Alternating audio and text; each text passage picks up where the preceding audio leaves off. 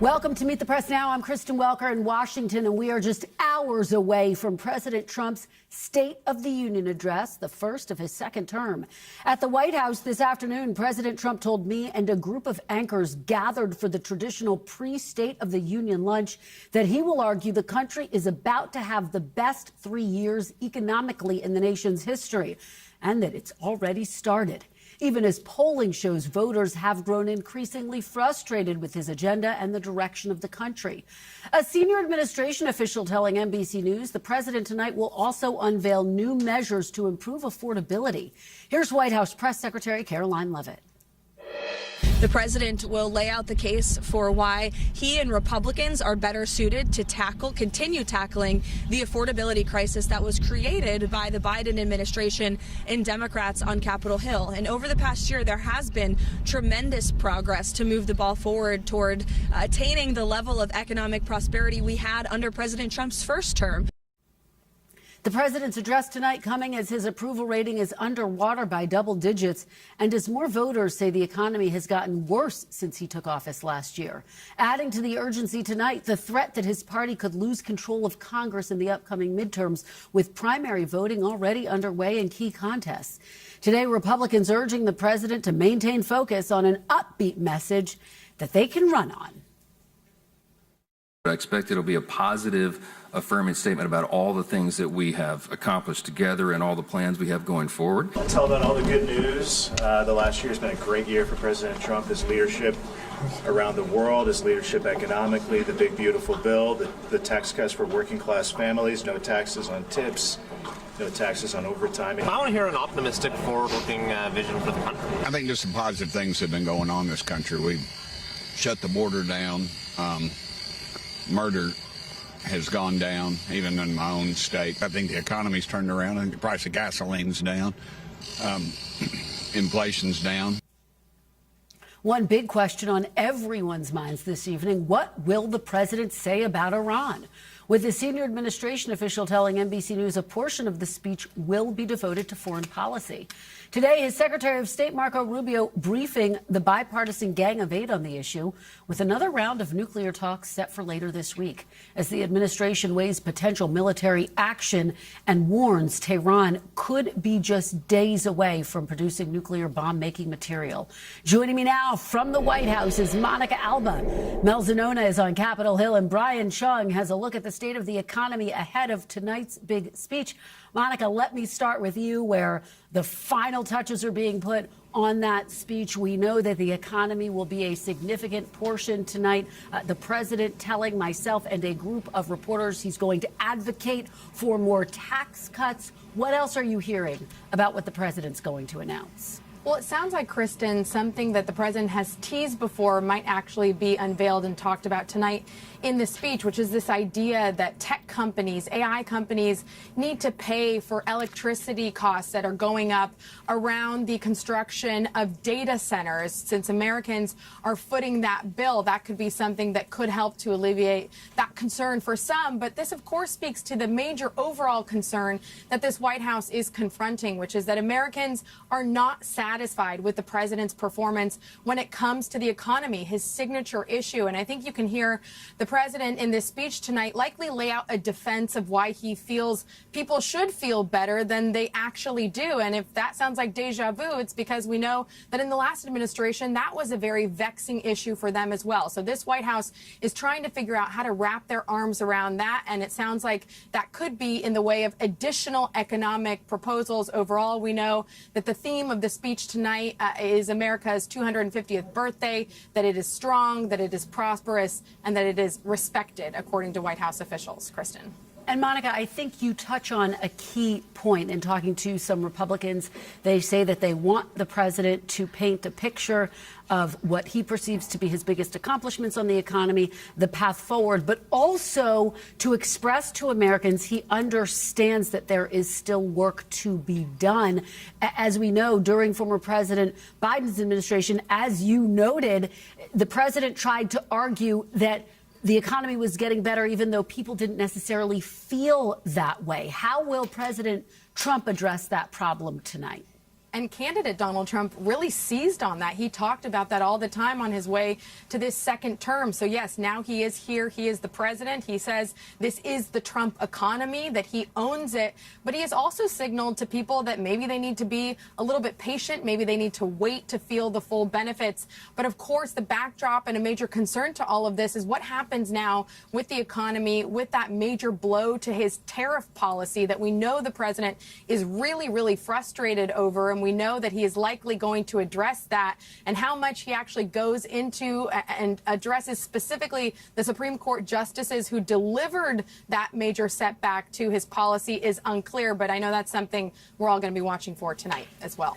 Absolutely, Monica. And tell us, who are we anticipating the president and First Lady's guests will be tonight? Well, we're still getting the complete list, but we do know that Erica Kirk, who is the widow of Charlie Kirk, who was assassinated last year while speaking at a Turning Point event on a college campus in Utah, she will be there. She has taken on the reins of that organization, and she has appeared with the president several times since then over the last couple of months. So she is expected to be there. In addition to, we understand, some members of the U.S. men's hockey team, fresh off their gold medal winning game, defeating Canada in the Winter Olympics just a couple of days ago. They basically went from Milan to Miami and then now here to Washington, D.C. They did travel on a government plane and are at the White House as we speak, getting a tour, meeting with the president and meeting with other senior government officials and top White House aides. And then again, we expect them to be somehow in the chamber tonight. As you saw there's about 20 of them. It's unclear exactly how that's going to work logistically, but it does seem there will be a moment in the evening that is dedicated to them and congratulating them. Kristen. Well, we will be watching for those optics, certainly. Monica Alba starting us off. Thank you so much, Monica. Mel Zanona, let me go to you on Capitol Hill. Set the scene for us. What are Republicans saying to you? What do they want to hear tonight from the president's big speech? Well, they really want to hear about affordability, and the concern among Republicans is that Trump will either go off message or that his personal vendettas, as he tends to point out in some of these speeches, might overshadow that message, because Republicans are the one who are ultimately going to be on the ballot this November. And just in my conversations with Republicans, Kristen, there's a lot of frustration that more has not been done to solve the so-called big, beautiful bill, which is that big tax cut package that they passed last summer. And so they really want Trump to hit that hard tonight, especially ahead of tax filing season, when they are expecting bigger refunds for Americans. So they want Republicans to be able to take credit for that. But they also want Trump to, as you and Monica were talking about, acknowledge these still very real concerns of Americans and outline a very clear path for how they plan to address the cost of living. Well, Mel, we also know that about 36 Democrats are not planning to attend the speech. What is Democratic leadership saying? And put this into context, we're looking at potentially empty seats, right? Yeah, so there are people that skip the State of the Union every year on both sides of the aisle. But I will say it does seem to be a bigger trend this year. And I do think it'll probably be more than 35 members. That's just the numbers that we know about at this moment. And a large part of that is because the Democratic leadership really told their members, hey, if you're going to be here and in attendance tonight, you must sit there in a silent protest. You should not be disruptive. You should not have any outbursts. I think there is some acknowledgement that some of the outbursts we saw last year were not particularly helpful to the Democratic message. They want Trump to be in the spotlight, not their own antics. And so instead, a lot of Democrats are boycotting, and they're going to be attending some counter programming that's taking place on the National Mall. So we're expecting a pretty sizable presence of Democrats there instead of the State of the Union tonight. And Governor Abigail Spanberger will be delivering the Democratic response. Of course, she won a victory in Virginia, campaigning on a message of affordability. What are we anticipating that we'll hear from her? That's right. She is a centrist. She's pragmatic. She is not a bomb thrower. And if her speech tonight is anything like her campaign for governor, it will be a huge focus on affordability and really only talking about President Trump in the context of his policies as opposed to throwing daggers at him personally. And Democrats chose her specifically, not just because she was able to flip a red seat to blue when she ran in the House.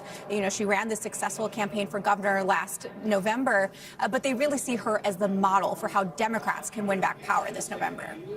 All right, Mel Zanona, I know it is a busy night for you. Thank you so much. Really appreciate you joining us. Brian Chung, let me head over to you. Let's talk about the pitch that the president's going to make on the economy. It comes just days after the Supreme Court ruled against his tariff authority. Break it down for us. What do you anticipate we'll hear from him on this? Yeah, Kristen, and as you and Tom reported for us, he is expected to talk heavily about the economy and maybe even unveil some policies designed to address that. But let's first talk about the big thing looming over all of this, which is, of course, the tariffs. It was just last week that the Supreme Court struck down the president's so-called emergency authority to impose these country-specific tariffs and also these fentanyl-specific tariffs on countries like China as well as Mexico and Canada. Obviously, the story of this first year of this president's second term has been ratcheting tariff rates higher to levels that we have not seen since the Great Depression. This is his economic cornerstone policy, again, struck down by the Supreme Court. This chart that you see ahead of you comes from the Yale Budget Lab and shows the effective tariff rates prior to the Supreme Court decision.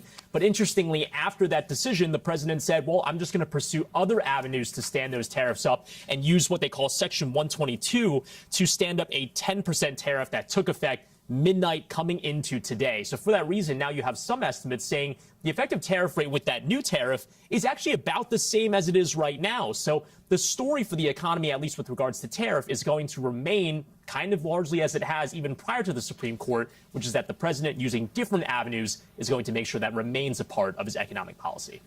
And, Brian, give us a reality check, because the president telling us at this lunch today he is going to argue that the next 3 years will be the best economically in the nation's history, and he'll also argue it has already begun. How is the economy compared to what we've seen in the past several months?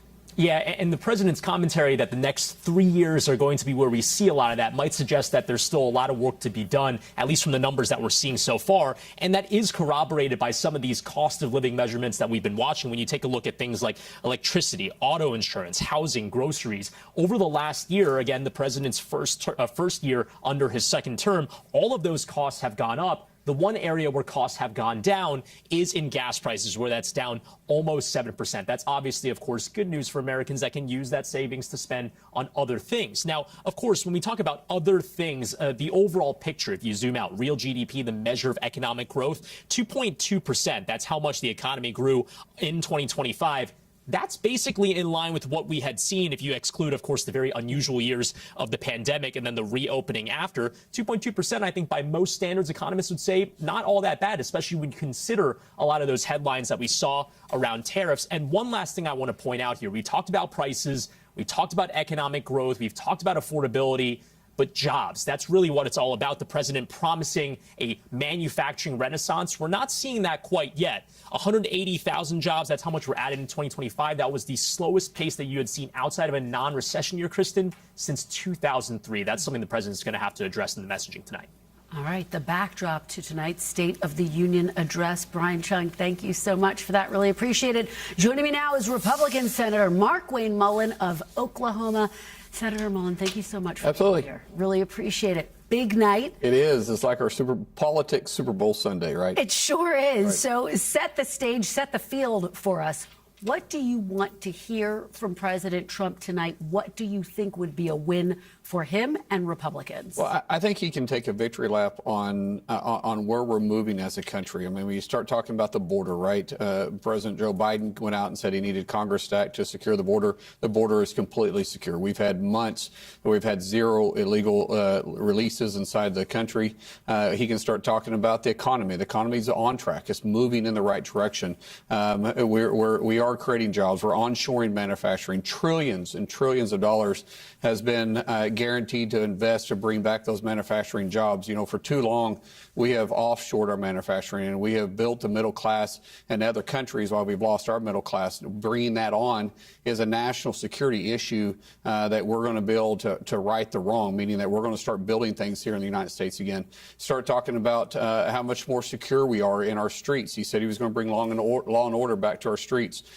You've seen it right here in D.C. You've walked around these streets, how much safer the streets are in Washington, D.C. and other cities that are cooperating with law enforcement. So I think there's plenty to talk about of what we have accomplished. You talk about the one big beautiful bill, the largest tax cut in American history. And families, I mean, just think about this: families that are making $73,000 and below with a family of four will pay zero in federal income tax. That's huge. We start talking about farmers and manufacturing companies and small businesses. And then the president can draw the picture of where we're moving in the next 3 years. He's ushering in the golden ages. We've just begun. And this, the economy is not going to be fixed overnight. But during the next 3 years, we're going to continue to move in the right direction. I think the president's going to share that. But let me ask you, because if you ask Americans, and this goes back to the conversation we were having, if you look at the polling, the president's underwater in his handling of this top issue, of the economy, which is the issue that he will spend a lot of time focused on tonight. You see this here, negative 27% on inflation, tariffs, 11% on the economy overall. Do you think the president needs to express to Americans that he understands that they aren't feeling the effects of an improved economy? I think he will say that, but also, as you know, polling can say whatever they want to. I mean, right before the election, the NBC poll had it a dead heat between him and Kamala Harris, and yet the president won the popularity vote and the Electoral College overwhelming. You also saw a report right there that said housing cost is up. But the report that just came out yesterday from The Economist said that actually we're seeing a reduction in pricing right now.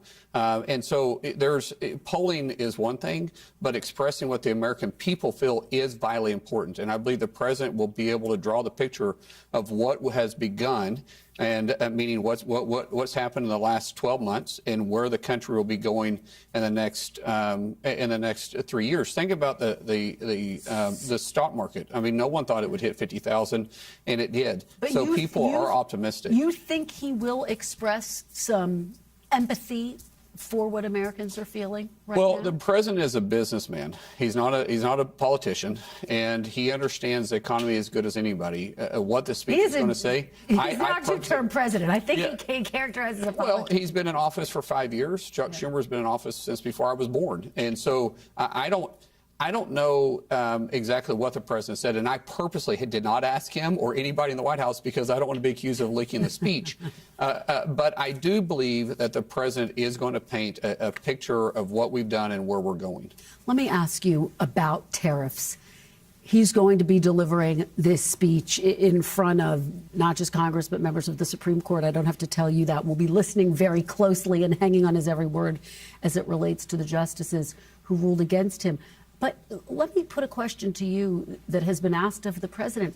Why does he not just go to Congress? Do you think he should? That is what the Supreme Court ruled effectively. Well, that's the question about getting rid of the filibuster. Congress is incapable of acting right now. I mean, we're polarized, and every time we've changed the filibuster, we've done it because the Congress was incapable of moving. We did it in 1807, 1917, 1975. Each time we changed the threshold of what it took to get things done for the American people. So, but when you talk about the tariffs, the court did actually somewhat of a favor, if you want to think about it, because there were so many questions of what the president can and can't do. What they said is that he can't use the Emergency Economic Powers Act, International Economic Powers Act. But they didn't say anything about national security tariffs. They left silence really when it starts talking about licensing.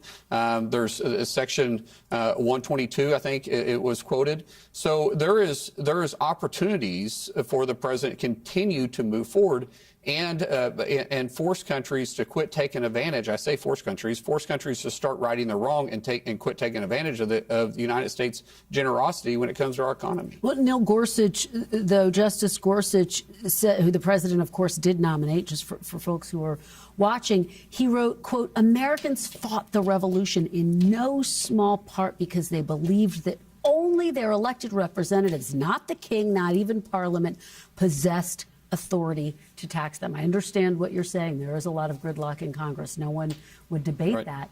But even though it's hard, does that not mean the president should not follow the. Well, I'm not saying Supreme hard. Court says is the rule of law. I'm saying that when the president or when the Congress isn't capable of moving, then what the court did is they actually provided clarification. What they were saying is the Economic Emergency Powers Act falls within Congress's authority. National security, the ability for the president to look at from the national security perspective or to be looking towards other avenues does fall within the commander-in-chief and the CEO of our country, which is the president of the United States. And I think they're right. I think the three justices that came out and said that the president should have the authority to do this, I think they're absolutely correct. Because if Congress is going to be silent on this to some degree, then and we've allowed other presidents to have the authority to move and negotiate with countries in the past, where does that limitation begin and where does that limitation end? And I think the court provided clarity on that. Let me ask you about foreign policy. Iran obviously in focus as President Trump weighs whether to launch a military strike there, potentially a prolonged military campaign. Senator Lindsey Graham urging the president to take military action, saying he believes this is an opportunity to, quote, bring about historic change. Do you believe that the president should take military action against Iran? Do you agree with Lindsey Graham? Well, I think maybe Lindsey and I maybe look at this from two different angles. I am not interested in a regime change. And I don't believe the president is either. We're talking about stability. Can you imagine Iran, the #1 world sponsor of terror, getting a nuclear weapon? They would destabilize that entire region. Think about the OPEC oil. What oil, just the volatility of oil itself, how much that affects the world economy. When they're able to control the shipping lanes to where the majority of the world's oil ships in and out of is absolutely scary. And if they have a nuclear weapon, they would destabilize that entire area. If the president was interested in regime change, we could have done that in a 12-day war. You remember the president came out very openly and said, we know where you're at, speaking specifically to the Ayatollah. We know where you're at, but we're choosing not to take you out. What we are hoping is that the Ayatollah would come to sense. I mean, the Ayatollah is 86 years old, or 87 years old. He could be gone tomorrow. We were hoping that he would just come to a sense and say, we're not going to pursue the nuclear dream that we have. The truth is they're not, and they continue to build that nuclear program. So if taking out the Ayatollah is part of it, then we will, but we will never allow Iran to become a nuclear country, ever. Full stop, period. And we know that those talks on Thursday are going to be critical. We'll be listening closely to what the president has to say about Iran and every other foreign policy issue. Senator Mullen, thank you so much for being here. Thank you for having me. Really appreciate it. Coming up, we just got the view from a Republican senator. We'll turn to the other side of the aisle as some Democrats prepare to skip tonight's address in protest of the Trump administration. One of those Democratic senators joins me straight ahead. But first, the state of the president and his party. Steve Kornacki is at the big board tracking the latest polling and what it all means ahead of tonight's address and ahead of the midterms as well when we come back. This is Meet the Press Now.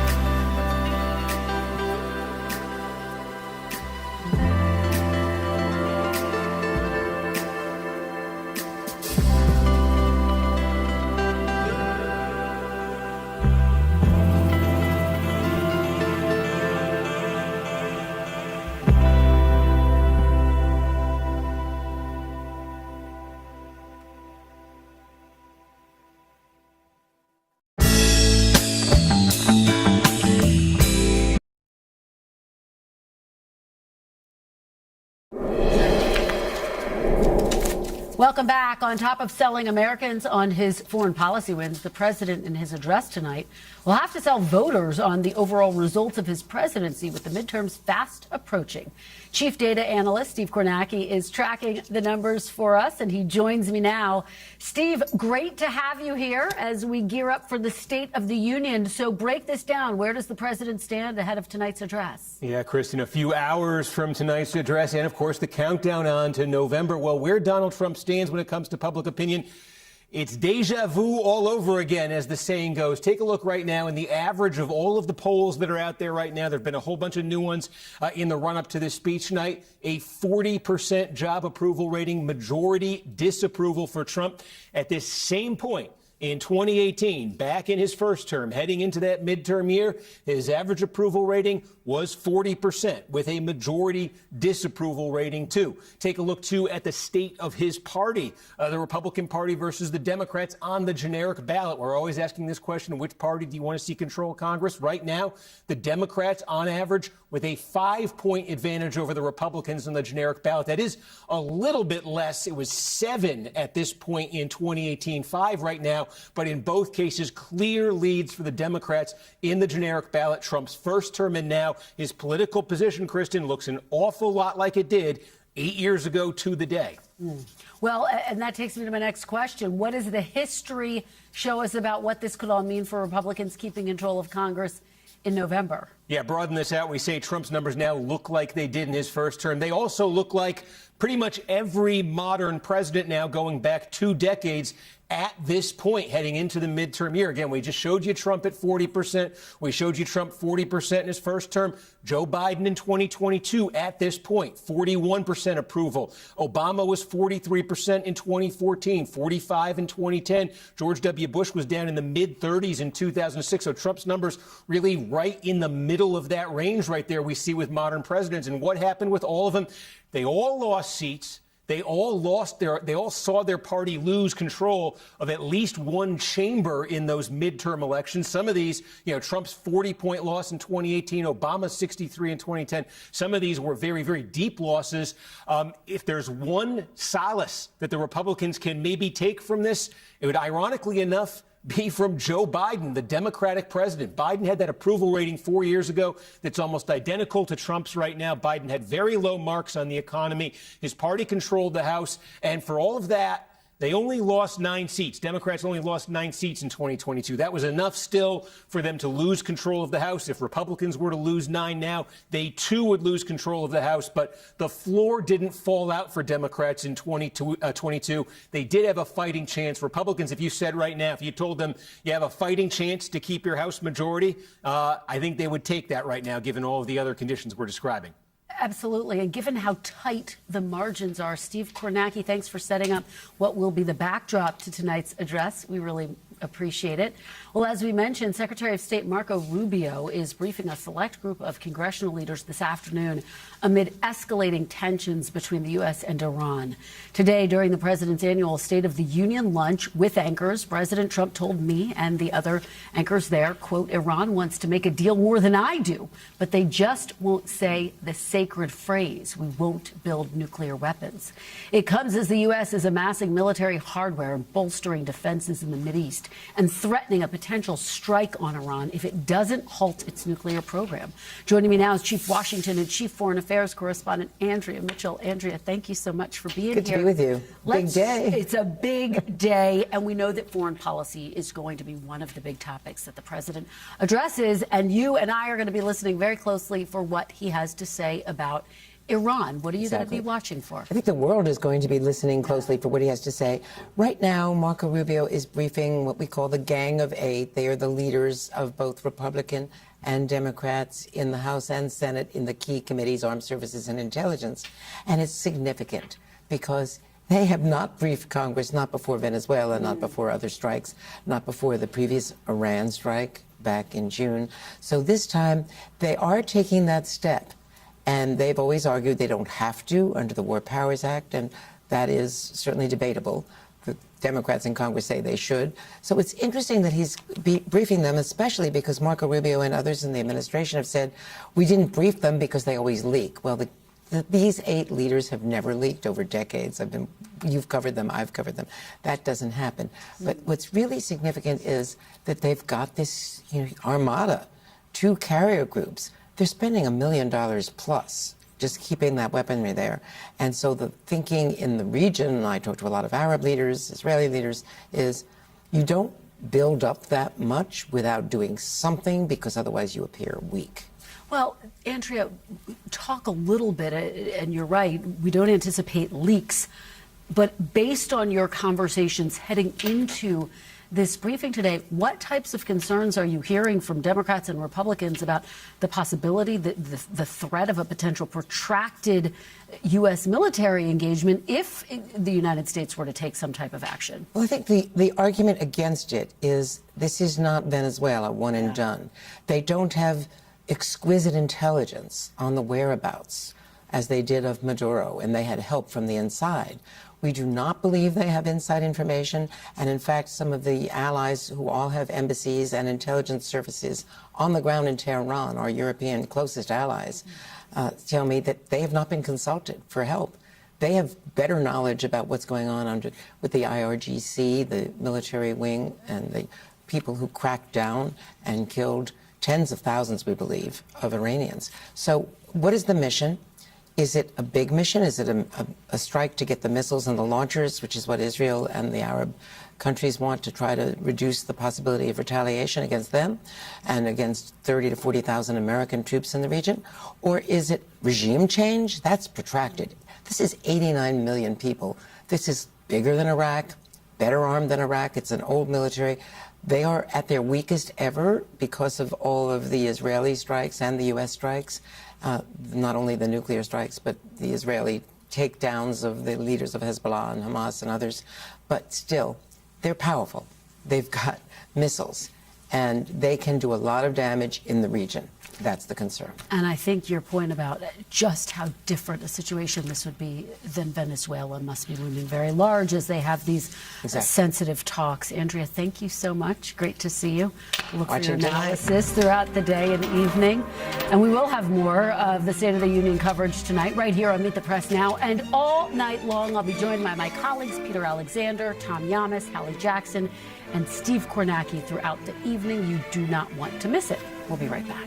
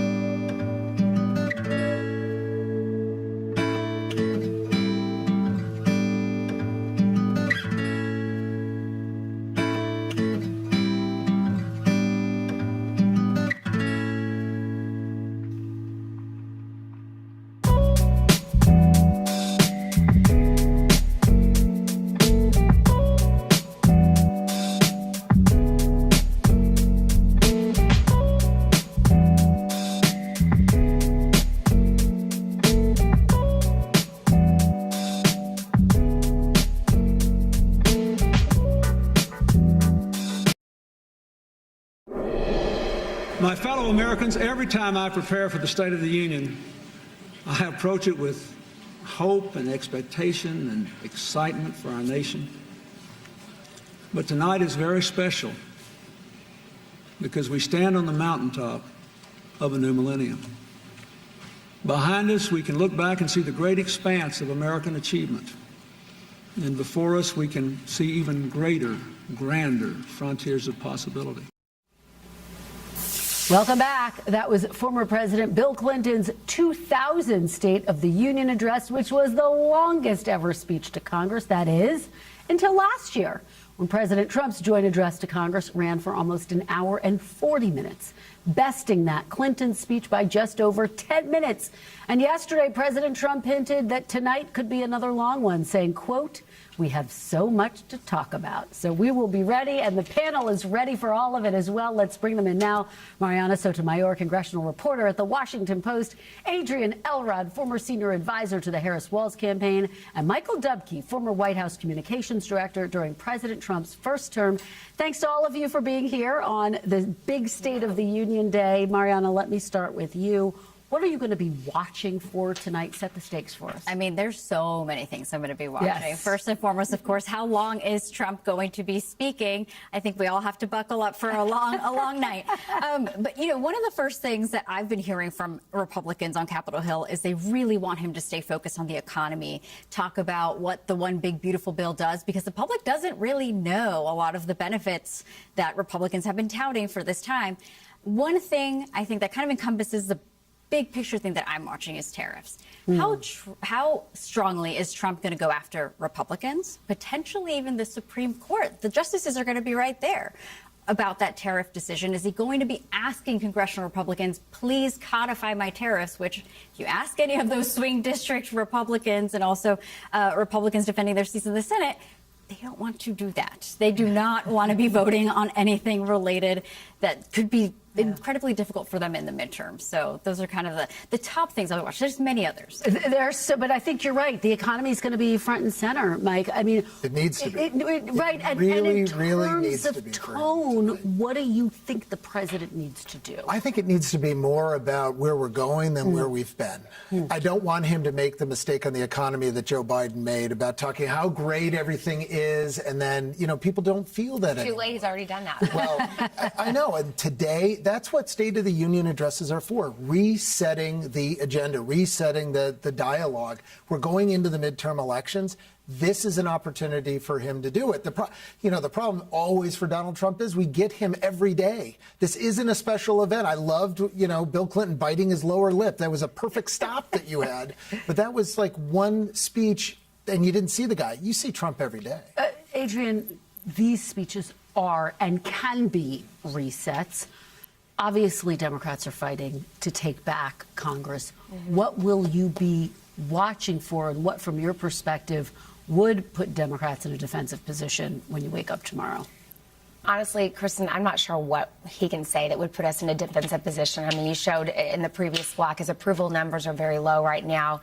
I think this is certainly, the stakes are much higher for him than they are for Democrats to be on defense tomorrow morning. I do want to understand what he's going to say about the economy. He ran on the economy. He won the election on the economy, and the economy has only gotten worse since Donald Trump has been president. So, I think if he's going to have a chance of holding on to the Senate, holding on to the House, saving some of these very close races, he's going to have to really make that case to the American people. Also, of course, his tariff strategy. You were mentioning that a lot of these swing Republicans in swing districts want to at least have maybe one little tidbit that he can say tonight that they can hang their hat on. But Americans are confused as to his tariff policy, and it's only driven costs up for them. So, if I were him, I would use what the Supreme Court did last week on tariffs and use that as the off-ramp to say, look, I tried. This is something I've been thinking about for a long time. I tried it, and it didn't work. And refocus his economic message on jobs and making things more affordable. But something tells me he's not going to do that. Something tells me he's not going to announce an off-ramp on tariffs, since he's announcing he wants to impose more of them. Guys, hold on for 1 minute. I'm going to hit the pause button because I do want to bring in Democratic Senator Ruben Gallego of Arizona, who's one of more than 3 dozen Democrats who will not be in attendance for tonight's State of the Union address. Senator, thanks so much for joining us. Really appreciate it. Of course.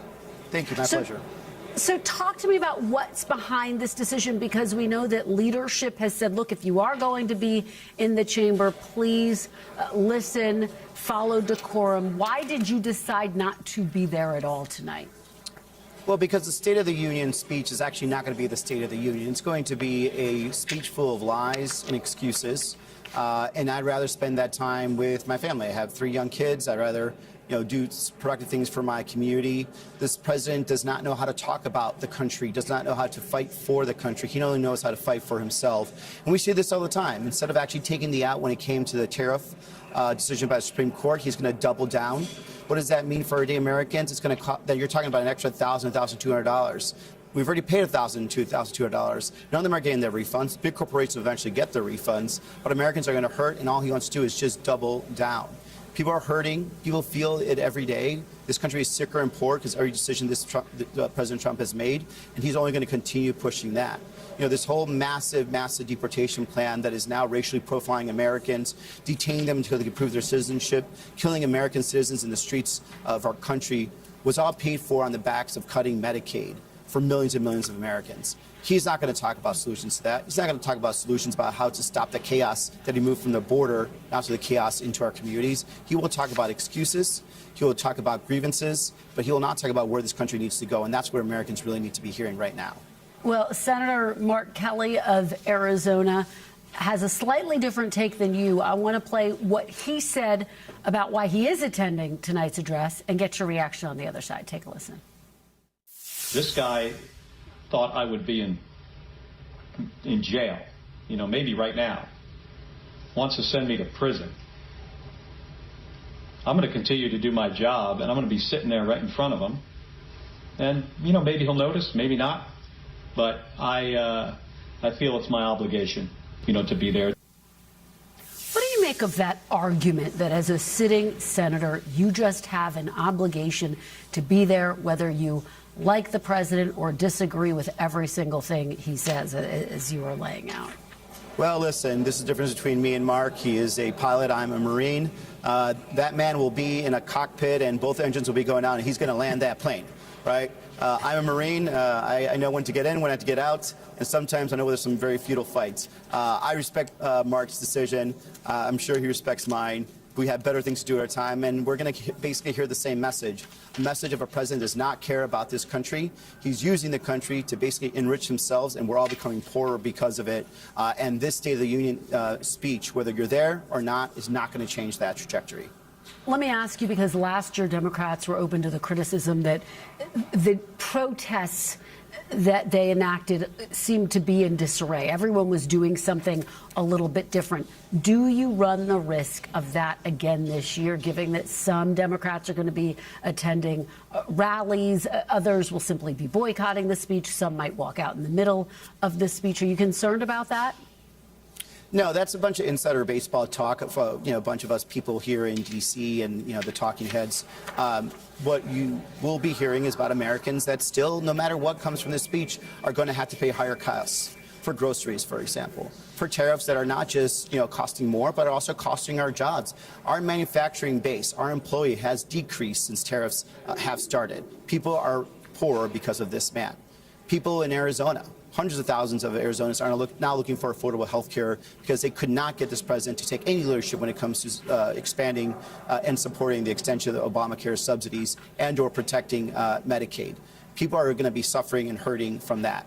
And there are millions and millions, especially of Latinos in this country right now, that are questioning whether they can leave their home again without passports, without birth certificates, because this administration under Stephen Miller has basically greenlit every opportunity to be racially profiling Latinos. So that is not going to be the antics or whatever you want to call them from the past are not going to be the cause of what people think about. They're thinking about how this administration has affected them personally. People are scared, people are sicker, and people are poorer because of this administration. And again, no matter what this president says, it's not changing.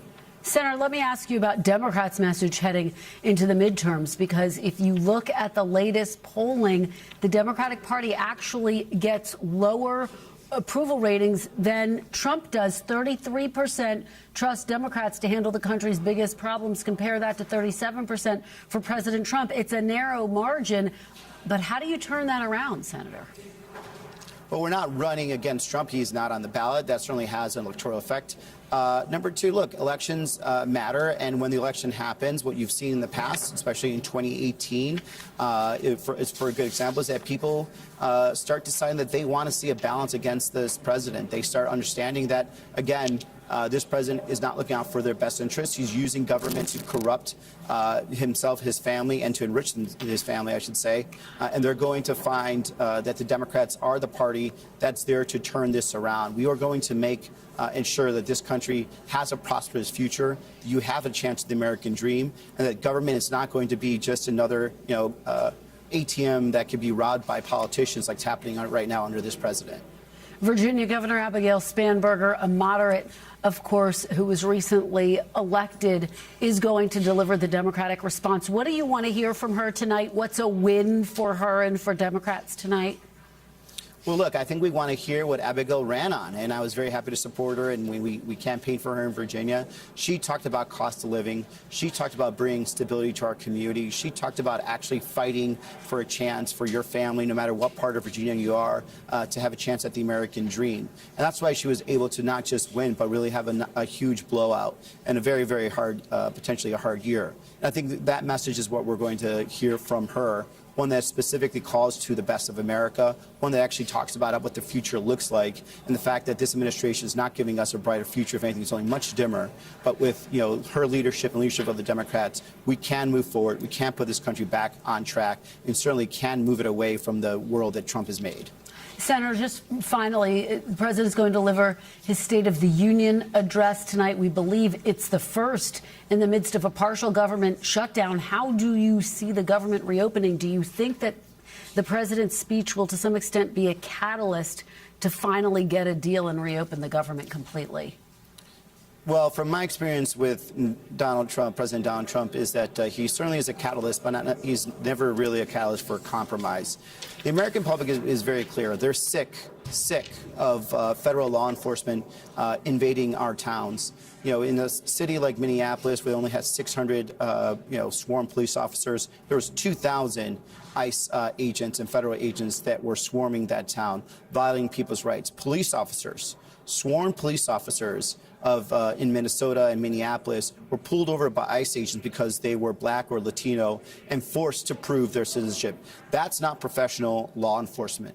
Two American citizens gunned down in less than 2 weeks by agents who were, just overly using power instead of actually being respectful of citizens' right to the First Amendment, are dead in the streets because this president has no accountability. We now have reports from yesterday that there was the ICE agents were deliberately, and it didn't surprise me at all, mistrained and undertrained, cutting the training days down to about 45 days, specifically skipping over constitutional rights and duties, and slacking even on when it comes to weapons maintenance, something that is horrific for someone like me who actually served in combat. So the president needs to answer to that. The American public wants professional immigration enforcement. They want to stop the racial profiling of Americans. We want them to respect the Fourth Amendment, take your masks off, and act like we expect our professional law enforcement is in the towns. Until we see that, I think it's a very difficult situation, and I don't think this president knows how to lead out of that. All right, Senator Gallego, thank you so much. Really appreciate it. And back with me is the panel, Mariana, Adrian, and Michael. Thank you so much for sticking around. I want to get your reaction to what we just heard. We're just learning that Congresswoman Catherine Clark is also going to skip the address tonight, Mariana. But the fact that you have more than 36 members of Congress who are not going to be at that speech tonight, what do you think the fallout will be? Will it energize the Democratic base, or could it backfire? I've been wondering how many people actually watch the State of the Union, and if many people aren't tuning into the president, I have no idea if they're going to be tuning in really to these counter programmings. However, I will say Democrats have, they're doing a lot more on social media, recruiting a lot of podcasters to be part of this. So those people do have reach. But again, I'm not really sure you're going to get this more enthusiastic base that isn't already there going full anti-Trump. But I will say, Democrats are struggling to show that they are fighting. This isn't really going to resonate on Capitol Hill. I mean, I'm sure there's still going to be Democrats who might be booing, who might be shouting, despite leaders saying, just sit there, right, as Hakeem Jeffries says, in silent defiance. They're really crossing their fingers and hoping Democrats don't utter anything, but we'll see. I don't know if they have that self-control. Adrian, what do you think? What are you going to be watching for in this regard? And do you have concerns that this could backfire? I mean, Senator Mark Kelly makes the point that it is his duty to be there for the State of the Union. Sure, no, it was really interesting to see two Democratic senators from the same state, having slightly different takes, but I can certainly see both positions, and I can understand certainly why Senator Mark Kelly wants to be staring Donald Trump in the eye, and given what he's been putting him through the last few months. Look, I think that if you are going to be in the room, if you are a Democratic member of Congress or a senator who chooses to be in the room, be the adult. Don't cause ruckus.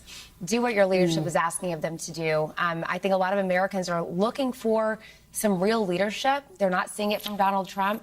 They want some leadership, and they would like to at least not see a clown show or people, in the room, yelling things and making hay over it. But, I think that a lot of people understandably don't want to be there tonight. There is the counter programming, which I think is going to be very effective. I also, too, wonder how many people want to tune in, because I think you made a really smart point. I mean, going back and looking at President Clinton's, 2000 speech, we didn't hear from presidents all the time the way we hear from Trump. I mean, Trump is out there front and center, it seems, in our faces 24/7 every day. So I do wonder if people are going to tune in the way they used to. Mike, just big picture, because we've seen Republicans have bad behavior during the State of the Union. Democrats have had bad behavior.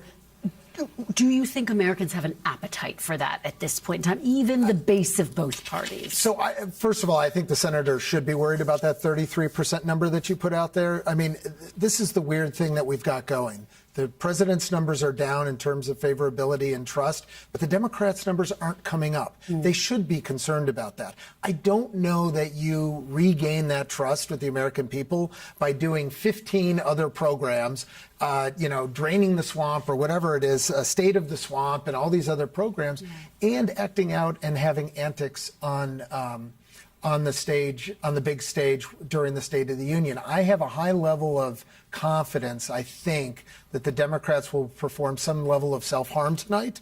And that might be the only thing, to the question that you were answering earlier, that might be the only thing that takes away from what they should do is sit there quietly and listen. And they won't do that. All right, guys, great conversation. Thank you for the preview on a critical night. We really appreciate it. Mariana, Adrian, and Michael. We will see you back here tonight for our special post-State of the Union coverage. And coming up after the break, new details on the search for Nancy Guthrie and an announcement from our dear friend and colleague Savannah Guthrie. We're live in Arizona. Please stay with us on Meet the Press Now.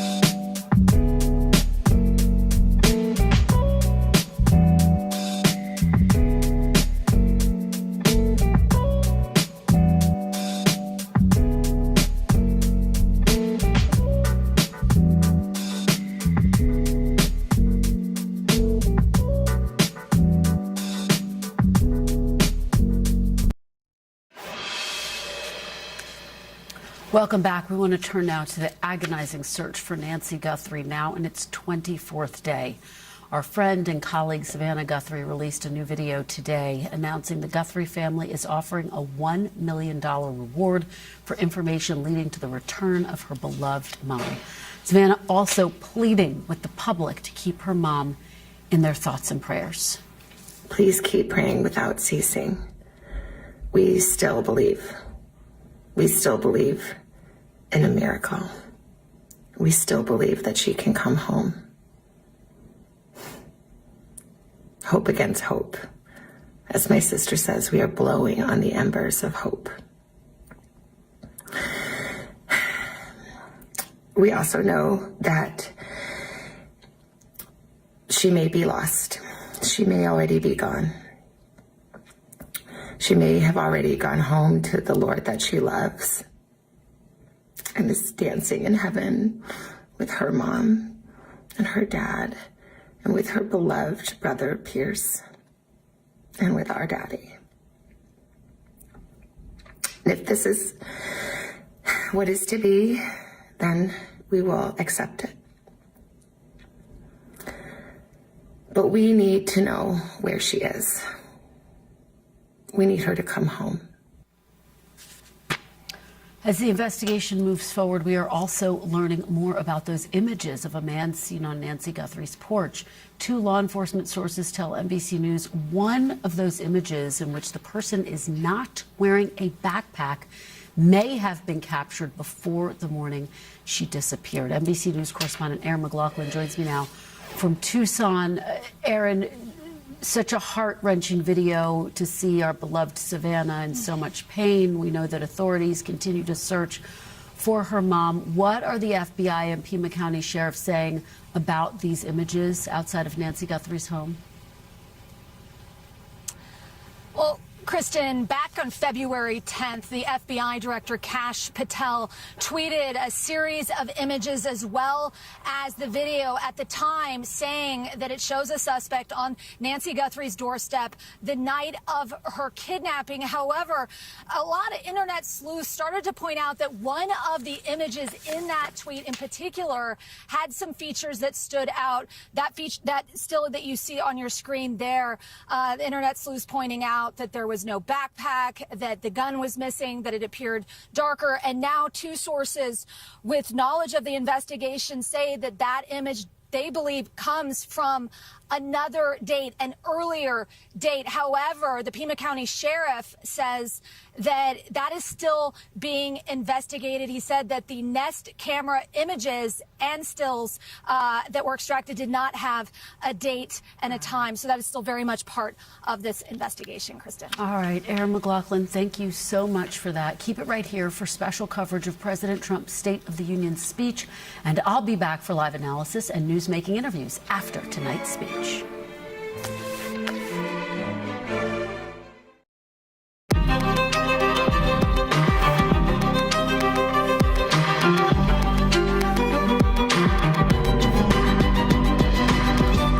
are coming on the air ahead of a very big night here in Washington. And the State of our Union, if you ask voters, expensive. And that's why you'll hear the president focus on affordability, according to sources, in his big primetime speech tonight. Plus, members of the gold medal men's hockey team expected to be in the gallery as Team USA takes a controversial turn in the spotlight. Plus, also in attendance, some Epstein abuse survivors. You're going to hear from one of them and the lawmaker who invited her on what they want to see from the president. I think it's important to show up, to remind lawmakers that we're not going away, we're not going to be quiet, and we're here because we want accountability and we want the files released. More on what comes next in that investigation. Then a reality check from a region on edge. How close is the U.S. to a strike on Iran, and how will the president handle that tonight? Plus, Savannah holding out hope that her mom, Nancy Guthrie, can be found. The emotional new video from our friend and colleague as the family ups the reward for information on whoever took Nancy Guthrie. Plus, some breaking news out of Washington State. What we're learning about an apparent deadly mass stabbing outside Tacoma. You're taking a look at the scene there. We've got more on that coming up a little bit later in the show. Hey there, I'm Hallie, live in Washington, where it is all going down just about 4 hours from now. That big primetime speech from President Trump, his State of the Union, laying out what the White House says will be an ambitious agenda to try to make the country safer and more affordable. That is what we understand the president's focus is intended to be. And a live look at the Dome, this is where all of this is going to happen. The official theme, America at 250, the White House says. Strong, prosperous, and respected. Obviously, this is 250 years of the founding of America. And the president's main focus may be trying to reverse those cratering poll numbers on the economy. Here's the press secretary laying out that. The president will lay out the case for why he and Republicans are better suited to continue tackling the affordability crisis that was created by the Biden administration and Democrats on Capitol Hill. And over the past year, there has been tremendous progress to move the ball forward toward attaining the level of economic prosperity we had under President Trump's first term. There's a lot happening against the backdrop of the speech tonight, right? Look at this. You got this partial government shutdown, Homeland Security only, with lawmakers divided on how to reform ICE, the fallout from those controversial immigration tactics, including, of course, the deaths of 2 people in Minneapolis. Look at the tariff policy blow that the president is coming off of. The Supreme Court just ruled against him end of last week. Let's put that all in like the economy affordability bucket. That is going to be huge tonight. We'll get into that. Plus, as mentioned, foreign policy, always kind of a thing at State of the Union, of course. And right now you've got a region on edge with tensions with Iran escalating. Now, some Democrats tonight are not going to be in the room. They're going to be taking the opportunity to make their own statement before the president's speech. Some 24 of them say they're going to be at a separate protest. Who will be in the room besides Epstein abuse survivors? The USA men's gold medal winning hockey team as well. We've got team coverage tonight. Aaron Gilchrist is out getting a pulse from voters. Keir Simmons is following the overseas developments. Steve Kornacki has our breakdown on the numbers with Julie Serkin on the Hill, and Monica Alba starting us off at the White House. With all that, Monica, what's the biggest thing we should be looking for tonight from the president? You always do have that balance, Hallie, and the breakdown of domestic issues versus ones overseas. Certainly when it comes to the domestic policy, expect the president to probably spend the most amount of time in this speech, which we expect could be really, really long, to be on the economy. Last year, this speech, which was a joint address, not a State of the Union, went an hour and 40 minutes. Tonight, we'll see if he breaks that record, which he already did a year ago. But I think there is going to be a pretty lengthy defense of the Trump economy as the president sees it. And we are told from senior administration officials that the president is going to lay out some potentially new economic proposals, including this idea that he wants tech companies to pay for electricity costs that are skyrocketing near data centers. And Americans are having to pay more around that. So that is one proposal the president is going to announce and talk about. And when you do talk about foreign policy, this is something we have heard from the president repeatedly, but we expect him to expand upon his peace through strength foreign policy vision, especially when it comes to Iran, and certainly on the anniversary, the 4-year marker of the war in Ukraine, and plenty of other hot spots that the president might address. And finally, when we talk about immigration and border security, you mentioned it there in the open. This is the first State of the Union, Hallie, that is going to be delivered with an ongoing funding lapse as the backdrop, and expect the president to have a message there for lawmakers too. Super quick, Monica, when you say really, really long, what, ballpark? Do we know? I mean, are we looking? He already did kind of a long one for, recently last year. And in his first term, he always did about an hour. It ticked up to an hour and 20, an hour and 24.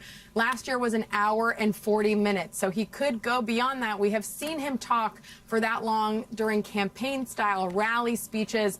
We'll see for tonight. It's always some length on paper, and then it's a different length when you have to factor in the applause or the potential interruptions. We'll see what happens. We shall. Monica Alba live at the White House. And Julie, that tees you up nicely, I think, when you talk about potential interruptions from Democrats, some of whom will be in the room, some of whom will not be, right? Some Democrats, a fair number of them, are going to be basically boycotting this to attend a separate protest. As you look at the framing of all this, right, a kind of kickoff to the midterm campaigning.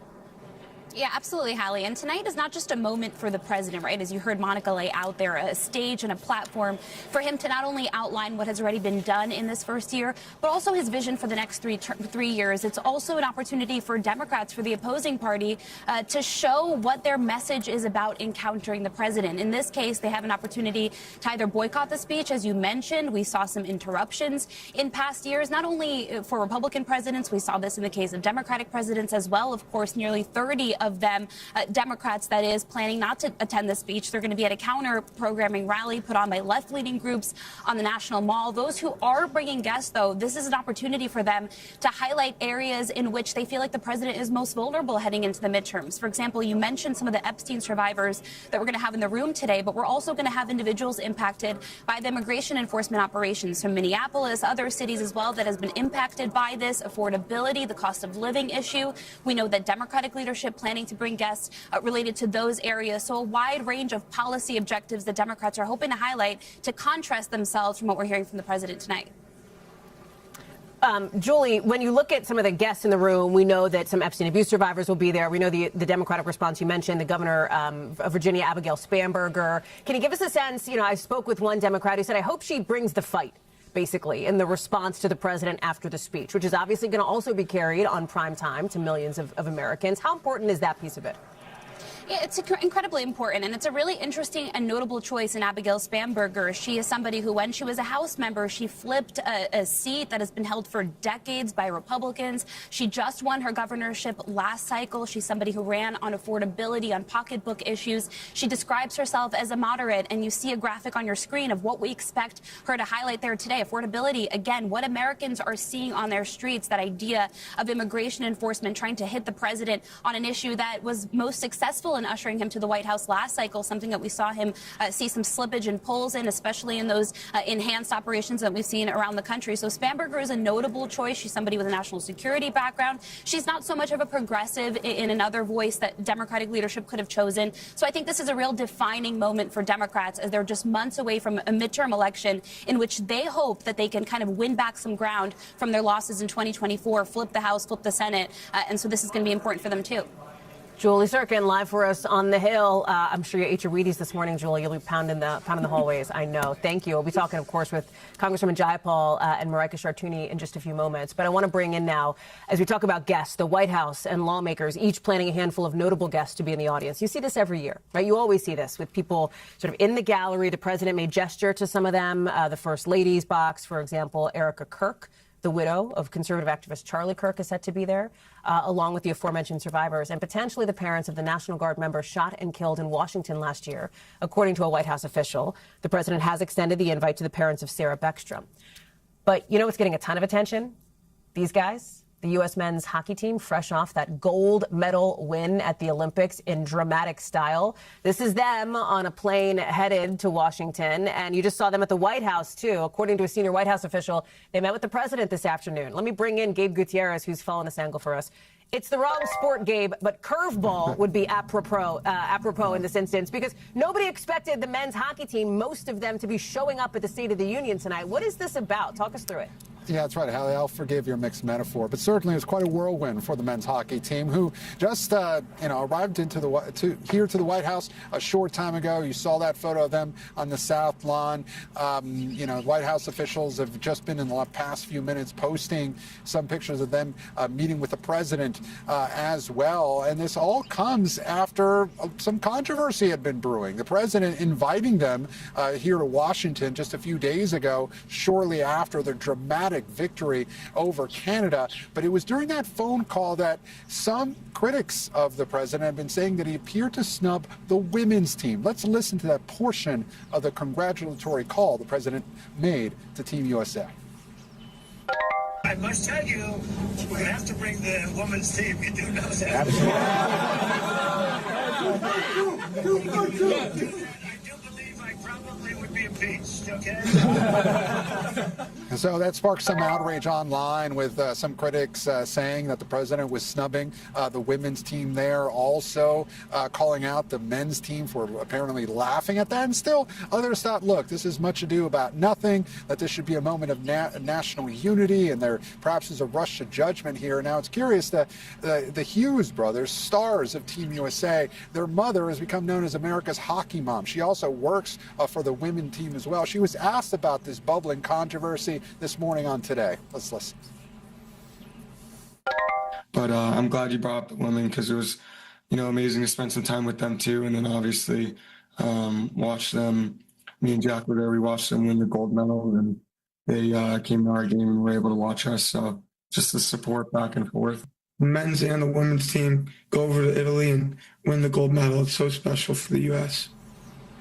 So obviously that was Jack and Quinn Hughes, the stars themselves. Their mother was also asked on the Today Show about all this, and she said, look, this is a point of national unity. She says, really, this is not about politics, but the women's team, they've declined to attend the State of the Union, spokesperson citing other commitments as well. As for the men's team, about 20 or so of the 25 team members, they made the trip down here to Washington. And yes, they are expected in the House chamber tonight, Hallie.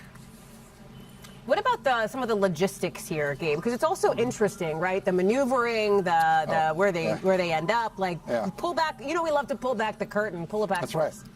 Well, as we understand it, Hallie, that has been there's been a lot of discussion about that over the last 24 hours or so. White House officials have been trying to make this happen. The House Speaker, Mike Johnson, says that this was a request from the president, and he will do his best to squeeze the team in to the House chamber. But at last check, those logistics were still being worked out, Hallie. All right, Gabe Gutierrez at the West Wing position there at the White House. Gabe, big night. We'll see you in a little bit. Appreciate that. We've got other news to cover, too, including, of course, in the West, the latest in the search for Nancy Guthrie, the mom of our dear Savannah, as we enter the agonizing fourth week of her disappearance, and the Guthrie family holding on to hope that their mom is out there somewhere. That is exactly what we heard from Savannah today, as she posted a new video on Instagram offering up to $1 million reward for information that would lead to the return of her mom. They say the family still believes in miracles. We're going to play that video for you now in full. Hi there. I'm coming on to say it is day 24 since our mom was taken in the dark of night from her bed.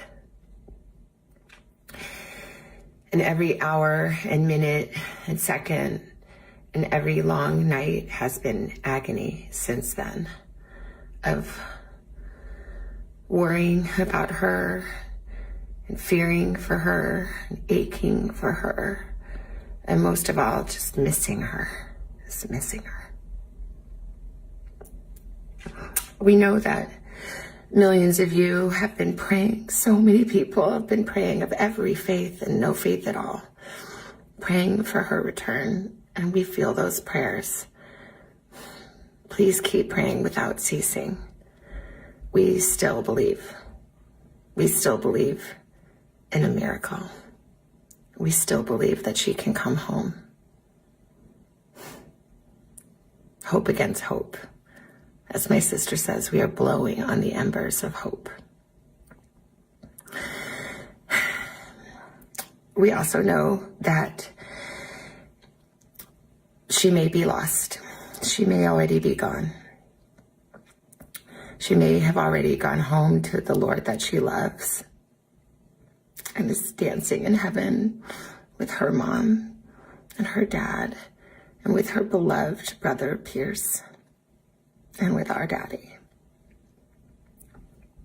And if this is what is to be, then we will accept it. But we need to know where she is. We need her to come home. For that reason, we are offering a family reward of up to $1 million for any information that leads us to her recovery. All of the information about this reward and the details is in the caption below. You can call the 1-800-TIP line. You can be anonymous if you want. Someone out there knows something that can bring her home. Somebody knows. And we are begging you to please come forward now. We also know that we are not alone in our loss. We know there are millions of families that have suffered with this kind of uncertainty. And for that reason today, we also are donating $500,000 to the National Center for Missing and Exploited Children for their work in helping families who are coping with loss and actively looking for those who are lost. We are hoping that the attention that has been given to our mom and our family will extend to all the families like ours who are in need and need prayers and need support. So please, if you hear this message, if you've been waiting and you haven't been sure, let this be your sign to please come forward, tell what you know, and help us bring our beloved mom home so that we can either celebrate a glorious, miraculous homecoming or celebrate the beautiful, brave, and courageous and noble life that she has lived. Please be the light in the dark. Thank you. Please be the light. That message from Savannah there. It's coming as you see on the other side of our screen. Our team at NBC News is learning some new details about the surveillance images recovered from a camera outside of Nancy Guthrie's home that could maybe give some more clues into what happened here. Aaron McLaughlin remains on the ground for us in Tucson. And let's start there, Aaron, with these surveillance pictures, what we're hearing and what our reporting is now. Well, Hallie, back on February 10th, the FBI Director Kash Patel tweeted a series of images and a video at the time saying it was taken from Nancy Guthrie's Nest camera the night of her kidnapping. But almost immediately, internet sleuths picked up on some key discrepancies, mainly dealing with the image you see there on your left, noting that that image is darker than the other images, that the suspect featured there does not appear to be wearing a backpack. It also does not seem to be wearing that gun holster or carrying that gun. And now we're hearing from two sources with knowledge of the investigation that they believe that that image came from an earlier date. However, we are also hearing from the lead investigator, the sheriff, Chris Nanos, who said that it is too soon to draw that conclusion, given the way that image and the video were extracted from the Nest camera. They were extracted without date, without time. So he said he's not ruling out the possibility, but it's too soon to draw that conclusion. So it would seem there's some sort of dispute within the investigation itself about what can be concluded in terms of that one image in particular that appears different from the other images extracted. And it's all coming as there's this obviously new plea from Savannah, this new video here from her. So many where you are, Aaron, and I have to say all around the country, here in Washington, here in this building, are thinking of her, are sending their love, their support, their prayers, their strength to the Guthrie family, and you are seeing that on the ground there. Yeah, absolutely, Hallie. It's just heart-wrenching to watch that video of our colleague Savannah. Their source close to the family tells NBC News that the family had brought forward the idea of a privately funded reward on the first day of the investigation, but they had been dissuaded by multiple parties within the investigation itself, mainly pointing at the time to the sheer volume of tips that they were receiving, tens of thousands of tips being called in, and that there was a concern that the possibility of a privately funded reward could lead to even more tips that would inundate the infrastructure in place to deal with those calls.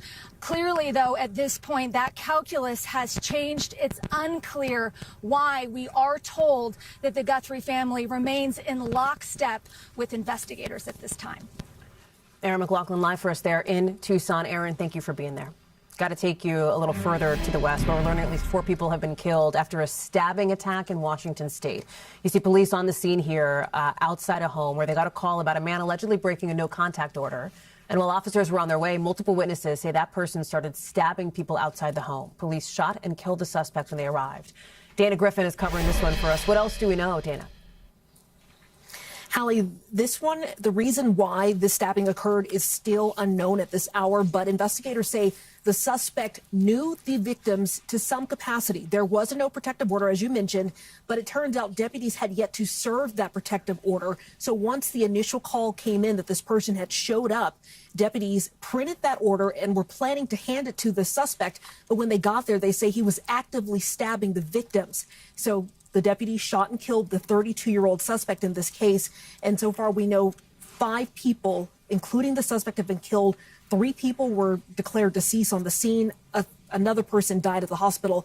Investigators also touched on the motive, or at least the person knowing these victims. Listen.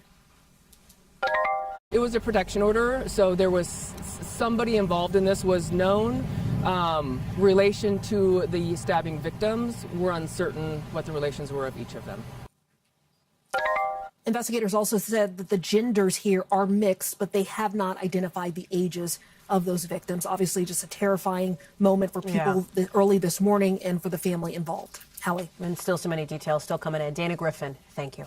Still ahead for us tonight, a pretty dramatic new twist in the fight for Warner Brothers Discovery. Why the company is now saying actually Paramount may be giving them a better deal than Netflix. Plus, some dramatic moments as officers race to save a man, look at this, who drove into a lake. That's next.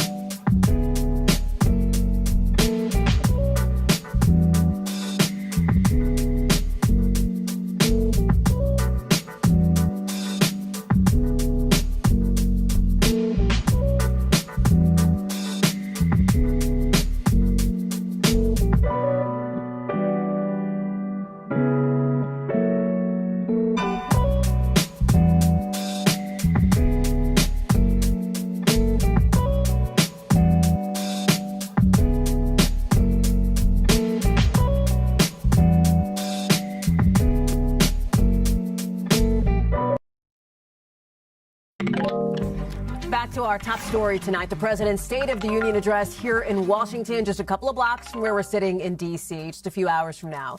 And House Democrats, some of them sending their own message, along with some Democratic senators during the president's speech by bringing special guests, or some of them by not going at all.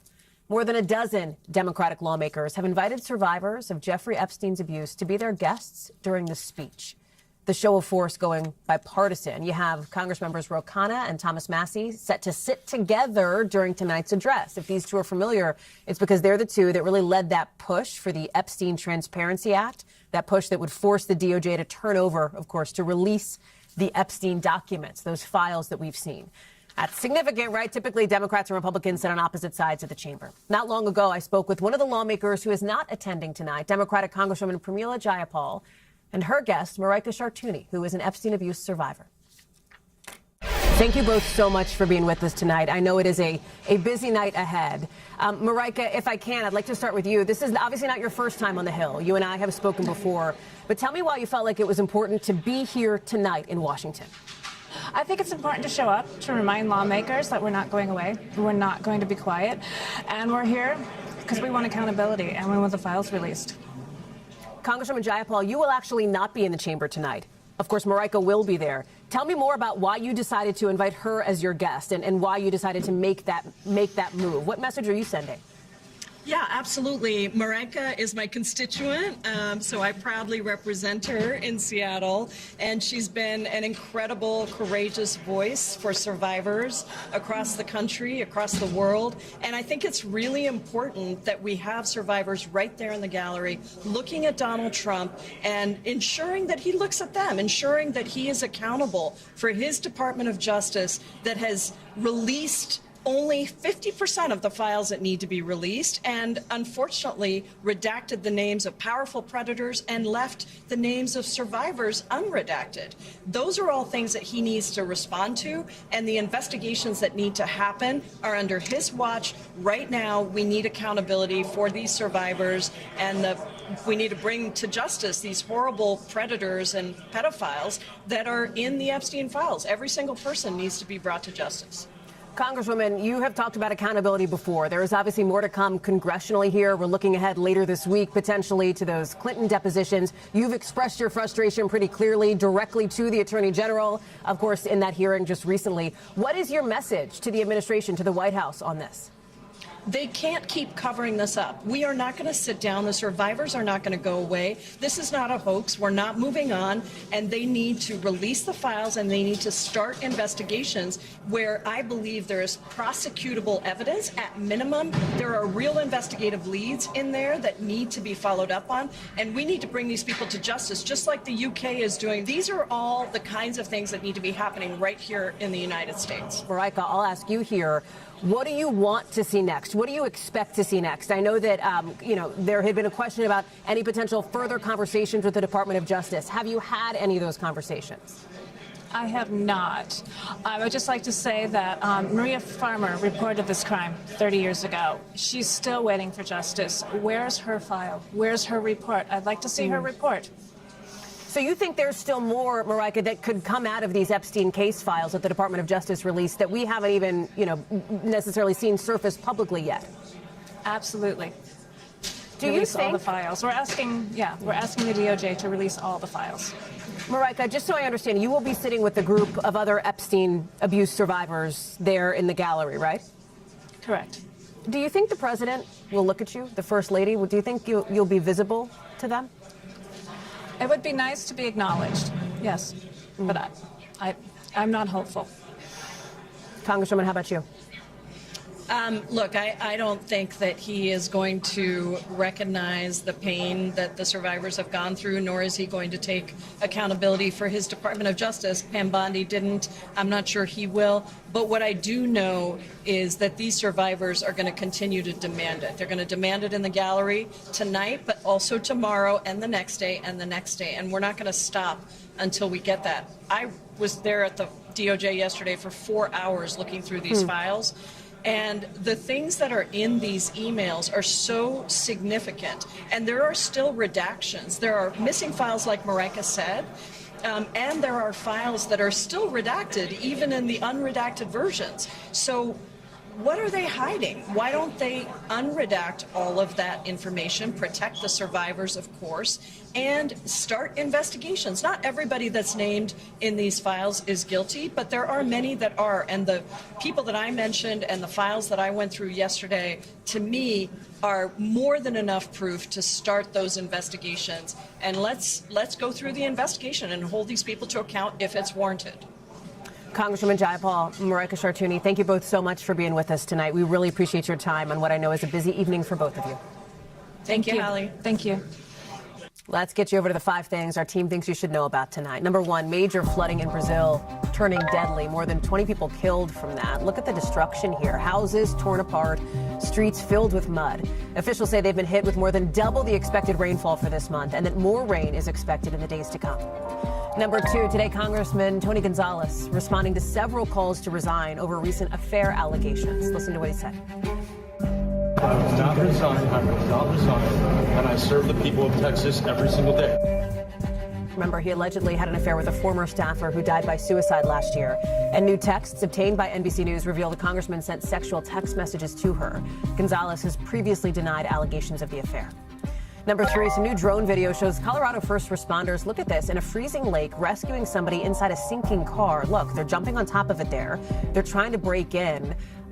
With seconds to spare, they managed to pull the person out, and that person is now being treated at a local hospital.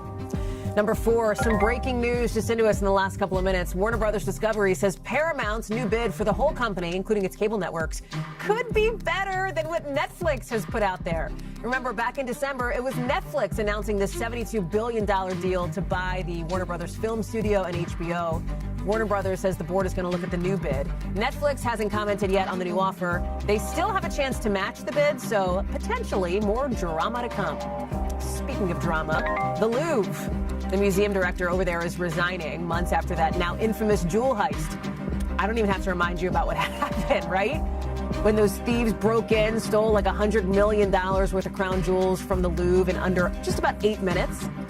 The French president calling the director's resignation, I'm quoting here, an act of responsibility. Coming up here on the show, what was inside this garbage can you're about to see that totally freaked out a sanitation worker? Plus, what voters are hoping to hear tonight from President Trump on both sides of the aisle. We're on the ground in Georgia for more on that next.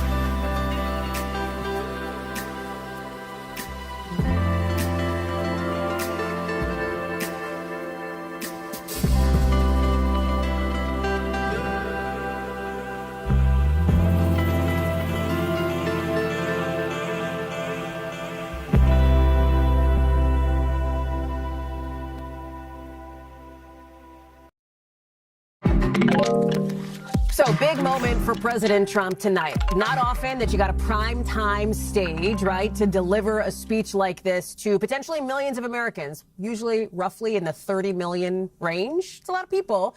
And it's a big deal this year, especially as we head into this midterm election year. I don't have to talk to you about November.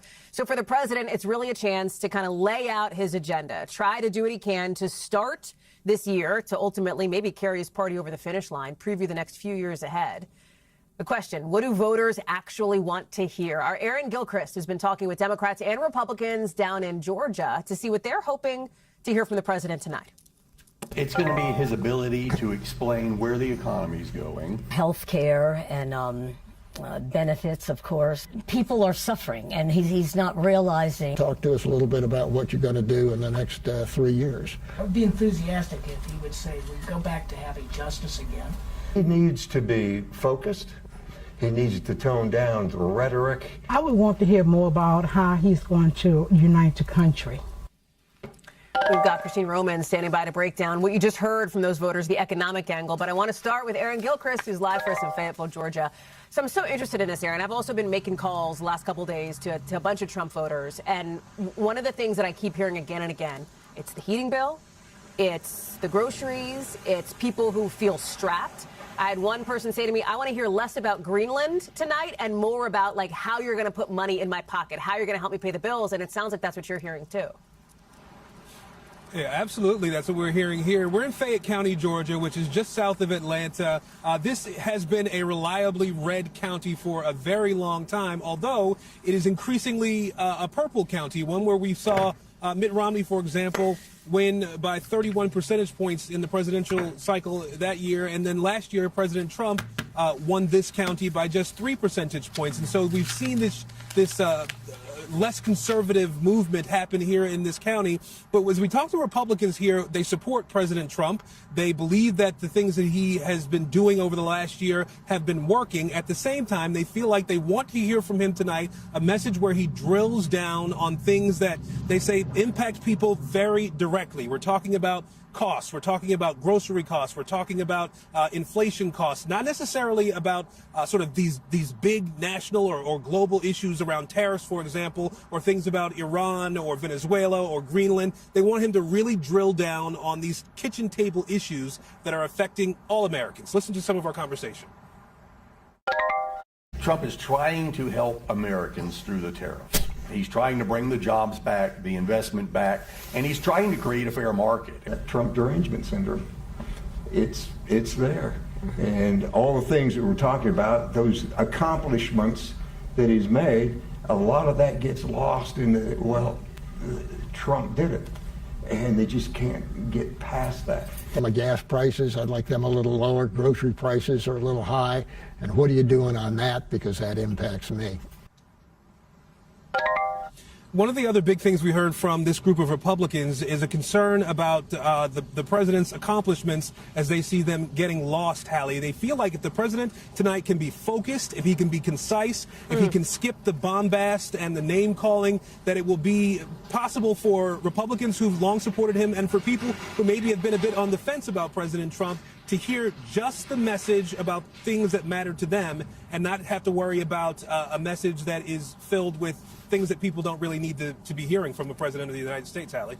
I mean, there's going to be plenty of message if this thing does push past like an hour 40, as some of the pundits have predicted that the president could go long. When we talk about November, Aaron, we're going to be talking. You'll be talking about him. I'll be talking about him. Independent voters, they will be critical, I think, for some of these key races we're watching. But Democrats too. I mean, listen, the Democratic Party. I just spoke with a Democratic Congresswoman who is boycotting the speech. There are a number of them who will be not attending tonight to try to send their own message. What do voters on that side of the aisle say they want to see? Well, voters say they want to hear about affordability. Those are the sorts of things that they have big concerns about. But it was interesting in the conversation we had with these Democrats here in Fayette County, Georgia. They talked a lot about wanting to hear a State of the Union address that is hopeful, an address that is kind and one that skips the name calling. It was interesting that they sort of touched on these core issues, these kitchen table issues that we talk so often about, but they were really also focused on this idea that they want to hear a speech that isn't beating up on other people or people with opposing views. I want you to hear a little bit of our exchange. Every day there's something new and there's some sort of revenge. I thought we were, on a path to get the whole country back together again. But it just seems to be no fairness. I'm personally not suffering from his administration, but I do have sympathy for my neighbors and my friends. I'm more concerned about the future of my grandchildren. So I'm okay, but I know they're not okay. If they're not okay, I'm not okay. Now, we also heard some of these folks say that they believe this first year of the second Trump administration was filled with chaos, was filled with talk about revenge or actions that amounted to revenge, and it's created a sense of worry among voters here in this county. The Democrats we talked to say that is a concern, that is worry, that is shared across parties based on the conversations that they have with people who live in this community, Hallie. So we're seeing it in particular in this county, one that is, as I said, shifting more toward the liberal side, more toward the Democratic side as it relates to presidential politics. And so they want to hear messaging that maybe more people can get behind if they want to be able to support this Republican or future Republicans in this county. That's something we sort of heard coming from both sides of the aisle in the conversations we had today. Aaron Gilchrist live for us there in Fayetteville, Georgia. Aaron, we're glad to have you there. Thank you so much for bringing those conversations to us. It's super interesting. Somebody who's been listening right alongside with us, of course, is our senior business correspondent, Christine Romans. Hi. Did anything you heard in that, from those voters that Aaron talked to, did any of that surprise you? No, it doesn't. And when I talk to people, just like Aaron was, jobs and bills, bills and jobs. That's it. Yes. It's two little words, jobs and bills, bills and jobs. jobs. Can I also say, when Mike calls this taxes? That came up. I heard. I think it's because it's tax season and some people's. It is, and people are about to get a nice tax cut and a bigger tax refund than they're used to. Democrats would argue, and some this week, as they've been sort of pre-gaming, they've been arguing that tax cuts. You don't get a lot of credit for tax cuts usually. It's people. I don't know. People expect to pay lower taxes. That's what they like to say. It's the real frequent bills that really bother them. And gas prices are down. You heard somebody talk about gas prices. Gas prices are down. That is a relief on the family budget. But a lot of other things are up a lot. And let me just start with jobs, first of all. Last year, look at job creation last year. Only 181,000 net new jobs added. There were almost 1.5 million in the last year of the Biden administration. This is on purpose because the president is remaking the American economy. There are mass deportations. There were tariffs, slashing of a federal government workforce. So you had a job market that essentially ground to a halt last year. Yeah. And that, I think, will have some implications for this year. Manufacturing jobs down some 83,000. And remember, part of the tariff strategy was to bring back manufacturing. That could take some time, right. Honestly. In the president's defense, it could take some time to remake the way he wants to remake the American manufacturing. But at least in the near term, that's fewer manufacturing jobs today than when Joe Biden was president. All of these things are the backdrop that the president has to face when he speaks to the nation tonight. The tariff piece of it is so interesting because there's going to be some drama on that front a little bit because we had the Supreme Court ruling just last week, as you know. Sometimes the justices attend the State of the Union. We're going to be watching that. And this issue on tariffs, I had one person say to me today, I think it was, or yesterday, they said, when am I going to get my tariff refund? Am I going to see any of that money if those refunds, which I think speaks to the idea that it is an issue that voters, I think, are largely engaged on. They know what's up with tariffs. You covered so-called Liberation Day from the jump, and here we are, 8-10 months later. Tariffs are unpopular among the public. They really are. And the JEC, the Joint Economic Committee, said it's estimated as something like $1,700 a year the average family pays because of those higher tariffs. And you put that on the backdrop of higher prices overall over the past 5 years. And the president runs the risk when he says he's defeated inflation, that it is fixed. He runs the risk, I think, also when he says this is the greatest economy in history. When somebody has to take a 69 or 70-month car loan duration to afford the car. That's what people are doing. And their insurance is up 50%. So their gas bills, their grocery bills, their jobs, then there are these longer-term price points that are so hard. I mean, I'm sure your insurance has gone up, your homeowner's insurance, your car insurance. There are these pain points in the economy that when he says this is the best economy in the history of the world, there are a lot of working class and middle class families who are seeing higher fixed costs today than they would like. And I was struck by what one person said to me, what one Trump voter said to me, which was, day to day, it sucks. It feels hard. It feels tight. But my 401k is doing great. It really is, though. It's record highs in the 401k. And the president also says he takes credit for that. And presidents get too much credit and too much blame for what happens in the economy on their watch in the stock market. But actually, the last year of the Biden administration, the stock market did better than the first year of the Trump administration. So interesting. Isn't that interesting? Yeah. But the president is so good at branding. So if he goes out there today and tries to brand this economy as really great, do people believe him? That's it. Or do they look at their own bills and don't? And the other thing that Trump supporters will say, give the man some grace. Give him some time. They sure do say that. Yep. Give him some it takes time. Yep. It takes time. Christine Romans, I'm so glad you're here in Nice to see Washington, you. where it's all going down. I appreciate you. We'll see you later on tonight for a special coverage of the State of the Union. NBC News covers hundreds of other stories every day, and because it can be tough to read or watch or listen to them all, our bureau teams have done it for you. This is what they tell us is going down in their regions in a segment we call The Local. Out of our Western Bureau, check this out, a drone. There's an elderly woman in the middle of a highway there, and look at this. A drone spots her. There she is. Police had gotten a call from her husband saying she was missing, so they put this drone up to try to find her. Look at that. They did. They managed to get her back home, where we're told she is doing just fine. Thank goodness. Police pulling up there. Out of our Midwest Bureau, some new video shows an Ohio sanitation worker finding a suspect in a garbage can. Look at that. Police say an officer had tried to make a traffic stop not long before, but the driver took off running. Suspect was obviously caught, and officers nicknamed him, jokingly, Oscar the Grouch, a nod to the Sesame Street character. He is now in custody. And out of our Northeast Bureau, cow chaos, babe. Look at this. People trying to wrangle some escaped cows that ended up on a highway. They apparently got out of a trailer that had broken down on the side of the road. A good news ending to this one, too. All the cows are now back safely with their owners. Much more to get to here in Washington, with lots more ahead in our special coverage leading up to State of the Union. What a former Iranian military leader is telling our team about the possibility of U.S. strikes and why the American plan may not work.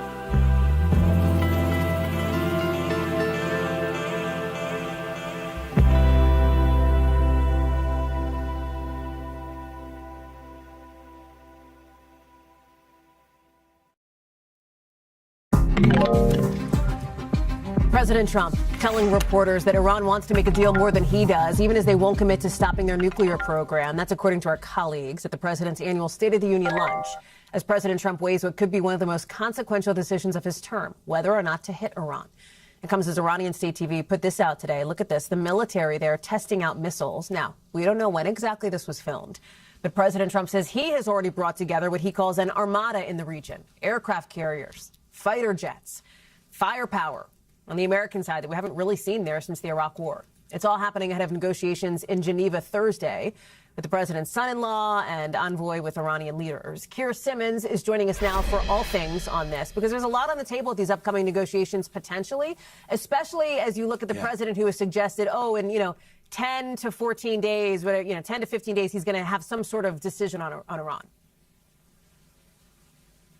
Yeah, this feels like the last-ditch attempts to get some kind of a negotiation with the talks on Thursday, doesn't it, Hallie? And President Trump saying to reporters, you mentioned it earlier there, we won't just say, they won't just say the sacred phrase, we won't build nuclear weapons. I will tell you, the foreign minister of Iran, Abbas Araghchi, putting out in a post just in the past few hours, Iran will under no circumstances ever develop a nuclear weapon. But what he then says is they still want a civil nuclear program. There's so much mistrust.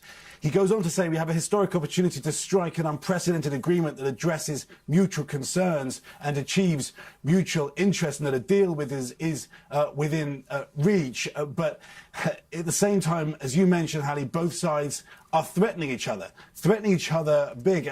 And we just managed to speak to a former Iranian commander, an former IRGC commander from Tehran, and take a listen to what he says. Would Iran target the Gulf countries? The base of the United States in the some part of the Persian Gulf or Arab countries in south of the Iran. But we don't like to have any conflict and war between Arab countries and Muslim countries and Iran. We just only directly attack the base of the United States and Israel. Ominous, Hallie, and Minority Leader Chuck Schumer just said after a confidential briefing, this is serious. The administration must make its case to the American people. What would a strike in Iran actually look like here? Because it would probably be very different than what we saw unfold in Venezuela, right?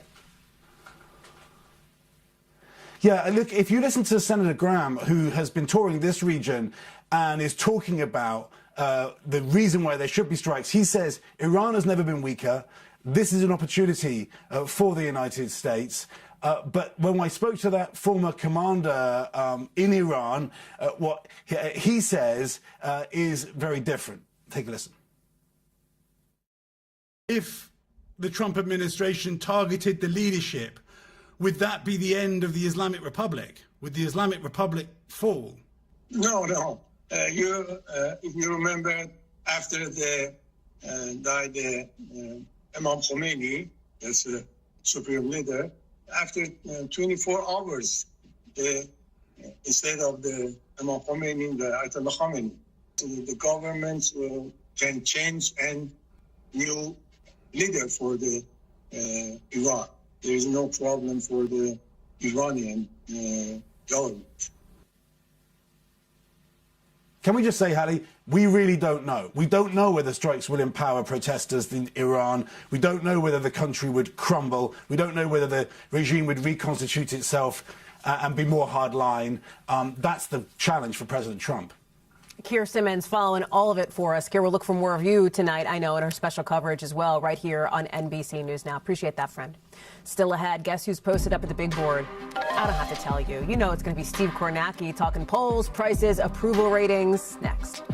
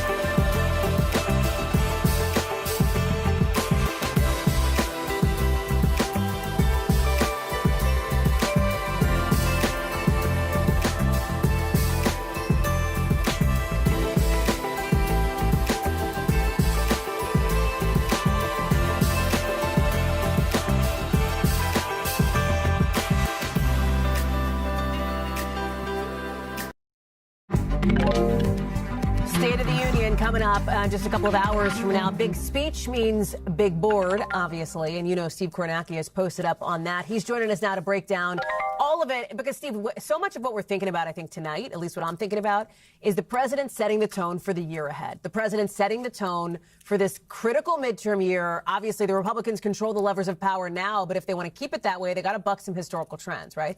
Yeah, exactly. Just give you a sense of what the president and his party are up against here right now coming into the State of the Union. His approval rating, Trump's average of all the polls out there right now, sits at 40%. Where was it at this same point in his first term heading into that 2018 midterm? It was exactly the same. And you remember, Hallie, what happened in 2018? Republicans lost 40 seats in the House, lost control of the chamber. It was a midterm drubbing for them. So the number very much where it was then. And frankly, this is a number where other presidents have gotten into big trouble in midterm elections, too. So that's the challenge historically that the president and his party face. Low marks overall, low marks on key issues. What is the solace Republicans are taking, if they can find any, the hope they're drawing? It would be this. They would say that the battlefield is much smaller now than it was in 2018, that there's less vulnerability for them. Take a look at this. We'll break it down this way. This is the battle for the House here, and we're breaking down Republican-held seats into a couple different categories. These are the most vulnerable type of Republican seats. They're in districts that Trump lost in the presidential election. There are 8 of those right now in 2026. There were 3 times as many in 2018. So when the Republicans took that drubbing, so much of it came from losing this type of seat, a Republican member of Congress in a district Trump had lost. There was a lot of low-hanging fruit for Democrats in 18, not nearly as much in 2026. Move along then. These are the sort of marginal seats. These are Republican-held seats. Trump won the district, but he won it narrowly by less than 7.5 points. Again, there were basically 24 of these last time around. It's 15 this time. So a little bit less vulnerability for the Republicans there.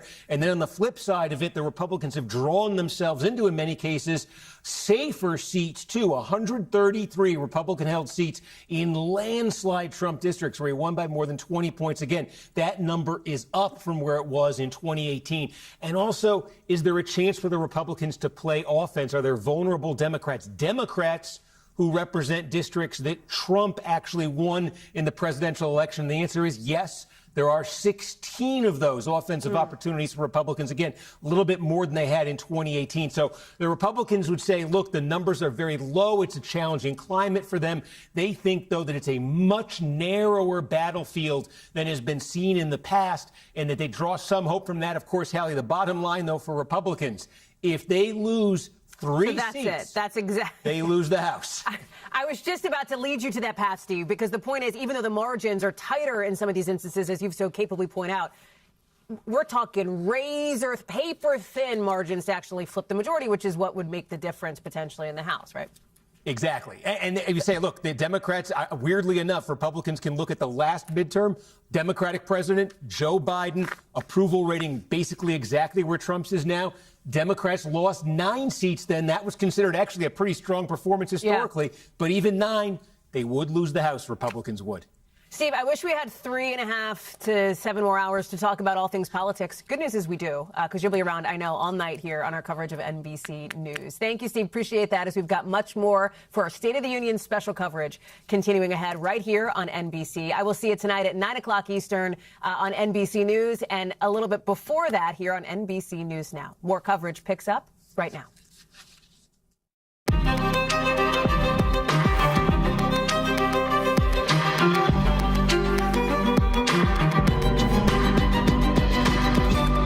Coming on the air ahead of a big night here in Washington. And the state of our union, if you ask voters, expensive. And that's why you're going to hear the president focus on affordability in his big primetime speech tonight, according to sources. Plus, who's going to be in attendance? Well, members of the gold medal winning men's hockey team in the gallery as they take a controversial turn in the spotlight. Also here in Washington tonight, some Epstein abuse survivors. You're going to hear from one of them and the lawmaker who invited her on what they want to see from President Trump. I think it's important to show up, to remind lawmakers that we're not going away, we're not going to be quiet, and we're here because we want accountability and we want the files released. More on what comes next in that investigation.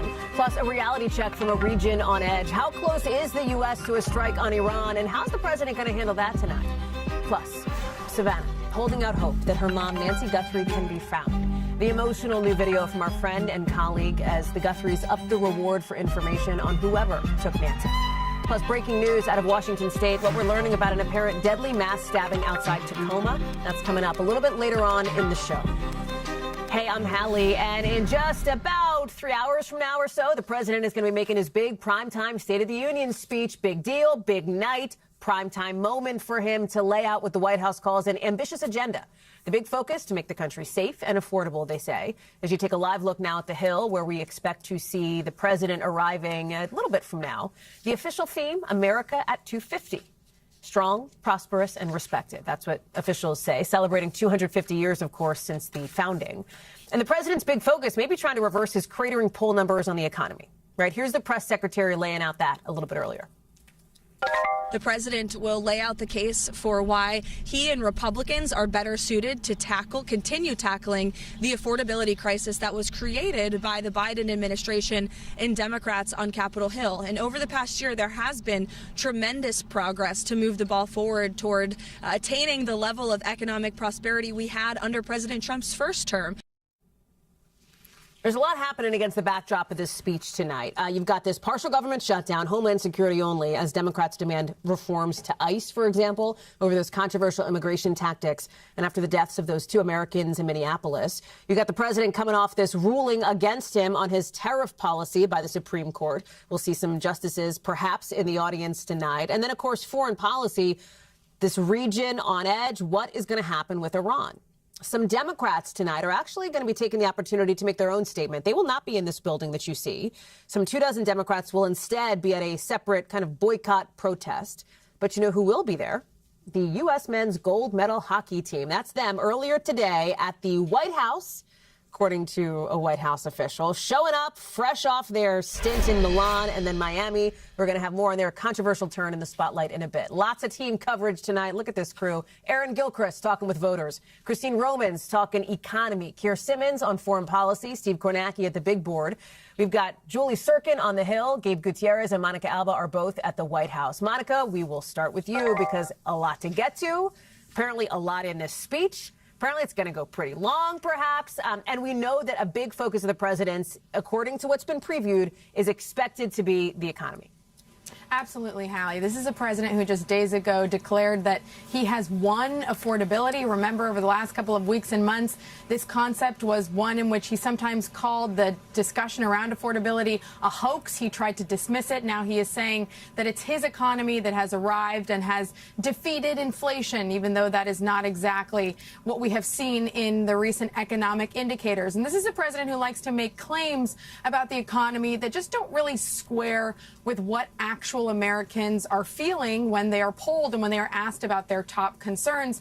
And they've given him some pretty poor marks on his performance on the economy specifically. So that is why the president may take a long portion of his speech tonight to dedicate that to kind of a defense of why he is going to make the point that Americans should feel differently. And within that, there may be some new economic proposals we're learning, including an idea for tech companies to basically pay for the increase of electricity costs that are connected to more data centers that are popping up around the country. So in addition to that, certainly plenty to discuss domestically on the economy and immigration, but there's also a lot to dive into on foreign policy, we expect as well, Hallie. Yeah, no kidding on that. Monica Alba live for us on the North Lawn. Plenty for you to watch tonight. Thanks. Julie Surkin is posted up on the Hill, where there's going to be a little bit of counter-programming here. Democrats are going to be at their own sort of speech moment, boycott, protest, whatever you want to call it. But some of them will still be in the gallery. Talk us through all of that and the Democratic response from the Virginia governor. Yeah, look, Hallie, there are always members of the opposing party to the president that decide to skip out on the State of the Union as a sign of protest. That is nothing new, but it does seem like there is a significant number of Democrats in both the House and the Senate who are not attending. I think we have a list just so you can get a sense of all of those names on your screen there. There are senators, including freshmen like Ruben Gallego. There are House members, including members of leadership there, like Catherine Clark, who is the vote counter there for the Democratic side on the House. So this is significant that they are not attending this speech, instead attending attending, the counter programming that you have mentioned, the People's State of the Union, they're calling it. It's put on by left-leaning and progressive groups. It's going to be on the National Mall about an hour before the actual State of the Union is taking place. And then, of course, we also know that there are Democrats who are bringing guests to make their own kind of message as they counter the president's tone and speech tonight. We have guests coming with Democrats who are Epstein survivors. We have guests coming with Democrats that we're going to see in the gallery today who are highlighting the issue of immigration enforcement, of the cost of living, of issues that Democrats want to make sure that they try and put a spotlight on some of President Trump's perhaps vulnerabilities, Hallie, heading into the midterms. Jules, when you look at the sort of scope of this moment here, we talked about it. We're going to talk about it more with Steve Kornacki here. But this idea that it sets the tone, as you say, for the next basically 10 months leading up to November. There's been a lot of talk about, can the president basically carry his party over the line? He's not on the ballot. He's not at the top of the ballot. So people aren't turning out for him. They'd be turning out for whoever their local representative is. And I wonder how you're hearing some of that and what you're hearing from some of the Republicans that you're talking to there on the Hill. Yeah, as I was walking back to the camera, Hallie, I was talking to a couple of Senate Republicans who were telling me exactly what they hope the president touts tonight, which is, as you heard Monica lay out, talking about his successes over this first year, talk about the cost of living issue. They say it's Democrats who coined the term affordability, but that's kind of what they want the president to highlight tonight. Talk about the tax bill that they passed over the summer. But when you look at how Democrats are going to respond to that, they're thinking about the midterms too, and that's why they chose somebody like Abigail Spanberger, the governor of Virginia, to give the official rebuttal response from Virginia. She's going to talk and highlight affordability, the cost of living issues. It's something that she ran on and won the governorship with in November. What Americans are seeing in their communities, immigration enforcement, and some of the more brutal ICE tactics that we've seen on our streets in Minneapolis and other parts of this country that even the president has acknowledged perhaps they need a softer touch on. That's what you're going to hear from Abigail Spanberger. I do think it's notable. She's somebody who positions herself as a moderate. She has a national security background. It's telling that that is who Democratic Party leadership chose to be the face of this response tonight, especially in such a critical year for Democrats as they try and flip the Senate and the House. Julie Sirkin live for us there on a busy night on the Hill. Jules, thank you very much. Coming up in just a couple of minutes, you'll hear more from my conversation with Congresswoman Jayapal and Marika Chartouni, an Epstein abuse survivor. You've got other guests in the audience, right? Not just those women, but the White House and lawmakers planning to bring various people, including a notable guest of President Trump's, Erica Kirk, the widow of conservative activist Charlie Kirk. We mentioned those survivors, plus possibly the parents of the National Guard member shot and killed in Washington last year. According to a White House official, the president has extended the invite to the parents of Sarah Beckstrom. Now, obviously, some of these people are guests of Democrats, some of the president or first lady. But you know who could steal the night?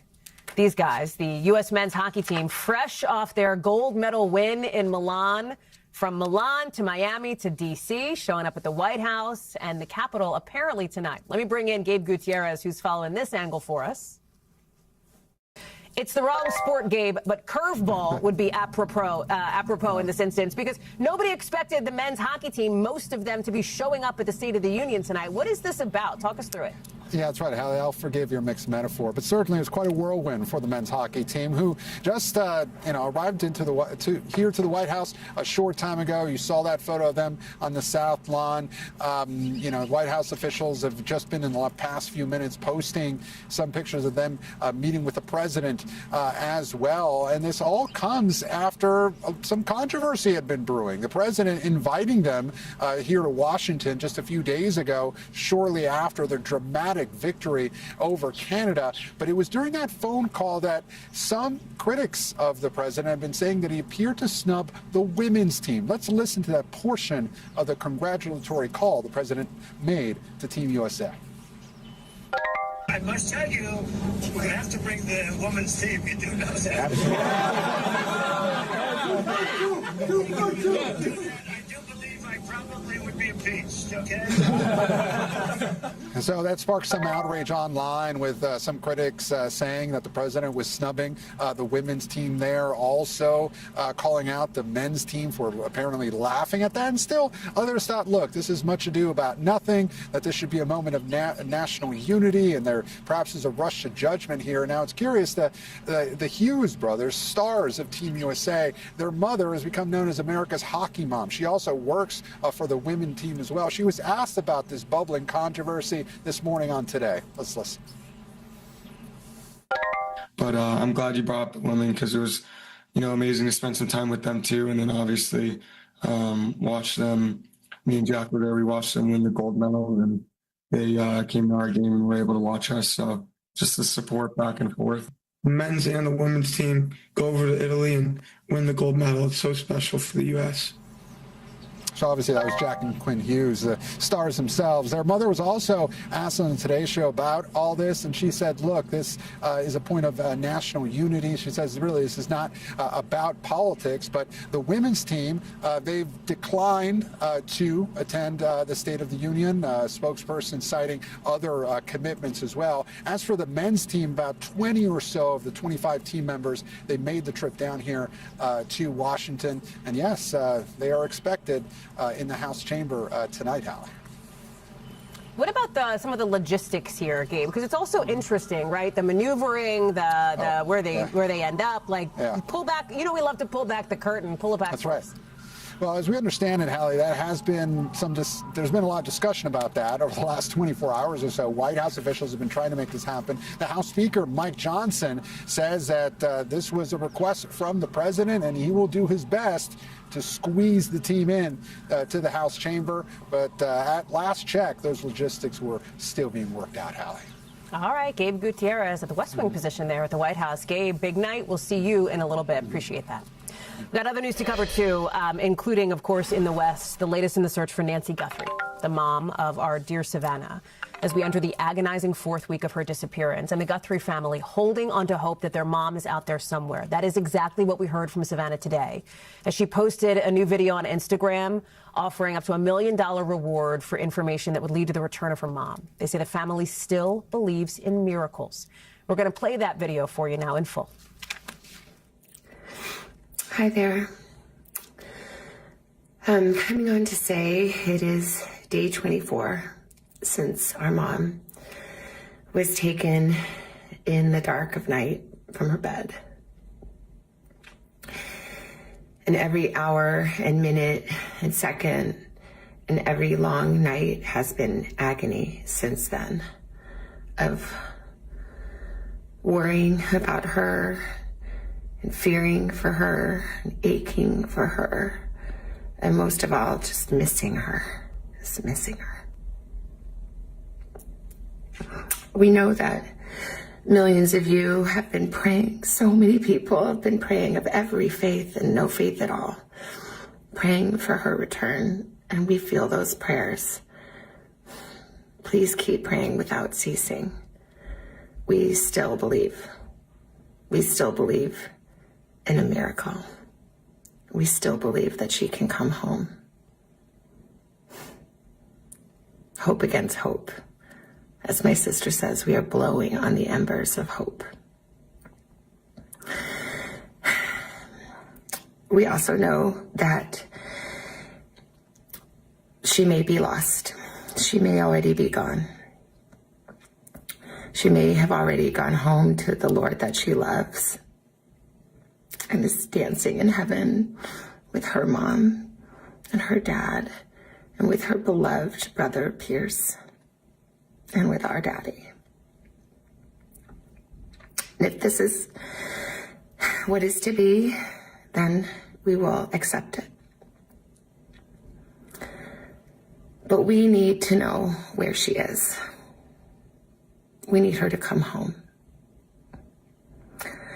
For that reason, we are offering a family reward of up to $1 million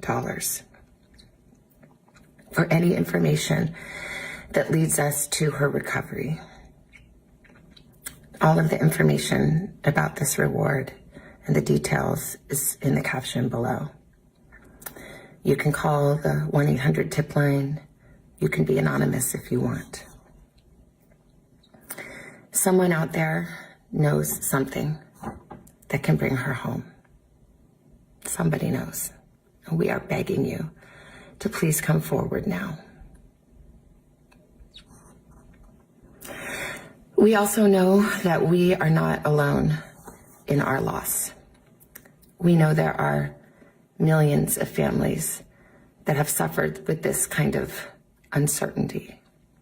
And for that reason today, we also are donating $500,000 to the National Center for Missing and Exploited Children for their work in helping families who are coping with loss and actively looking for those who are lost. We are hoping that the attention that has been given to our mom and our family will extend to all the families like ours who are in need and need prayers and need support. So please, if you hear this message, if you've been waiting and you haven't been sure, let this be your sign to please come forward, tell what you know, and help us bring our beloved mom home so that we can either celebrate a glorious, miraculous homecoming or celebrate the beautiful, brave, and courageous and noble life that she has lived. Please be the light in the dark. Thank you. Please be the light. That message from Savannah there. It's coming as you see on the other side of our screen. Our team at NBC News is learning some new details about the surveillance images recovered from a camera outside of Nancy Guthrie's home that could maybe give some more clues into what happened here. Erin McLaughlin remains on the ground for us in Tucson. And let's start there, Erin, with these surveillance pictures, what we're hearing and what our reporting is now. Well, Hallie, back on February 10th, the FBI Director Kash Patel tweeted a series of images and a video at the time saying it was taken from Nancy Guthrie's Nest camera the night of her kidnapping. But almost immediately, internet sleuths picked up on some key discrepancies, mainly dealing with the image you see there on your left, noting that that image is darker than the other images, that the suspect featured there does not appear to be wearing a backpack. It also does not seem to be wearing that gun holster or carrying that gun. And now we're hearing from two sources with knowledge of the investigation that they believe that that image came from an earlier date. However, we are also hearing from the lead investigator, the sheriff, Chris Nanos, who said that it is too soon to draw that conclusion, given the way that image and the video were extracted from the Nest camera. They were extracted without date, without time. So he said he's not ruling out the possibility, but it's too soon to draw that conclusion. So it would seem there's some sort of dispute within the investigation itself about what can be concluded in terms of that one image in particular that appears different from the other images extracted. And it's all coming as there's this obviously new plea from Savannah, this new video here from her. So many where you are, Erin, and I have to say all around the country, here in Washington, here in this building, are thinking of her, are sending their love, their support, their prayers, their strength to the Guthrie family, and you are seeing that on the ground there. Yeah, absolutely, Hallie. It's just heart-wrenching to watch that video of our colleague Savannah.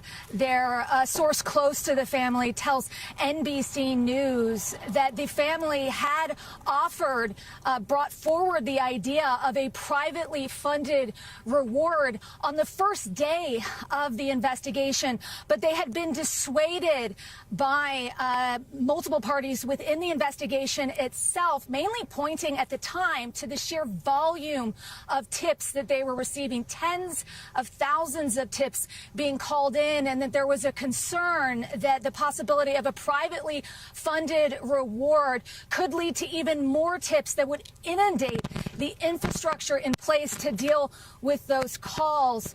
Clearly, though, at this point, that calculus has changed. It's unclear why. We are told that the Guthrie family remains in lockstep with investigators at this time.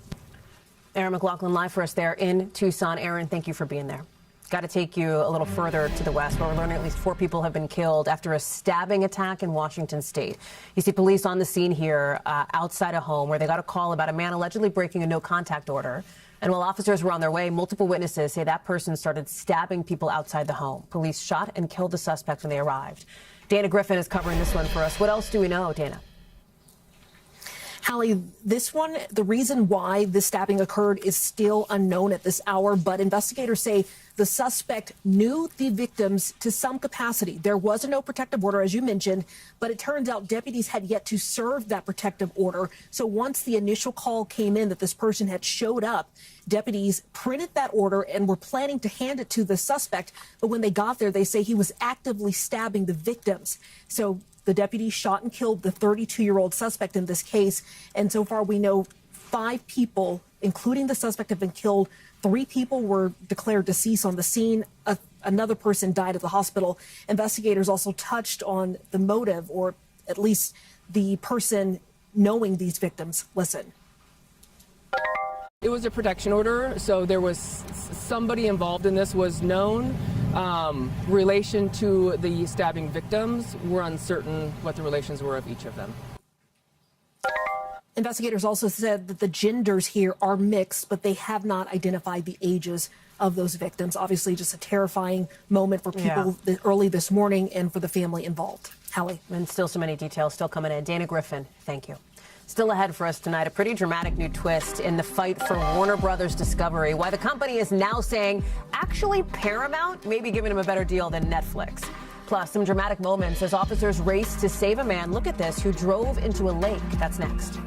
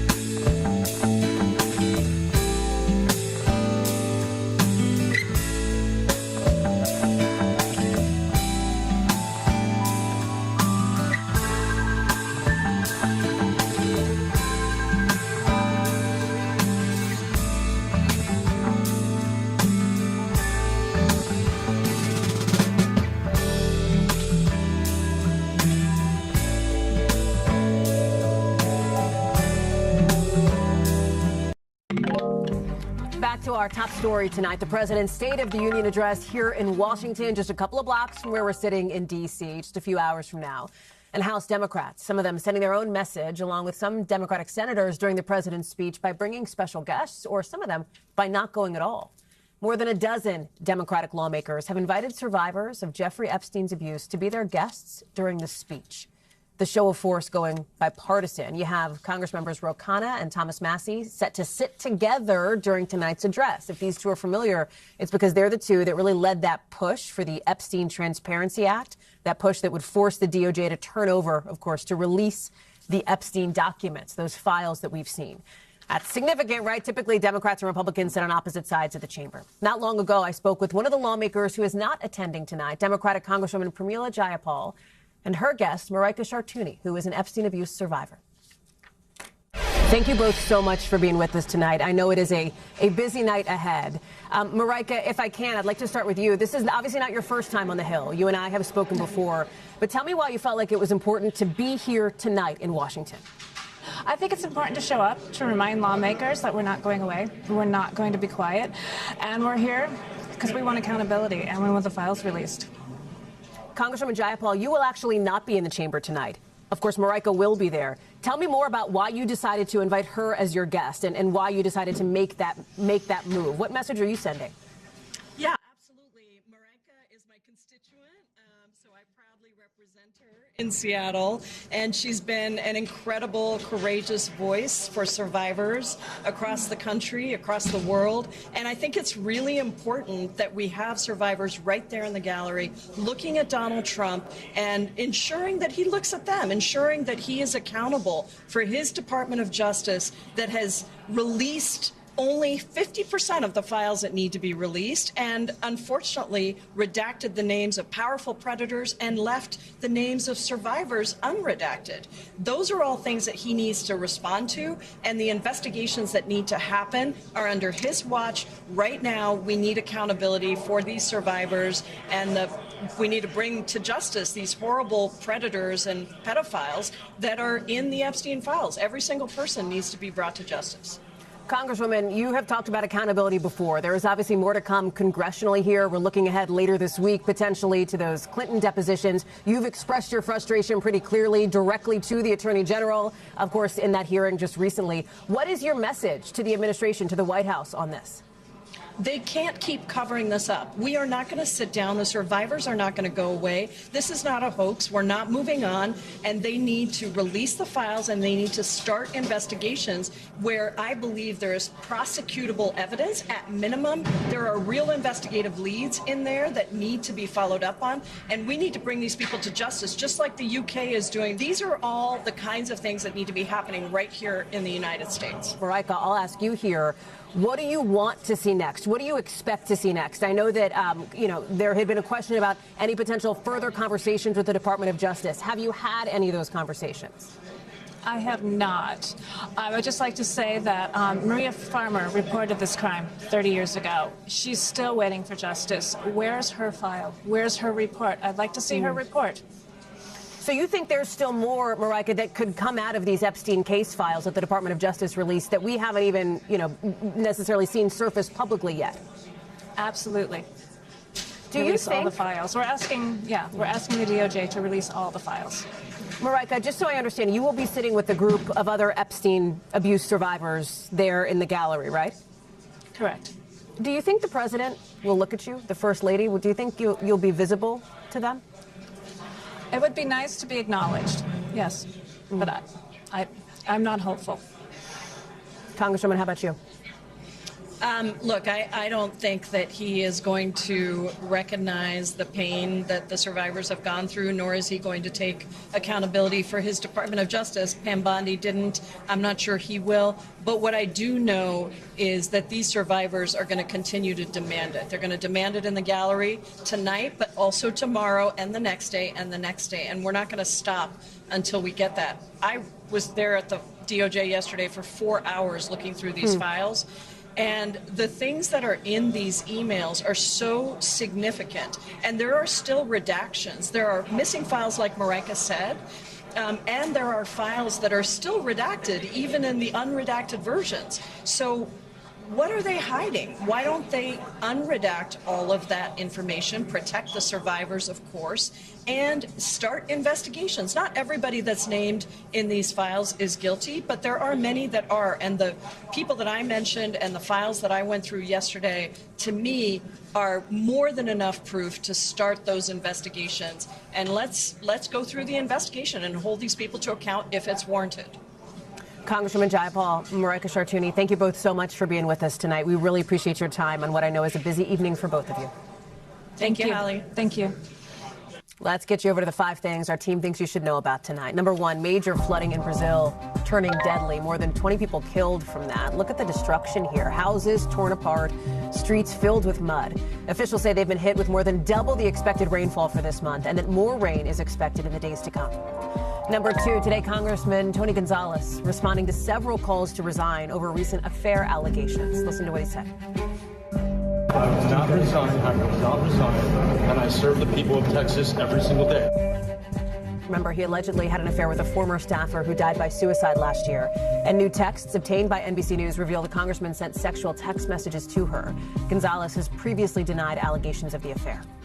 Number 3, some new drone video shows Colorado first responders, look at this, in a freezing lake rescuing somebody inside a sinking car. Look, they're jumping on top of it there. They're trying to break in. With seconds to spare, they managed to pull the person out, and that person is now being treated at a local hospital. Number 4, some breaking news just into us in the last couple of minutes. Warner Brothers Discovery says Paramount's new bid for the whole company, including its cable networks, could be better than what Netflix has put out there. Remember, back in December, it was Netflix announcing this $72 billion deal to buy the Warner Brothers film studio and HBO. Warner Brothers says the board is going to look at the new bid. Netflix hasn't commented yet on the new offer. They still have a chance to match the bid, so potentially more drama to come. Speaking of drama, the Louvre. The museum director over there is resigning months after that now infamous jewel heist. I don't even have to remind you about what happened, right? When those thieves broke in, stole like $100 million worth of crown jewels from the Louvre in under just about 8 minutes. The French president calling the director's resignation, I'm quoting here, an act of responsibility. Coming up here on the show, what was inside this garbage can you're about to see that totally freaked out a sanitation worker? Plus, what voters are hoping to hear tonight from President Trump on both sides of the aisle. We're on the ground in Georgia for more on that next.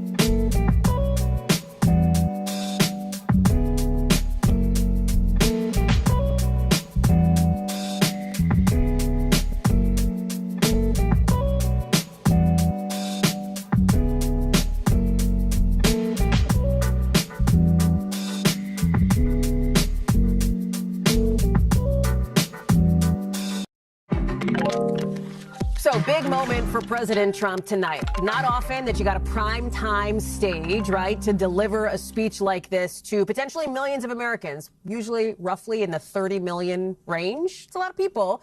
And it's a big deal this year, especially as we head into this midterm election year. I don't have to talk to you about November.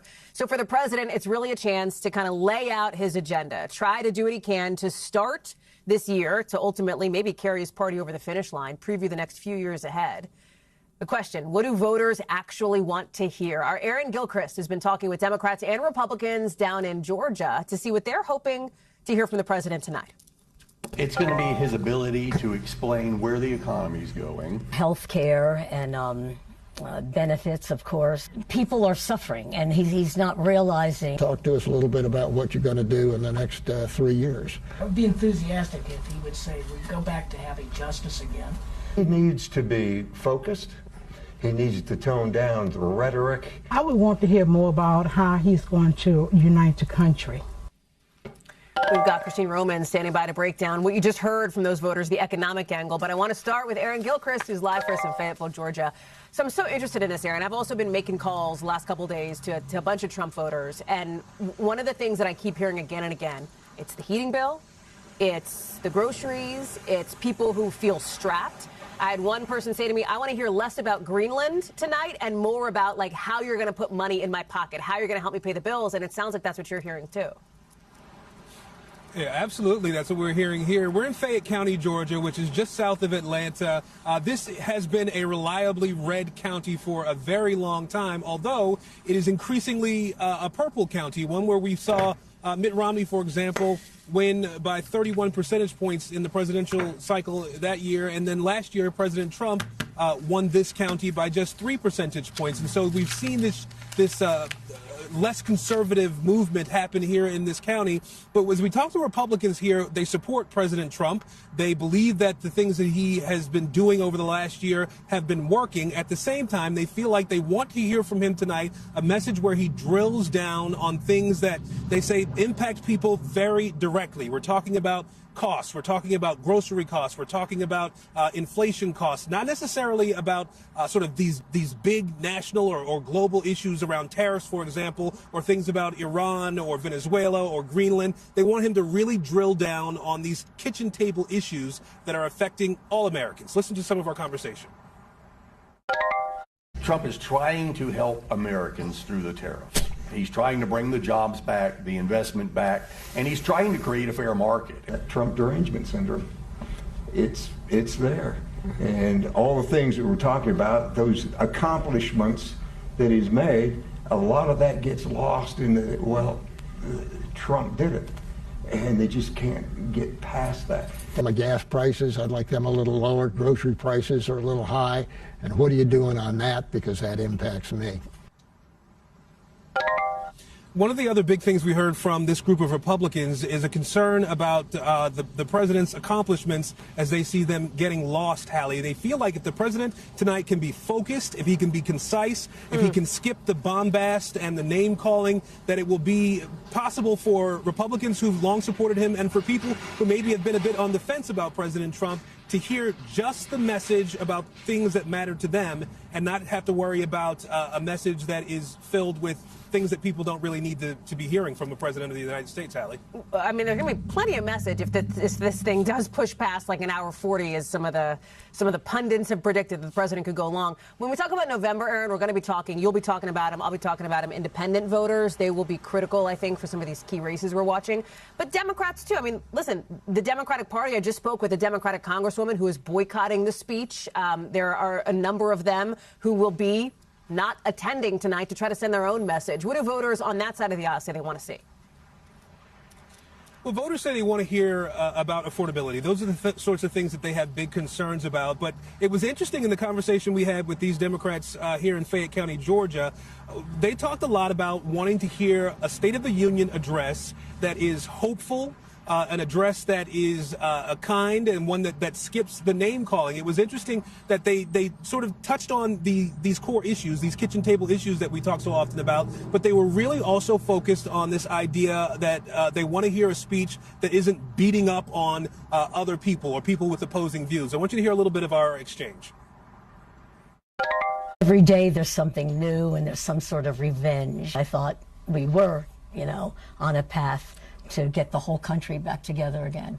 But it just seems to be no fairness. I'm personally not suffering from his administration, but I do have sympathy for my neighbors and my friends. I'm more concerned about the future of my grandchildren. So I'm okay, but I know they're not okay. If they're not okay, I'm not okay. Now, we also heard some of these folks say that they believe this first year of the second Trump administration was filled with chaos, was filled with talk about revenge or actions that amounted to revenge, and it's created a sense of worry among voters here in this county. The Democrats we talked to say that that is a concern, that is worry, that is shared across parties based on the conversations that they have with people who live in this community, Hallie. So we're seeing it in particular in this county, one that is, as I said, shifting more toward the liberal side, more toward the Democratic side as it relates to presidential politics. And so they want to hear messaging that maybe more people can get behind if they want to be able to support this Republican or future Republicans in this county. That's something we sort of heard coming from both sides of the aisle in the conversations we had today. Aaron Gilchrist live for us there in Fayetteville, Georgia. Aaron, we're glad to have you there. Thank you so much for bringing those conversations to us. It's super interesting. Somebody who's been listening right alongside with us, of course, is our senior business correspondent, Christine Romans. Hi. Did anything you heard in that, from those voters that Aaron talked to, did any of that surprise you?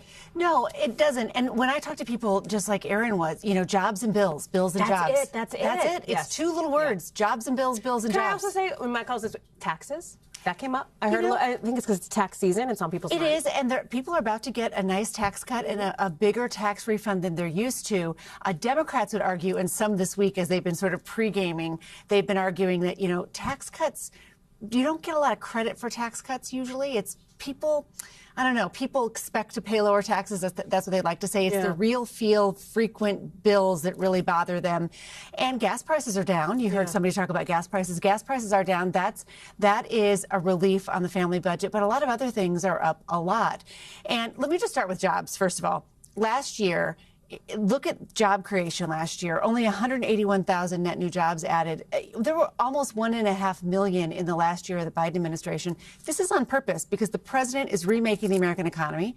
There are mass deportations. There were tariffs, slashing of a federal government workforce. So you had a job market that essentially ground to a halt last year. Yeah. And that, I think, will have some implications for this year. Manufacturing jobs down some 83,000. And remember, part of the tariff strategy was to bring back manufacturing. That could take some time. Right. Honestly, in the president's defense, it could take some time to remake the way he wants to remake the American manufacturing. But at least in the near term, that's fewer manufacturing jobs today than when Joe Biden was president. All of these things are the backdrop that the president has to face when he speaks to the nation tonight. The tariff piece of it is so interesting because there's going to be some drama on that front a little bit because we had the Supreme Court ruling just last week, as you know. Sometimes the justices attend the State of the Union. We're going to be watching that. And this issue on tariffs, I had one person say to me today, I think it was, or yesterday, they said, when am I going to get my tariff refund? Am I going to see any of that money if those refunds, which I think speaks to the idea that it is an issue that voters, I think, are largely engaged on. They know what's up with tariffs. You covered so-called Liberation Day from the jump, and here we are, 8-10 months later. Tariffs are unpopular among the public. They really are. And the JEC, the Joint Economic Committee, said its estimate is something like $1,700 a year the average family pays because of those higher tariffs. And you put that on the backdrop of higher prices overall over the past 5 years. And the president runs the risk when he says he's defeated inflation, that it is fixed. He runs the risk, I think, also when he says this is the greatest economy in history. When somebody has to take a 69 or 70-month car loan duration to afford the car. That's what people are doing. And their insurance is up 50%. So their gas bills, their grocery bills, their jobs, then there are these longer-term price points that are so hard. I mean, I'm sure your insurance has gone up, your homeowner's insurance, your car insurance. There are these pain points in the economy that when he says this is the best economy in the history of the world, there are a lot of working class and middle class families who are seeing higher fixed costs today than they would like. And I was struck by what one person said to me, what one Trump voter said to me, which was, day to day, it sucks. It feels hard. It feels tight. But my 401k is doing great. It really is, though. It's record highs in the 401k. And the president also says he takes credit for that. And presidents get too much credit and too much blame for what happens in the economy on their watch in the stock market. But actually, the last year of the Biden administration, the stock market did better than the first year of the Trump administration. So interesting. Isn't that interesting? Yeah. But the president is so good at branding. So if he goes out there today and tries to brand this economy as really great, do people believe him? That's it. Or do they look at their own bills and don't? And the other thing that Trump supporters will say, give the man some grace. Give him some time. They sure do say that. Yep. Give him some It takes time. time. Yep. It takes time. Christine Romans, I'm so glad you're here in Nice to see Washington, you. where it's all going down. I appreciate you. We'll see you later on tonight for a special coverage of the State of the Union. NBC News covers hundreds of other stories every day, and because it can be tough to read or watch or listen to them all, our bureau teams have done it for you. This is what they tell us is going down in their regions in a segment we call The Local. Out of our Western Bureau, check this out, a drone. There's an elderly woman in the middle of a highway there, and look at this. A drone spots her. There she is. Police had gotten a call from her husband saying she was missing, so they put this drone up to try to find her. Look at that. They did. They managed to get her back home, where we're told she is doing just fine. Thank goodness. Police pulling up there. Out of our Midwest Bureau, some new video shows an Ohio sanitation worker finding a suspect in a garbage can. Look at that. Police say an officer had tried to make a traffic stop not long before, but the driver took off running. Suspect was obviously caught, and officers nicknamed him, jokingly, Oscar the Grouch, a nod to the Sesame Street character. He is now in custody. And out of our Northeast Bureau, cow chaos, babe. Look at this. People trying to wrangle some escaped cows that ended up on a highway. They apparently got out of a trailer that had broken down on the side of the road. A good news ending to this one, too. All the cows are now back safely with their owners. Much more to get to here in Washington, with lots more ahead in our special coverage leading up to State of the Union. What a former Iranian military leader is telling our team about the possibility of U.S. strikes and why the American plan may not work.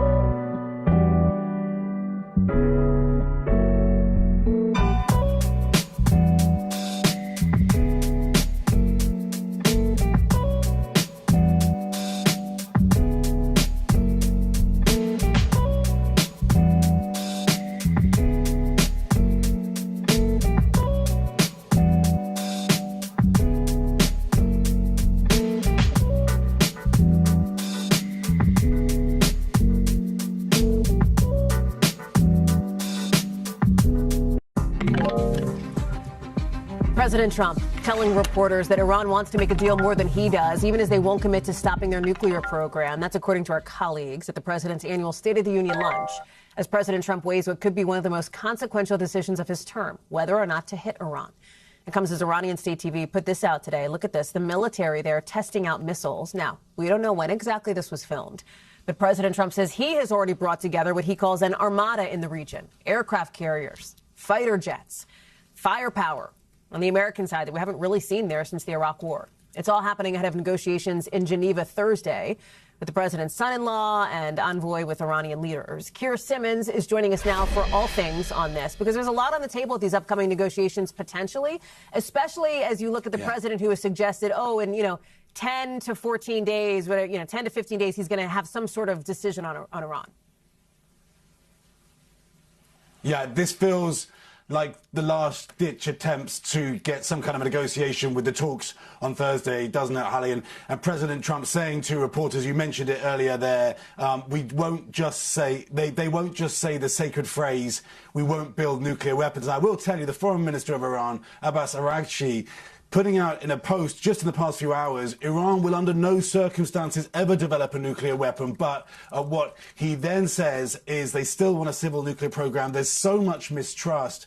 He goes on to say we have a historic opportunity to strike an unprecedented agreement that addresses mutual concerns and achieves mutual interest, and that a deal with is within reach. But at the same time, as you mentioned, Hallie, both sides are threatening each other big. And we just managed to speak to a former Iranian commander, an former IRGC commander from Tehran, and take a listen to what he says. Would Iran target the Gulf countries?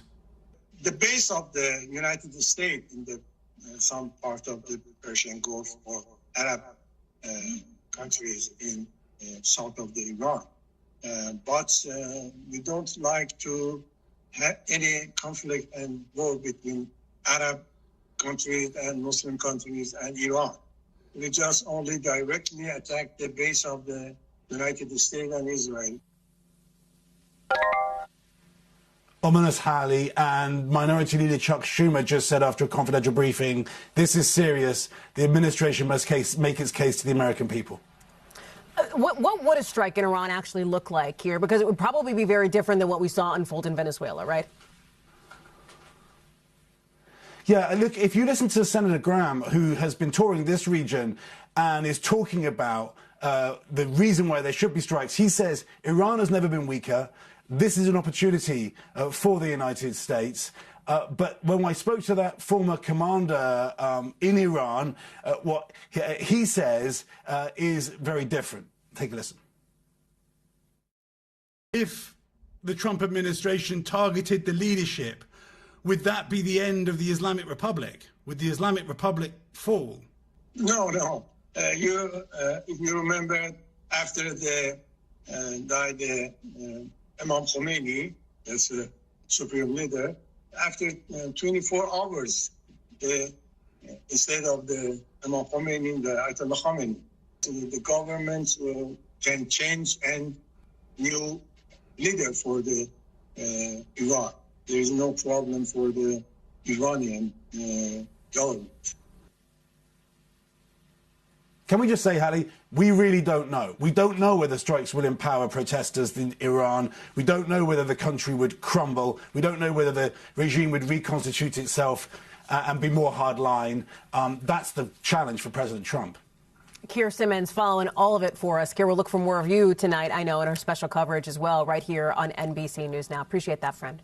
Still ahead, guess who's posted up at the big board? I don't have to tell you. You know it's going to be Steve Kornacki talking polls, prices, approval ratings. Next.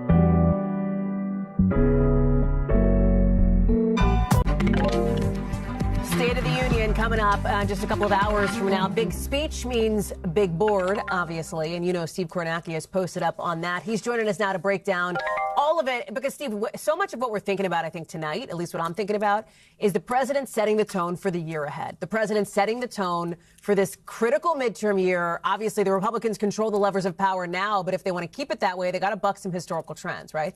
Yeah, exactly. Just give you a sense of what the president and his party are up against here right now coming into the State of the Union. His approval rating, Trump's average of all the polls out there right now, sits at 40%. Where was it at the same point in his first term heading into that 2018 midterm? It was exactly the same. And you remember, Hallie, what happened in 2018? Republicans lost 40 seats in the House, lost control of the chamber. It was a midterm drubbing for them. So the number very much where it was then. And frankly, this is a number where other presidents have gotten into big trouble in midterm elections, too. So that's the challenge historically that the president and his party face. Low marks overall, low marks on key issues. What is the solace Republicans are taking, if they can find any, the hope they're drawing?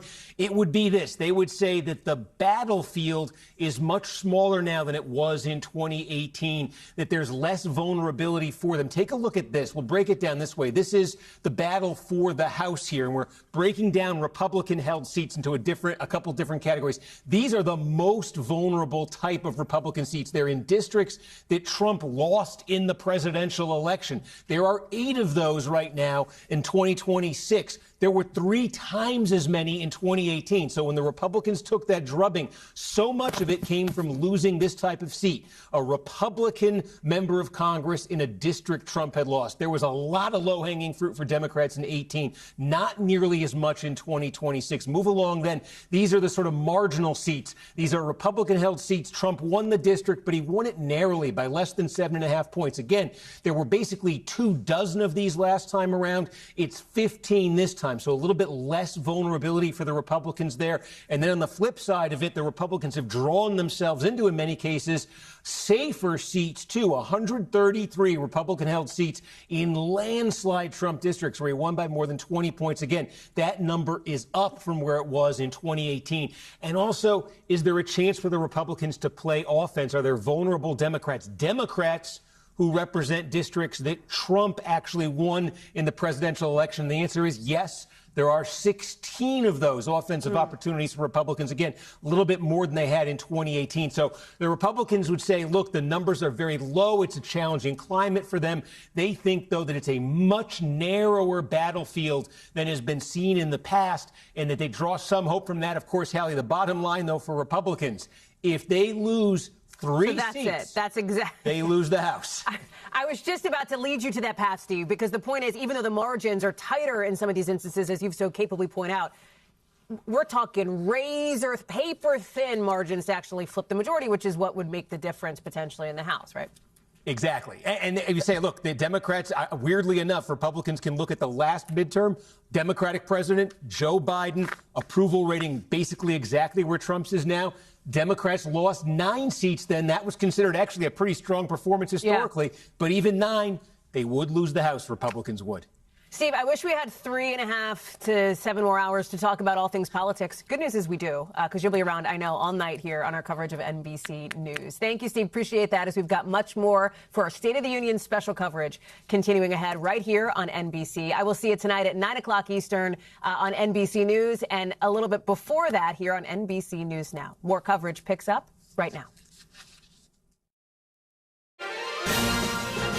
This is a special edition of Top Story, the State of the Union Address. Reporting from Washington, here is Tom Yamas.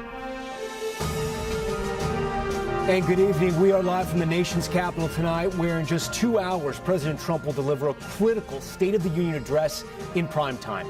And tonight, we are also monitoring major developments in the Nancy Guthrie case. New questions about this key surveillance image of the suspect. Was it taken on a different night? The night Nancy was abducted. Plus the heartbreaking new plea from our friend and colleague Savannah. Her family now offering $1 million reward to bring Nancy home. We'll have much more on the case ahead in the broadcast. But first, the pivotal moment for President Trump 1 year into his second term. This is his chance to speak directly to the American people and make his case. One of the most pressing issues for Americans is affordability. Will President Trump be able to ease inflation fears and sell his economic record on the national stage? The stakes are very high. Right now, a majority of Americans, you see it right here, 57%, disapprove of his handling of the economy. And tonight, the president will come face to face with some of the Supreme Court justices days after they issued a stunning blow to his sweeping tariffs. And he levied personal attacks back at some of them. Will that feud take center stage? Another major focus will be immigration. The president expected to tout low border crossings, but will he acknowledge the weeks of unrest on streets across the country amid violence and at times deadly clashes between ICE agents and protesters? Polling shows 58% of Americans disapprove of the president's immigration tactics.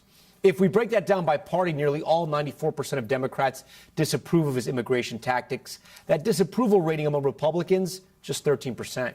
The president's foreign affairs also expected to take center stage as the U.S. ramps up threats of military action against Iran, all while the war in Ukraine enters its 5th year, a conflict the president promised to end on day 1 of his term. Another major topic tonight, AI. What will Trump's message be to the Americans afraid they're going to lose their jobs to bots? The Democratic response to be delivered by Virginia's new governor, Abigail Spanberger, tonight, just minutes after the president's speech. Our team of correspondents and political pros are standing by to bring you the very latest ahead of this pivotal speech and what it means for everyday Americans. We begin tonight with Peter Alexander, who leads us off from right here in Washington. Tonight, a critical opportunity for President Trump, a chance to sell his record in front of a primetime TV audience. It's going to be a long speech because we have so much to talk about. A senior administration official tells NBC News the theme is America at 250, strong, prosperous, and respected. On the economy, where polls show a majority of Americans are dissatisfied with his performance, President Trump's expected to tout new measures to tackle affordability and to highlight his efforts to address the cost of living. Wages are rising and inflation is down to 2.4%, but remains above the Federal Reserve's target. While gas prices and rents have dropped, prices for staples like coffee, orange juice, and ground beef are still up. The president with Tom this month. When can Americans expect those prices to come down? Well, they've already come down. And it's the first time President Trump's expected to see members of the Supreme Court, which in a major legal blow just struck down most of his signature tariffs. They are invited, barely. Barely.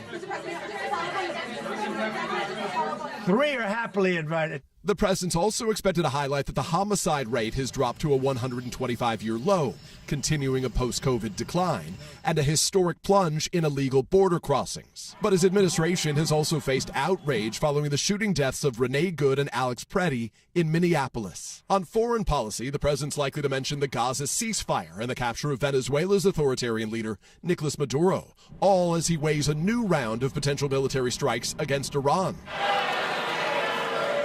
And after some Democrats heckled him during last year's speech, dozens of Democratic lawmakers say they will boycott this year. There will be some members who attend in silent defiance, and there will be other members who will choose not to attend.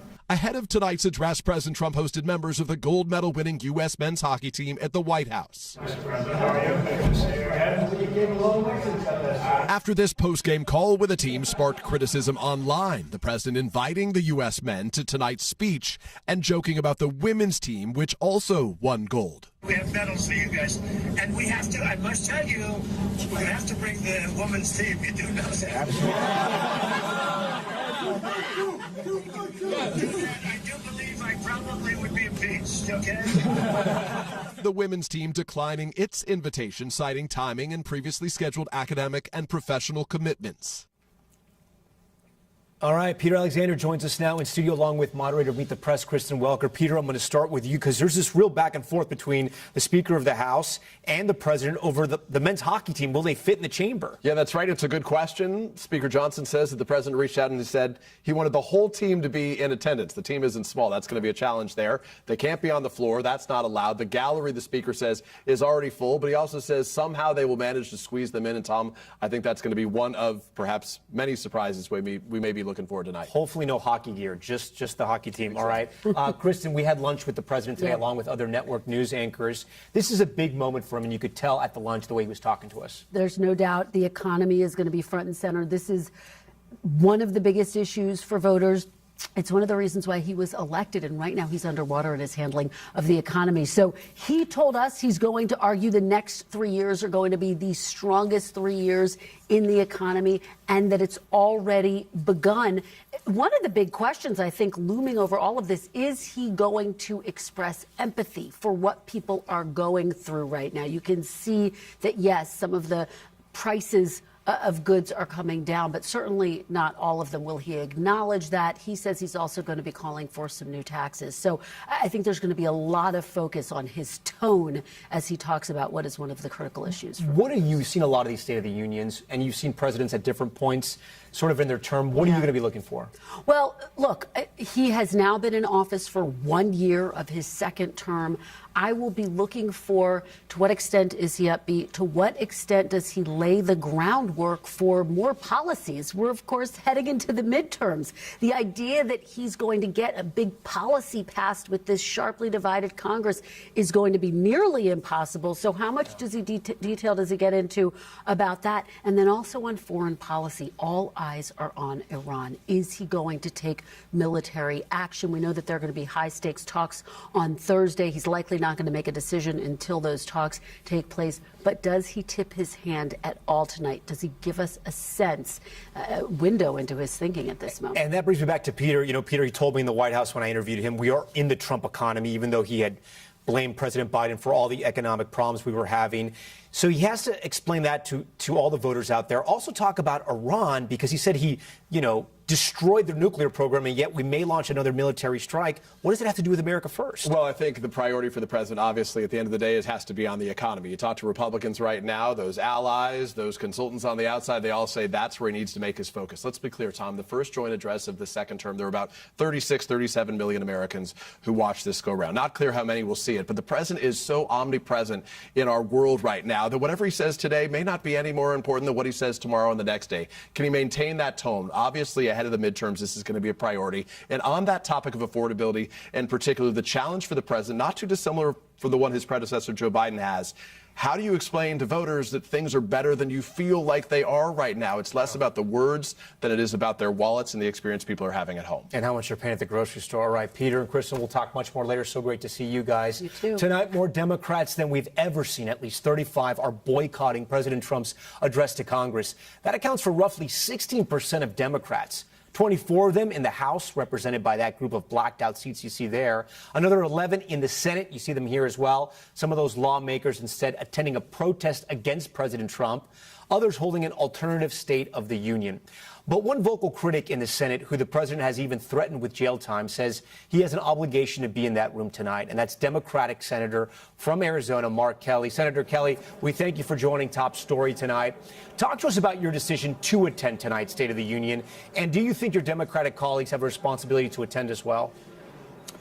Tom, I think everybody has to make their own choice, and I understand my colleagues who made the choice not to be there. This president is violating people's constitutional rights, especially folks in Minnesota, Los Angeles. We have 2 dead Americans. Other people have been beaten up. Their homes have been entered without warrants. And, in my case, I made the decision to be in that room tonight for a very specific reason.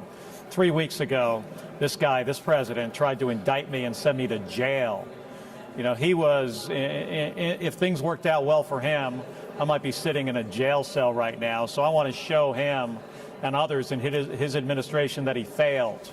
And I'm there doing my job, representing the people of Arizona, and I'm going to listen to every word he says. Yeah.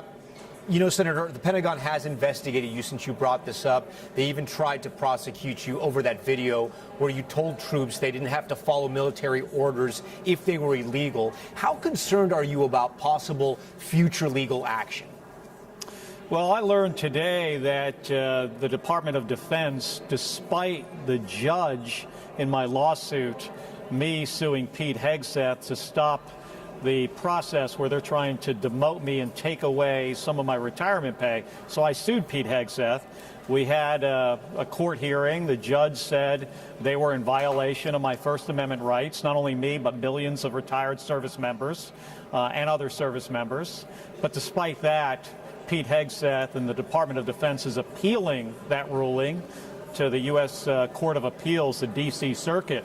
So they're not going away. They're not backing down. They don't seem to care about the Constitution, care about the rights of retired service members like myself. I spent 25 years in the Navy. I flew combat missions, flew on the space shuttle 4 times. You know, I've served this country in a lot of different ways. But this administration doesn't care about that. They just want to silence people that don't agree with them. And a unique feature about our democracy is that people have a right to speak their mind, even when they're speaking out against the government. This president doesn't like that. Because of that, he said he wanted to hang me, then execute me, then prosecute me. So I don't expect him to go away, but I'm still going to be doing my job, and I'm not going to shut up. Well, Senator, I do want to ask you, I'm sure this is costing you money. I'm not sure exactly how you have to cover all these legal bills, but do you regret making that video? Would you make it again? I 100% do not regret it. I absolutely would make it again. It was an important message. Hey, I served in the military. I remember getting, talked to about this early in my career. People don't get reminded of this often. And we said something that was lawful. We repeated what is in the Uniform Code of Military Justice. And because of that, they tried to indict me, send me to jail, and now under the Department of Defense, they're trying to demote me. But of course, I am always going to do the right thing. That was the right thing to do. But unfortunately, this president doesn't like people who have a different opinion from him. And he wants to shut people up. Well, he's not going to shut me up. You've been, of course, as we know, you've done it right here. You've been a vocal critic of the president. But when you look back at the first year of the president's second term, are there any areas where you've seen genuine progress? God, I've thought about this, and one of the problems, and I think it's a feature of his administration, is he does so many things that are so egregious, violating people's constitutional rights in Minnesota and L.A., tariffs, which is a tax on the American people, and then he lies about it and says foreign governments, foreign companies are paying, these tariffs, and the American people are hurting. I know, and there are some things that I've agreed with him, on, but the other stuff, which is, so over any norm and any line, just kind of drowns out anything else. I mean, just look at the Epstein files and what was reported just today, that possibly DOJ has removed information that had his name on it. That's not the way the system is supposed to work. We're supposed to have an independent Department of Justice, independent from the White House. But he's weaponized it, and he uses it to protect himself. You represent Arizona, which went to the president by about 5 percentage points. What are you hearing from your voters down there about the current state of the U.S. economy? Well, I'm hearing people are poorer and they're less safe. People are broke. Young people can't afford places to live. And in my state, hundreds of thousands of people are going to lose their health care coverage. And they're not going to be able to afford to go to the doctor, and they're not going to be able to afford their medication. People are going to die because Donald Trump decided that he wanted to give this big tax cut to billionaires. So that's what I hear from the American people. The other thing I hear is they find it pretty objectionable that time and time again he is taking steps to make himself and his family and his friends richer. Unprecedented in American history. Senator, tonight in this interview, you've taken the president head on. You've dedicated your life to this country. I just wonder, where do you go from here? Does your political career, does your public service career end in the Senate, or would you consider a run for presidency in 2028? I haven't made a decision about 2028. We have this election here in 2026. I'm going to do everything I can to help us win back the House and the Senate. I think we have a real opportunity. We got to have some more levers of power here to keep this president who is out of control in check. If we can win back the House or the Senate, we can do that. We can restore some parts of our constitutional democracy that have been lost by this president. We can repair some of these relationships that have been so damaged with our allies. I was over in Munich just last week, and to hear from prime ministers and deputy prime ministers, foreign ministers, about the damage and the loss of trust, I got to say, is really heartbreaking. You know, and if you're Greenland, you know, the fact that this president was talking about attacking an ally to take their land is unconscionable. So we've got a lot of work ahead of us. The election in 2026 is so important. Then I'll think about 2028. All right, I didn't hear a no there, but we heard everything else. Senator Mark Kelly, we appreciate your time tonight. I'm joined tonight right now by our political pros, Mike Dubke, a former Trump White House communications director in the first term, Matt Gorman, former communications director for the National Republican Congressional Committee, a good friend of Top Story, and Amisha Cross, Democratic strategist. I thank you all for being here. Mike, you've been in there. You've been with the president. You've been ahead of a State of the Union address. What's it like working with President Trump? I had lunch with him today. He seemed very relaxed. Don't know how much he's going over the speech, but he definitely knows what he's going to say. You know, he gets relaxed just before game time. But all of the preparation that went into this speech, they've been writing this speech for a while now. My memories of being back there in the White House is that they took this speech very seriously, especially was there for the first one. And he understands how important this is in setting the stage, especially now as we're looking at going into the midterms. So he's taking it seriously. He's done his homework. He's done his prep. And I think now he's relaxing. He had the hockey team in today. He's just trying to get ready for 9 o'clock tonight. All right, Matt, let's talk about how he convinces voters the Trump economy is better than the Biden economy and it's better for Americans. I talked to him. I interviewed him. He doesn't want to accept the polling. That shows he is underwater when it comes to the economy. Americans still feel America's too expensive. And it's trying to convince Americans, listen, the prices are never going to go back to what they were pre-pandemic. That's never going to happen in America. But maybe some of the prices are getting better. But trying to heat your homes, trying to buy a hamburger, trying to get a cup of coffee, it's all more expensive. And can wages go up past what inflation is growing or cooling at the moment? That's the key as well. Look, the polls are going to go up a little bit, maybe go down a little bit, depending on what's said tonight. But what tonight, more than anything is, it's a template for the vice president, the cabinet, and Republicans running on the ballot this year to go and sell the economy, to go and talk about jobs numbers and the like. I was talking to a couple Republicans who are running Senate races today, and they're desperate for something to hang on to as they go and sell to voters. Clock's ticking, though. Exactly. What are they going to hold on to? I think they can tell a story about jobs numbers, really good jobs numbers growth, inflation, the lowest it's been since 2021. I also think we're going to hear something about housing tonight. It's been a sleeper issue. It's going to be an issue in 2026 and in the presidential election in 28. Mortgage portability, even perhaps. Yeah, AI prices are still up. There's a lot of headwinds there. Amisha, I do want to ask you. You look at some of the polls, and Democrats are doing worse than the president on the economy and handling of the economy. Voters don't trust them to handle the economy in some of these polls. So how do Democrats get over that hump and convince Americans, listen, let's change guard, come with us, let's take over Congress, or at least the House, and things will get better? Push policies that work. At the end of the day, we've seen a lot of people coalesce around things like universal child care. We saw that in New York with Mondani. We've seen at the state and local level where there are housing policies that are making it across the country to make housing more affordable, specifically for renters. Most people in America who have housing issues or who live in housing happen to be renters, not people who own homes. So I do think that there is something to be said about that. We've seen cities take off in that space. What Democrats have to do is not just message affordability, they have to showcase how they get to affordability. And right now, I think that we're seeing, again, a lot of that is happening at the state and local level. But in addition to that, hammer home what this president has done, specifically around his tariff strategy, which has caused costs to rise when we're talking about things like coffee, when we're talking about other grocery store items. And quite frankly, what we just saw with multiple winter storms, the utility bills are through the roof. We have to make sure that there is a conversation to be had about how this president and his policies are basically killing economic affordability, but also and include how the government slashing of jobs, in addition to more and more people being unemployed. I saw the jobs numbers. We've all seen those jobs numbers. We also have access to LinkedIn, friend groups, and everybody else. People are losing their jobs rapidly by the hundreds of thousands. Corporations are cutting. Governments are cutting. People are really tired and frustrated. AI they can afford anything. Yeah. Natural gas, just talk about heating, still the most popular way to heat your home in America. Prices are very high. Mike, my question to you, does this matter? Peter Alexander was alluding to this. Does this speech matter? The president comes out. He's going to have a speech tonight. We're all going to cover it. It's why I'm here.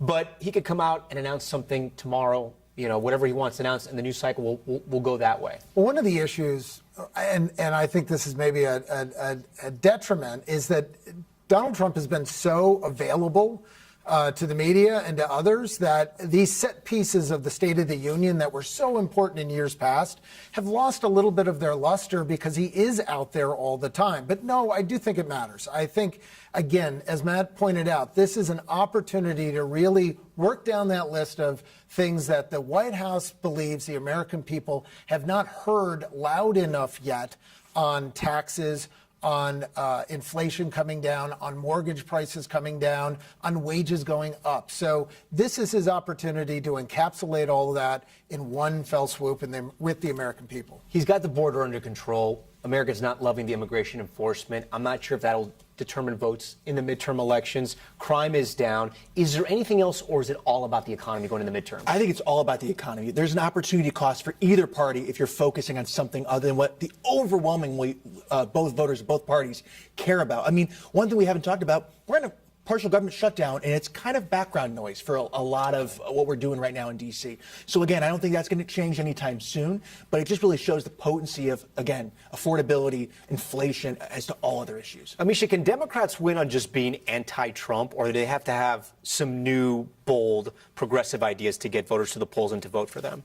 They have to do both. They have to be anti-Trump, stump down a lot of what he's doing that is not only extrajudicial, but also is operating outside of his authority when it comes to circumventing Congress. But in addition to that, they also have to have plans and policies to make America more affordable again. I agree, affordability is going to be the #1 issue. It is going to topple every single thing else. And Democrats' most fervent strategy has to be to stay in that lane and not chase after the shiny other things that the Trump administration and his campaign are going to throw that way. If I told you guys during the last campaign election cycle that we would be marching to war possibly with Iran for a second time, on a guy who ran on America's first policy, you wouldn't believe me. Do you think voters understand what we're trying to do in Iran this second time around? I'm not sure that voters understand what we're trying to do in Iran this time around, or what the dynamics are in the Middle East right now. We've got emerging democracy in Iraq.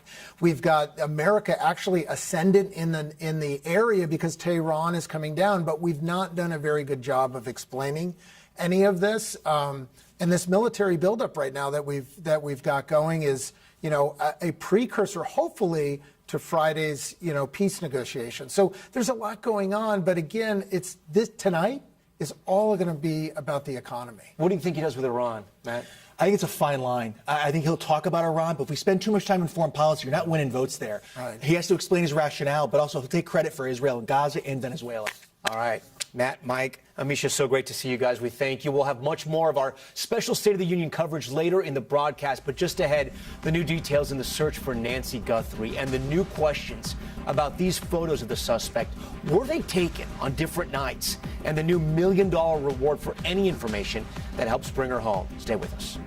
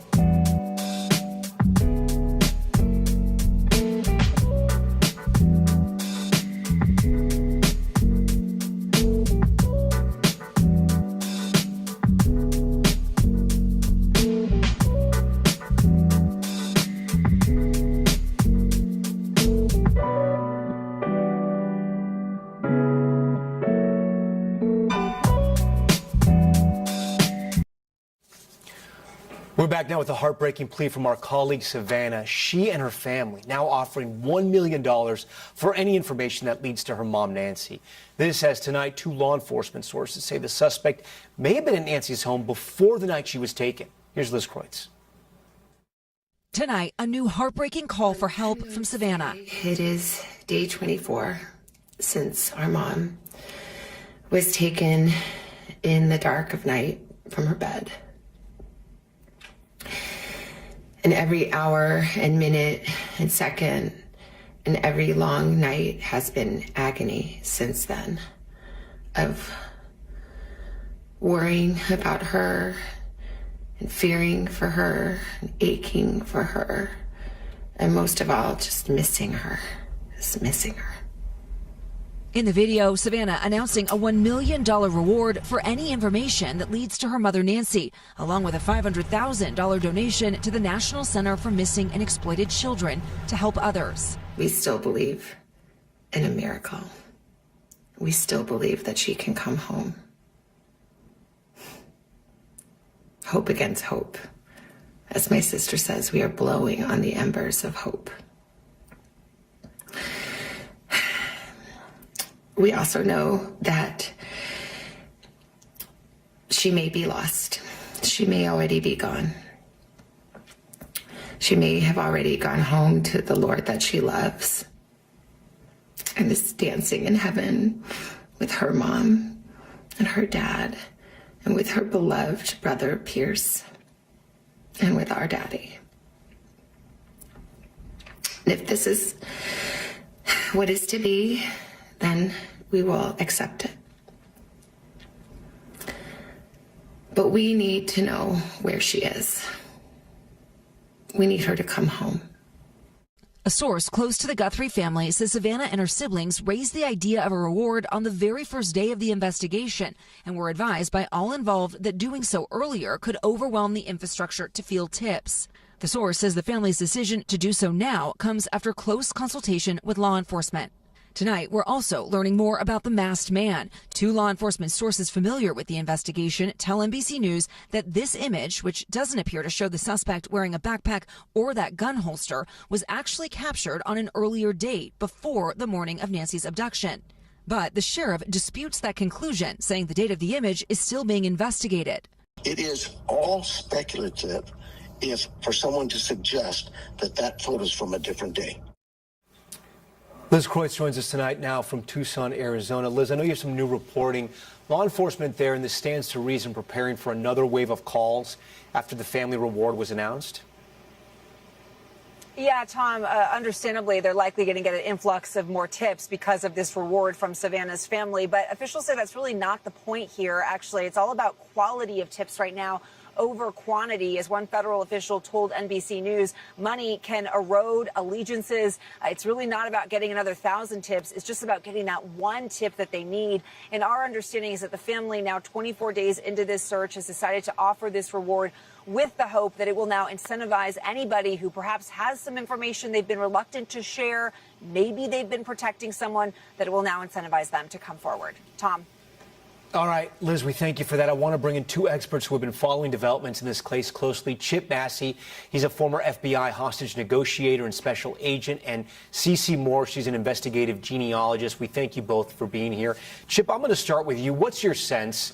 There's one image of a man on Nancy Guthrie's porch that two law enforcement sources say may not have been captured on the same day as the rest of the images. That's the image you can see in the center with the red outline. Do you think the image could be a person casing the house on a different day?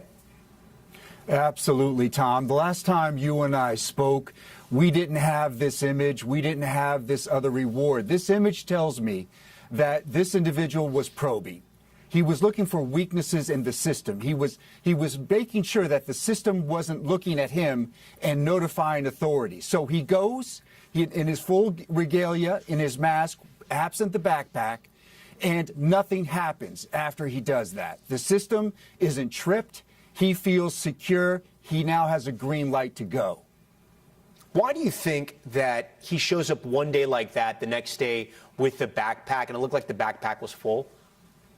So the first trip is simply to find out, is there something here that's going to tell the authorities that I've been here?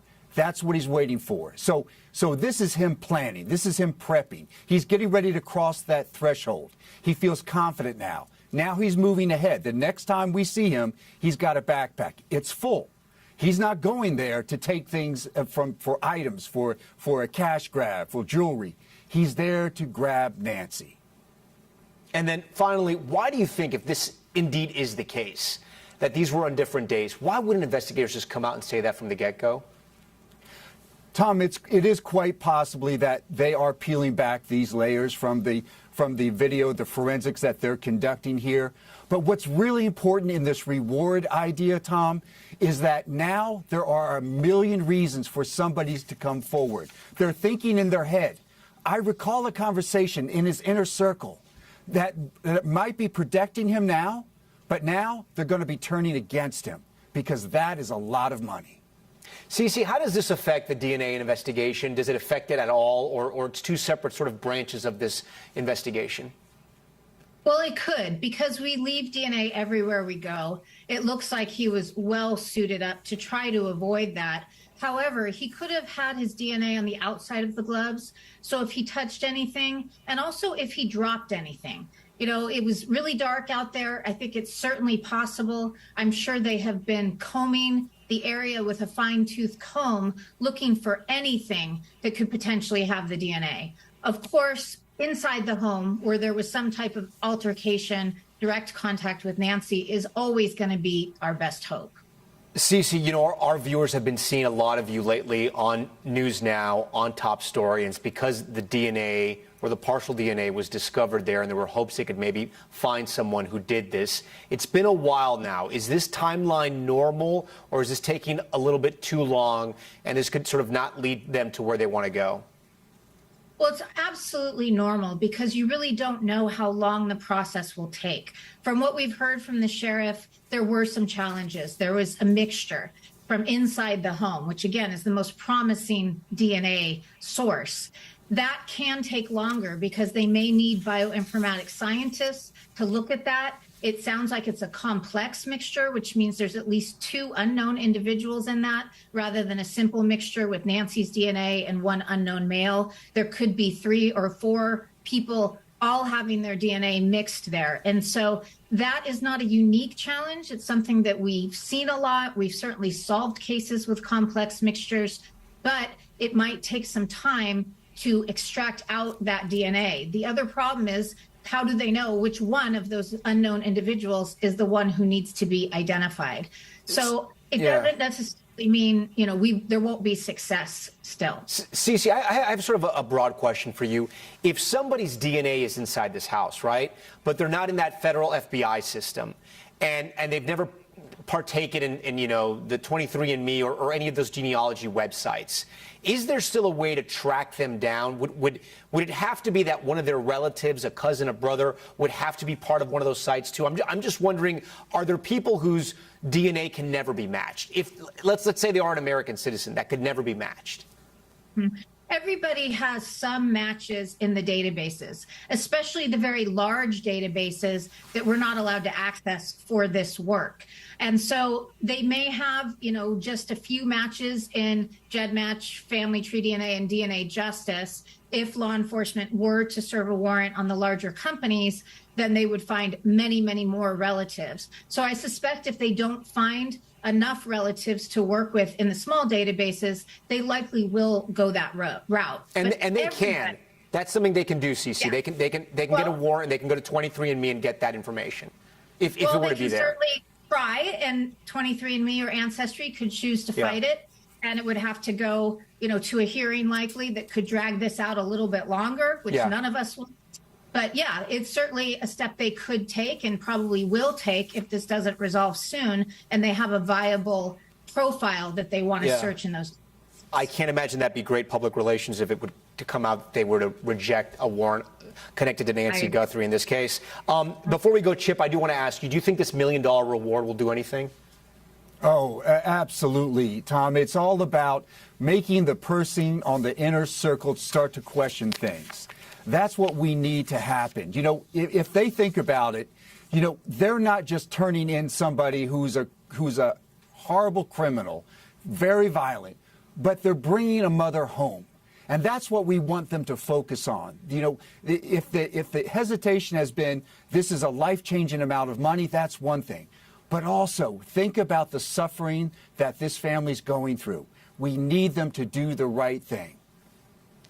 We hope you're right, and we hope those tips start pouring in, real tips. We thank you so much, Chip and Cece. Coming up, the terrifying attack in Washington State. A man allegedly going on a stabbing spree, killing 4 people. What we're learning tonight. And new video of a fast-moving wildfire in South Florida, scorching thousands of acres near the Everglades. What happened here? Plus, much more of our special coverage of the president's big address tonight. Stay with us.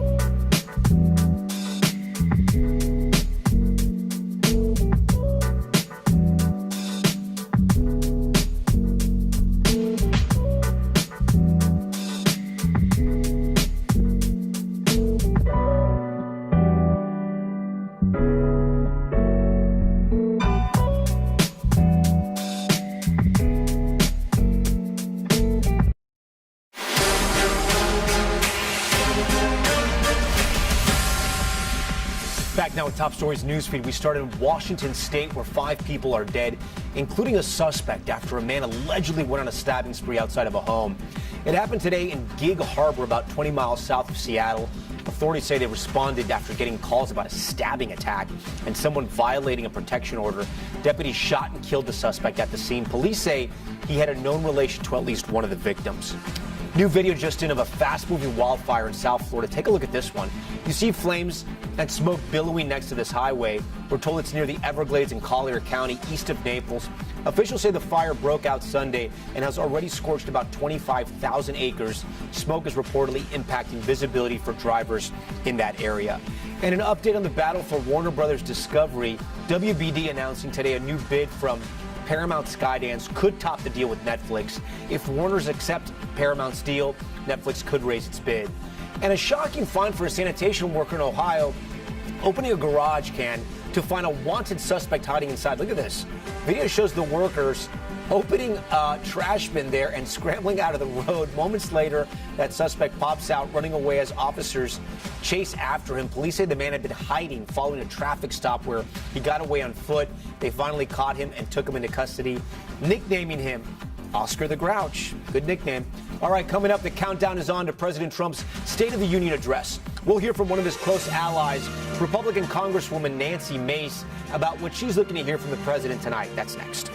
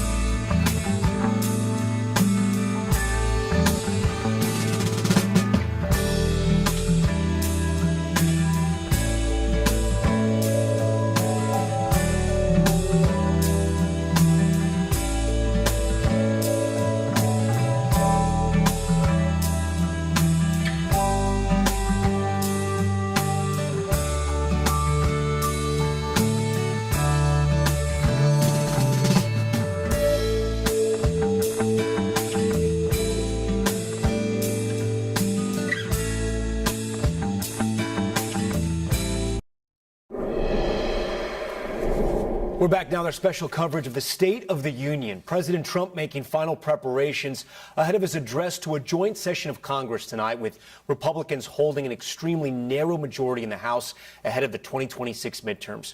Joining us live now is South Carolina Congresswoman Nancy Mace. Congresswoman Mace, we thank you so much for joining our special broadcast tonight. You are running in a competitive primary for governor there in your home state of South Carolina. President Trump has not endorsed you in the race yet. Do you think you will get his endorsement? Who knows at this point? It is a tight primary. We're working very hard to win it, and it'll be up to him and his decision whether or not he endorses me or anyone else in the race. But we're ahead in every poll, and we're very excited about the opportunity and honored to serve South Carolina now in Congress and as governor in this election. Do you think you've earned it? Do you think you're going to get it? Who knows? I mean, he's his own man. He makes his own decisions, and we're plowing ahead. We're ahead in every single poll. I'm the only candidate running for governor that has a plan, for example, to reduce the state income tax down to zero. That's very important when it comes to affordability and cost of living to South Carolina voters. I've been very clear on the justice system. It's not just the Epstein cases, for example, showing a broken justice system, but that trickles down to state cases. So I've been very active in putting forth policies to protect every South Carolinian in the governor's race. Yeah, you mentioned the Epstein files. There will be some victims, some survivors, I should say, of Jeffrey Epstein in attendance. I think they're coming with Representative Ro Khanna. What do you think the president should say to them? Should he address them? Well, I think their presence here tonight is courageous. It's brave. It's vindicating. Also tonight, I'm wearing a butterfly on my lapel. Virginia Giuffre, Robert's brother, came by my office yesterday and gave me his butterfly pin that you see almost every single victim wearing as they're advocating for their rights and advocating for their justice and their truth. And this thing should not end with Epstein until people go to jail. Why do you think there's less accountability here in the United States, where Jeffrey Epstein lived and committed these crimes, than in the UK and other places abroad? I think it's our culture of American society where we sweep these things under the rug. We just saw this week Tony Gonzalez and those awful transgressions between him and a young woman that worked for him who committed suicide ultimately at the end of that relationship.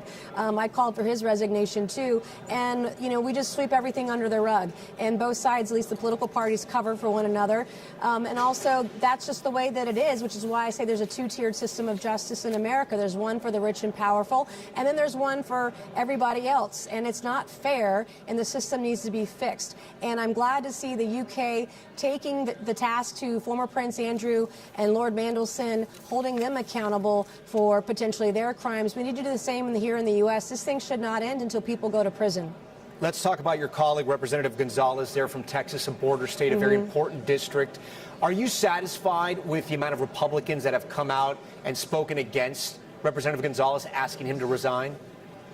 You know, there could always be more, but I'm talking to a lot of my colleagues behind the scenes because late last night I filed a resolution that would expose all of the sexual harassment records of every single member of Congress, regardless of party affiliation, because of the Tony Gonzalez situation. I did call for his resignation. Others have done the same. And I'm going to put that on the floor, that resolution as privileged, on the 4th, and I'll force a vote in the House of Representatives to show people what they're made of. Let's show America that we can hold people accountable, and we'll see how they vote.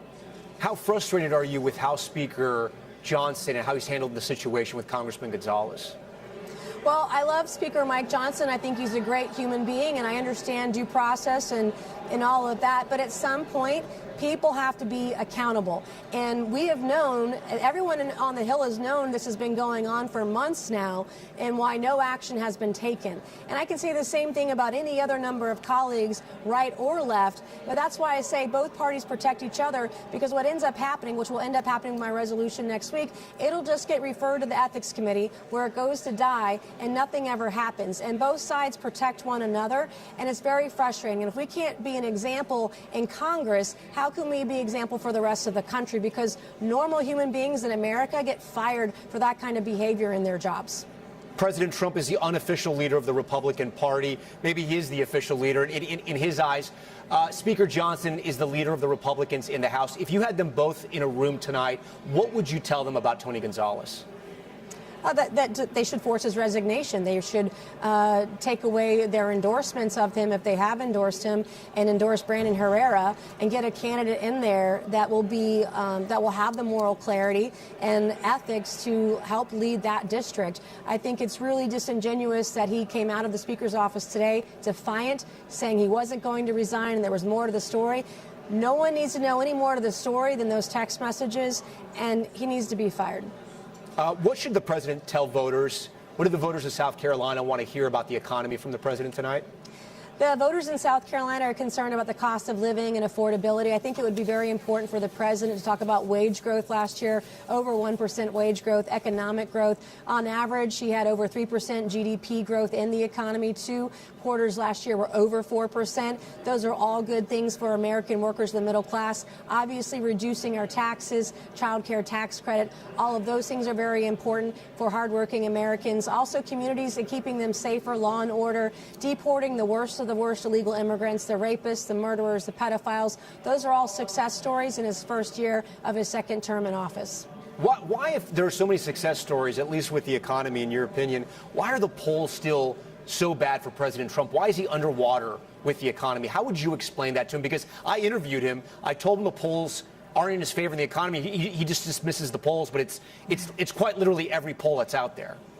Well, I mean, it's pretty easy. I've seen some pretty gnarly polls in my own race, and I know what the data says and doesn't say, and I empathize with that. But I think as long as he continues to focus on the economy and messages it in the right way, he'll have a very successful second year, as successful as the first. Yeah, Congresswoman Mace, but what does that mean, right? Because price of beef is still expensive. Price of heating your home, if you have natural gas, coffee's still expensive. Other prices have come down. Eggs have come down. Gas has come down. Get that. But voters are telling us it still feels very expensive to live in America. Well, it is. I mean, the cost of living is very high, even in the state of South Carolina, because of all the growth we've had. We're the fastest growing state in the country. I will tell you right now, I think there are other, things at play, particularly with the energy market, for example. Data centers are eating up a lot more energy today than they were even 5 years ago. And who pays that bill? Often, depending on it state by state, it might be the consumer. I think there are states like Florida, Tennessee, Georgia, North Carolina, and Virginia that are looking at how do we make sure we don't saddle those prices with just consumers only. How do data centers pay their fair share, for example? These are all things that people that are governor or running for governor need to address with voters, because the cost of energy is skyrocketing right now in every state across the country. But I think there are other issues at play as well that we have to consider. Yeah. How do you explain to your voters back in South Carolina what we're trying to do in Iran? The president says we decimated the nuclear program months ago in Iran. So why is there a military buildup? And why are we threatening war with Iran right now? How do you explain that to voters in South Carolina? Well, number one, if anyone can bring peace to the Middle East, I believe it's President Trump. He's been very good at negotiating deals with foreign nations, but there is no peace in the Middle East if Iran has a nuclear warhead. So I'm hoping and praying that the negotiations happening right now with the Iranian regime will not escalate to a war. And if that happens, of course, Congress has the war powers, and Congress has to approve any war that we might have with another country. But if we're talking about surgically going in, whether it was like Soleimani or Maduro, for example, getting in and out, having no troops on the ground, or getting out very quickly, that's very different. A strike is different from going to war. And I believe the president's heart is in the right place, and I hope that he can bring peace, and we'll see how the negotiations end. Does it worry you that America First has sort of morphed in less than 2 years to include other countries? Some of them, yes, are neighboring countries, but even countries like Iran, which are across oceans? Well, look at how many people, 50 to 100,000 innocent protesters have been murdered and executed in the streets of Iran right now. The Iranian people want a non-nuclear democratic country of Iran, and they're fighting it as hard as they can. But there are some grave concerns about the nuclear capabilities of Iran in the Middle East. If they get a weapon, our allies in the Middle East, they don't want to speak on the record, but I know in backroom conversations, they are deeply concerned, because if Middle Eastern countries are prosperous, there will be no war. And so how do we make that happen in the Middle East? And I do believe that President Trump is the only person who can get that deal done, and we'll see what happens in the next couple of days. And I pray that there's no war, but I also pray for the people of Iran that they can find peace and they can find their freedom sooner rather than later. Congresswoman Mace, we thank you for your time. We thank you for talking to us tonight Thank here you. on Top Story. Let's get a pulse check now on how Americans are feeling as we head into the President's State of the Union address. Our very own Steve Kornacki, a good friend to the broadcast, joins us now. Steve, walk us through the President's approval rating right now. We're going to break down some other issues with you as well.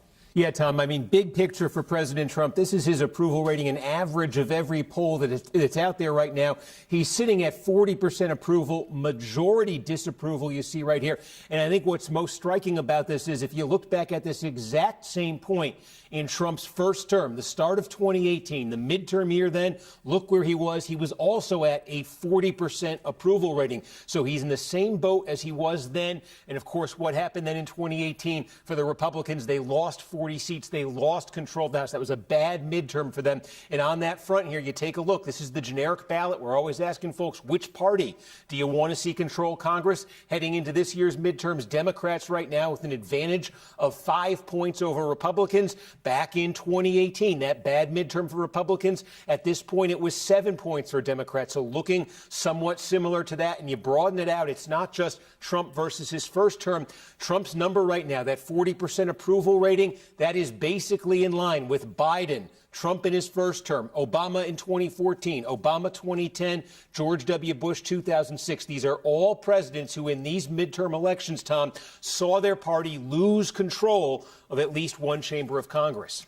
All right, Steve, break down some of the issues here. Can we look at the economy and anything else you have there on your magic board? Yeah, so you see that 40% overall approval rating for Trump. One thing we saw in his first term was it varied a bit on some issues. Take a look, though, here, when you're taking a look here at the economy, a 40% approval rating for Trump, specifically on the economy right now.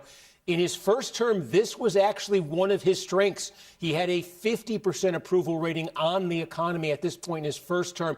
It's 10 points lower this time. Voters consistently saying this is their top issue, the economy and the cost of living. And Trump's signature issue, arguably, his entire time on the national stage the last 10 years, immigration and the border. And here you see, look, a 43% approval rating for Trump. Again, majority disapproval. You look where this number was in his first term here.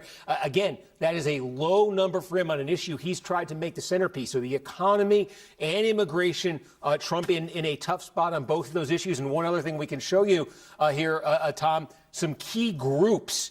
Young voters, Hispanic voters, and independents. And if you think back to the 2024 campaign when Donald Trump won and he won the popular vote, he did surprisingly well with all three of these groups. You take a look at what his job approval rating with each of those groups is now, 29, 30, 29%. Again, a year ago with these same groups, it was significantly higher. So he's had slippage with some of those groups he really appealed to, developed a sort of surprising strength within 2024. The polling right now indicates there's a lot of skepticism and doubt with those same voters. Steve, let me throw you a curveball here. Anything positive in the data or the polls that we have seen for President Trump or Republicans? I ask that because I know there's been some polls out there that show Americans don't trust the Democrats more than the Republicans right now to handle the economy. So you wonder if the Democrats are just going to run anti-Trump.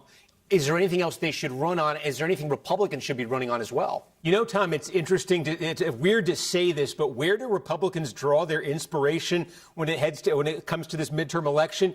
It would be the last president. It would be Joe Biden of all people. Why? Because, look, Trump's approval rating's 40% right now. Joe Biden's was 41% at this point in 2022. Democrats did lose the House in 2022, but look at that number. That means the Democrats lost 9 seats in 2022. That's actually the lowest, the smallest amount of defeat that a White House party has had in any of these midterm elections. So, Democrats, they lost the House, but it wasn't catastrophic in 2022. I think when Republicans look at all of these sort of big picture indicators that are so difficult for them right now, if they were able to hold they want to control the House, but if they were able to hold their losses to single digits and say you have at least a fighting chance at the House, I think they would sign up for that right now. And one of the reasons for that, why it wasn't as bad for Biden as it was for some of the others, the battlefield really has narrowed over the years when it comes to House districts. You hear about gerrymandering. Yeah. You hear about the rise of polarization, people really picking sides and sticking with those sides. So weirdly enough, Joe Biden was in bad political shape in 2022, but the House losses were single digits. Republicans, in some ways, draw inspiration from that. Steve Kornacki, we're going to talk to you more later throughout the night. We thank you so much. I want to get right over to Capitol Hill and Julie Sirkin, who's there reporting live for us tonight just before the State of the Union. Julie, give us a sense of the energy there in Capitol Hill and some of the things people are talking about and looking out for. Tom, so that room that you see on your screen, that's called Statuary Hall. Down the middle is where members of Congress are starting to shuffle in. I was just over there. The energy, the vibes, they are high at this point in the night, at least among Republicans. We haven't seen many Democrats. A number of them are planning to skip the speech, as you went over with Senator Kelly and others that you spoke to. But Republicans are taking selfies. We saw members of the U.S. men's hockey team come over, take pictures with leadership, hold their medals to reporters. And you see guests start coming in as well. We know there are a number of them that are reflective of a number of issues Democrats wish to highlight that the president could be vulnerable in. But there are also guests from the White House. We saw members of the cabinet start to stream in, his cabinet secretaries, the president that is. So a big night shaping up in just about an hour from now, but a lot of energy in that room you see there. Any special guests you've already seen pop by before we turn it over to more special reporting from Hallie and Kristen? Any special guests you're seeing already?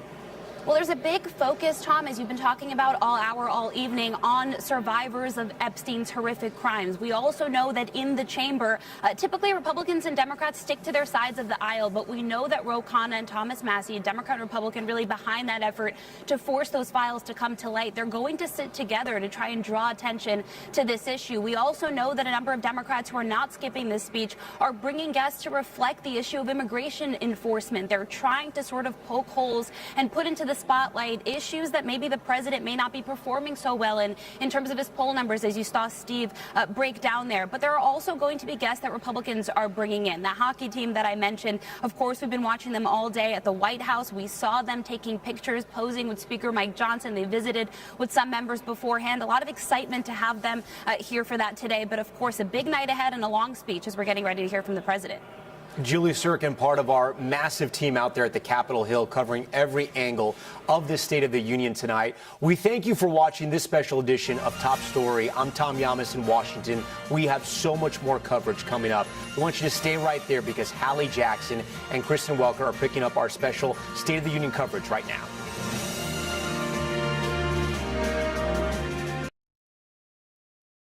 We are live from the nation's capital, where just minutes from now, we will see the president making his way down Pennsylvania Avenue to the building behind me.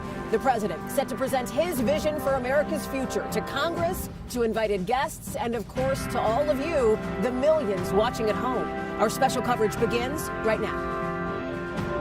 This is an NBC News special, President Trump's State of the Union address. Now, live from Washington, here is Hallie Jackson. Good evening. The State of our Union tonight, if you ask voters, it is expensive. And that's why the president's planning to lay out a vision he says centers on three big themes: a country that's strong, respected, and prosperous. Heavy on the prosperous, with what we expect to be an optimistic view of the economy from him tonight. Expect to hear his affordability plan, his next move on tariffs. Immigration, that is also a big theme as we're in this Homeland Security shutdown. So will the president agree to any changes to ICE, for example? And then, of course, there's Iran. With a region on edge, will the president make a case for a possible strike? All of it is setting the tone for the kickoff to this midterm year, which may be a challenge because of the numbers you're about to see here. Most Americans say they disapprove of the president. So for him to buck history and stop a slide for his party come November, that could be an uphill climb. We have every angle covered tonight. I'm serious. Every angle. Look at all these cameras. We're going to have the arrivals, the hot mics, the president. Here's the White House. He's going to leave the White House any minute. We'll have that for you live. Here's Statuary Hall at the Capitol, just steps from where we're standing. We've got our reporters. We've got lawmakers on both sides of the aisle, plus a superstar team with me here in studio, including Kristen Welker and Peter Alexander, and the political insiders to help us pull back the curtain, Matt Gorman and Amisha Cross.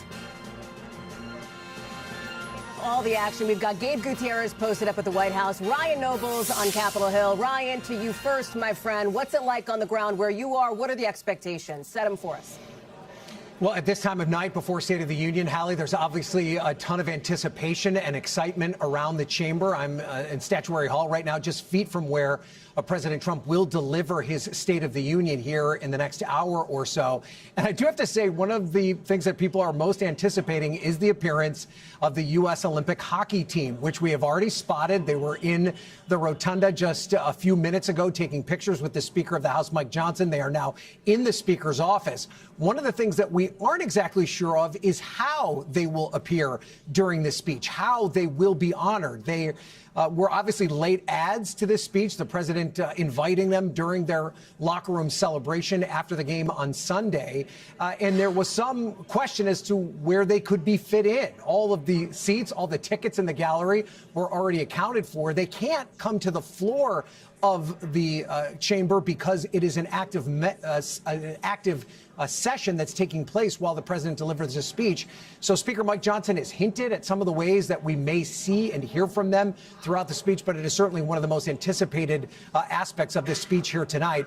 Other than that, this is going to be about President Trump setting the groundwork for his agenda heading into the midterm elections. Obviously, his approval rating has taken a bit of a hit in his first year of this second term in office. And one of the big questions that we'll be looking for tonight is how he addresses the question of affordability. That continues to be the number one issue on the minds of Americans. Will he try and convince people that things are okay and they just need to be patient, or will he map out a plan for the economy going forward? Hallie? Ryan Nobles, next time we see you, you're going to be in a little headset sitting up in the gallery, so we'll be looking for you in a couple of minutes. I'll let you get over to it. Gabe Gutierrez, let me go to you there on the White House North Lawn. No excerpts, I don't think, from the president's speech yet, but give us a sense of what we might hear from President Trump. Well, Hallie, first I want to take you inside the White House right now and a little bit behind the curtain. In the briefing room right now, the staff of the White House is playing a claymation figurine of President Trump next to a rolling list of his accomplishments. That's something they're also pushing out online, certainly an acknowledgement by the administration that they are trying to win the social media war here and get the president's message out on social media for those who may not be watching tonight, the huge audience on the broadcast networks. Of course, this speech comes at a significant time for the president. It has been an incredibly consequential first year of his second term, but there's quite the backdrop here. You still have the partial government shutdown still underway, Democrats withholding funding for the Department of Homeland Security, and also just a few days ago on Friday, the Supreme Court issuing a ruling that essentially rendered President Trump's most of his tariffs illegal. It'd be interesting to see how he addresses that and how he addresses the Supreme Court justices that will be in the room with him. And of course, Hallie, this comes as tensions are escalating with Iran, and the president is considering what to do next there as he moves military firepower into the region. Now, a senior administration official does tell NBC News that the theme for this speech will be America at 250, strong, prosperous, and respected. And on the economy, as Ryan mentioned, the president is expected to tout a new program to require tech companies to pay for electricity costs at AI data centers. And also, you mentioned he's expected to talk about affordability, but also what he sees as his accomplishments on border security and immigration. Certainly, illegal border crossings have dropped significantly during the first year of his second terms, down from a record high during the Biden administration. But just recently, he has struggled with approval ratings on immigration because, in part, those American citizens that were shot and killed by federal immigration agents in Minneapolis. But with a flair for the dramatic, the president sure to want some made-for-TV moments there at the speech. Everyone wondering how he will honor Team USA, which, by the way, the men's hockey team was here at the White House earlier today, Hallie. That's right. Gabe Gutierrez, we'll talk more about that. Thank you, friend. Appreciate that. Let me bring in Meet the Press moderator Kristen Welker, our chief White House correspondent Peter Alexander, who are joining us here. Okay, viewer's guide, if you will, a playbook. What are you watching for that we should be watching for, Kristen? Well, Hallie, the first thing, you have to talk about the economy. It's the number one issue for voters right now. President Trump is underwater in his handling of the economy. This was one of the biggest reasons why he was elected. I was able to attend the anchor's lunch, the annual lunch with the president today. He talked about the fact he's going to argue that the country should prepare for the best 3 years economically in the nation's history, and he's going to say it starts right now. But here's the big question I have, and I think the big question a lot of Republicans have.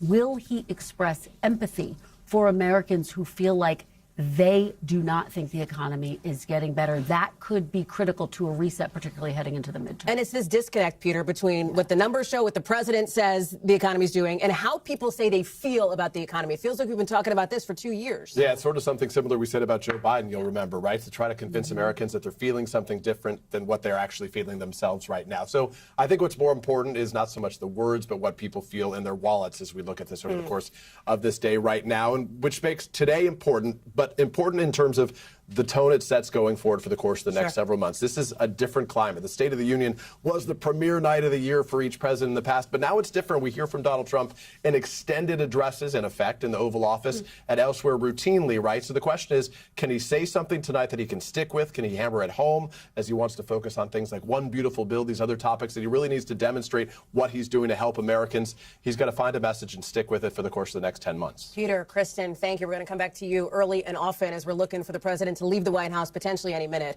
Before he does, I want to bring in Republican Congressman Byron Donalds, who is joining us now. He's also running, of course, for governor in Florida. Congressman, thank you for being back with us. Good to see you.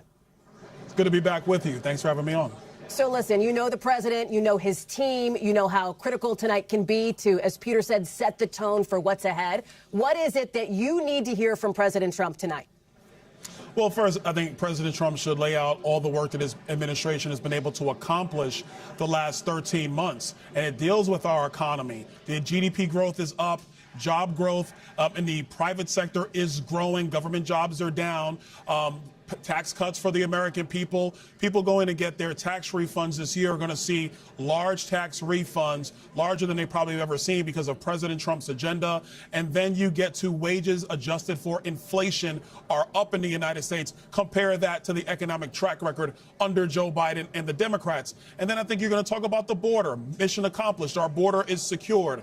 Going through the process of deporting criminal aliens, criminal illegal aliens. That's going to be important as well. And so I think the president's going to lay out all this, but then speak specifically to the American people about affordability and the things that his administration is going to be pushing forward in order to make sure that people can afford living in America, build a great family in America, and build that American dream, of course, right here at home. Congressman, you talk about this issue of affordability, and I'll tell you, I've been talking with Trump voters the last several days here leading up to tonight, and what I hear is people saying, my heating costs are really high. I feel like, I had one person tell me, I feel like day to day, my life is really hard. It kind of sucks, his words, from a budget perspective, but hey, at least my 401k is doing okay. What does President Trump need to say to try to level with specifically middle-class Americans who feel like he is not, people who supported him, people who feel like he's not making good on the promises from his campaign? I think at first you have to speak the truth about where the economy is, the actual data points that demonstrate that demonstrate that energy costs are going down in America. And like I said, wages are going up. When wages adjusted for inflation are up, that means people are keeping more money in their pocket. Talk about how no tax on tips, no tax on overtime is going to help working families all across this country. The largest tax cut associated with Social Security benefits, going to help seniors on fixed incomes. You have to constantly talk about these things because, like I said, as the economy continues to grow and get better through this year, we're going to see a lot of that stuff really impact the lives of the American people. I think speaking to that is critical. And then also talking about the other ways to continue to drive prices down in America. And like I said, you compare Donald Trump's economic record to that of his predecessor in Joe Biden or his predecessor before that in Barack Obama. The American people do understand and know that his economic recipe has actually been successful for working families and small businesses in the United States. You mentioned immigration, so let me ask you about that, because this speech is happening on the backdrop of a partial government shutdown, Homeland Security only here, but it obviously comes as Democrats are demanding, they want to see changes to ICE, for example, reforms to Border Patrol, things like making sure that ICE and Border Patrol agents take off their masks, for example, among other things. When it comes to these negotiations, what is it, Congressman, that you would like to hear the president commit to try to get DHS back up and running? And look, at this point, I think this is really in the hands of Democrats. What Donald Trump, I think, is going to speak to is the fact that his administration is following federal law and executing federal law. A very different situation than when Joe Biden and Kamala Harris were running the country. It is clear they were not following the law. If you want to talk about these agents who are wearing masks while they do their jobs, the reason is because you do have organized protesters who are taking their photos and then their families are being intimidated. Their children are being doxxed. And that's just simply unacceptable. We shouldn't be allowing law enforcement, when they're trying to do their job under the law and under the Constitution, they shouldn't be harassed for it. But that's what's happening. So the truth is that the president, in my view, should just hold firm. If Democrats want to keep FEMA closed, and let me talk specific to Florida. In Florida, we had a major crop loss because of the Arctic chill that came through Florida 2 weeks ago. We've lost a large amount of our crops. Some farmers have lost all their crops, and that basically feeds Americans up and down the eastern seaboard. Are Democrats going to leave Homeland Security closed, which leaves FEMA closed, while Florida farmers are trying to get back on their feet after a devastating frost? The Democrats got to figure out what's more important to them, making sure that the American people are getting relief when they need it, making sure that border agents are paid. Nobody likes TSA agents. It's tough. I get it. But we got to be able to go through our airports and be safe, or they want to play this silly game, because what they want to do, they want ICE to be how ICE was under Joe Biden, and that's unacceptable. It's of course Republicans in the majority, but Congressman, we're always glad to have you on. I know you have to run in. You got to get your seat, so I'll let you go. I know the room is filling up. Thank you very much for being with us. Want to show you now. You've been looking at Stat Hall, right, at the Capitol here, and take a look at this. It is filling up. You're seeing the guests coming in. We've got it covered from all the angles. We are actually watching. I've got every single person around this table just about on their phones, checking the group chats, because President Trump is probably going to be departing the White House any minute. Sometimes we see the president, through the beast, through the windows there, making a last-minute notation on the speech, making a last-minute edit, all of it as more of these members are coming in. I want to go ahead now and bring in Senator Adam Schiff, Democrat from California, who's joining us. So you typically attend these States of the Union, these speeches, not this year. Why not? What's your message to Americans as you decide to essentially boycott? Well, this president is violating the law and Constitution every day. He's violating court orders. He's engaging in illegal conduct. This is the most corrupt administration, I think, in American history. There are masked ICE agents demanding the papers of U.S. citizens, as well as shooting people in cold blood. We can't treat this as somehow business as usual. This administration just tried to indict 6 of my colleagues in the House and Senate because they were speaking the truth in a video. This is not normal. This is not lawful. This is not constitutional. And I didn't want my presence in the State of the Union to signify that I thought this was okay, or that I was willing to give it some kind of tacit approval. I haven't missed a State of the Union in 25 years. I've been to them with both parties, presidents of both parties, but we have to put a stop to this unconstitutional behavior. Well, it's interesting you say that, because the top House Democrat suggested you shouldn't let anybody, as he put it, run you off your block. You talk about the idea of not wanting to give tacit approval by your presence. There will be some in your party who will be seated in the chamber tonight, who will be attending this speech. Do you think that they will be giving the president their tacit approval? And do you worry that the party looks fractured without a unified response? I think everyone needs to make a judgment for themselves, and I don't want to suggest this is an easy call. It certainly wasn't easy for me, because I think part of being there is showing respect for the office. But the greater fear that I have, and what compelled me to skip the State of the Union and go to a protest instead, is the magnitude of the lawlessness of this administration, and wanting to send a message by my absence that I am going to fight this in every way I can, which includes speaking out every day in every way, in every method I have to push back against this lawlessness. We just can't accept that this is somehow now going to be normal for the United States of America. We're going to seek to jail political opponents. We're going to seek to demand papers from people on the street. We're going to ignore court orders. We're going to engage in just vast corruption with crypto deals. We just can't accept this as somehow standard practice, and that's what I intend to convey with my absence. Senator, one of the concerns you've raised has to do with ICE tactics, immigration enforcement tactics here. And obviously Congress is now, a week and a half into this DHS-only shutdown. Last big shutdown, Democrats had some internal splintering over voting to reopen the government without certain guarantees on the issue at hand. Back then, it was the ACA tax credits. Are you confident, Senator, that your party will get the changes, get the reforms that you want to see this time around with this partial shutdown?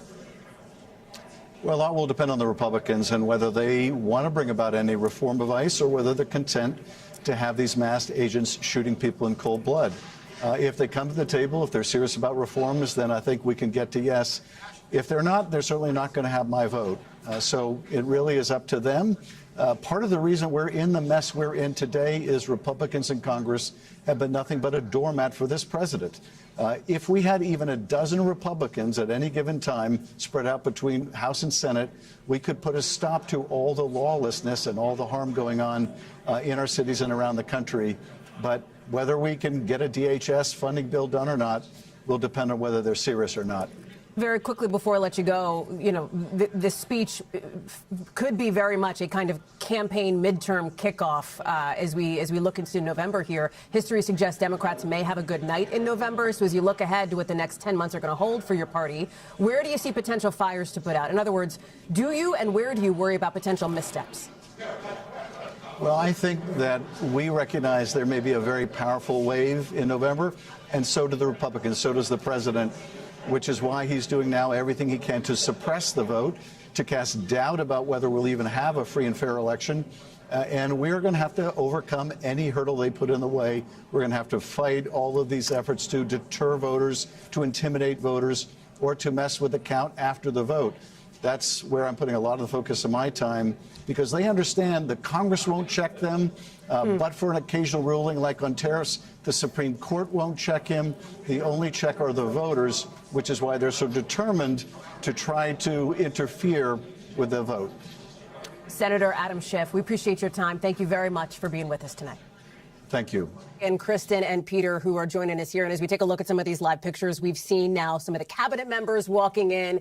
This is par for the course when it comes to these presidential addresses, which you two have covered so frequently. And Peter, it was interesting listening to Senator Adam Schiff there. I mean, he talked about he's been at these speeches for 20 plus years. He's not going to be at this one. And I think that you've seen some of the tone in the Trump era start to shift of the way that these, you know, major primetime presidential addresses go. I think you're right. Obviously, the Democrats feel like sitting in that room isn't doing them any favors, so they may as well go out there and try to deliver a message in a different way. And some have choosing almost a dozen senators, a couple dozen lawmakers doing the same, where they're going to be speaking specifically directly to Americans, hoping that they can sort of counter this. Notably, Abigail Spanberger is going to be a part of this as well. She's going to be delivering the response for Democrats, someone who won what was formerly a Trump seat, won a state that was governed by Republicans until recently when she won. So all of that's notable here. A couple things that strike me in the conversations you had with Byron Donalds and Adam Schiff in particular. One is that the president, when we talk about the topic of affordability in particular, just 5 days ago he was in Georgia and he said, among other things,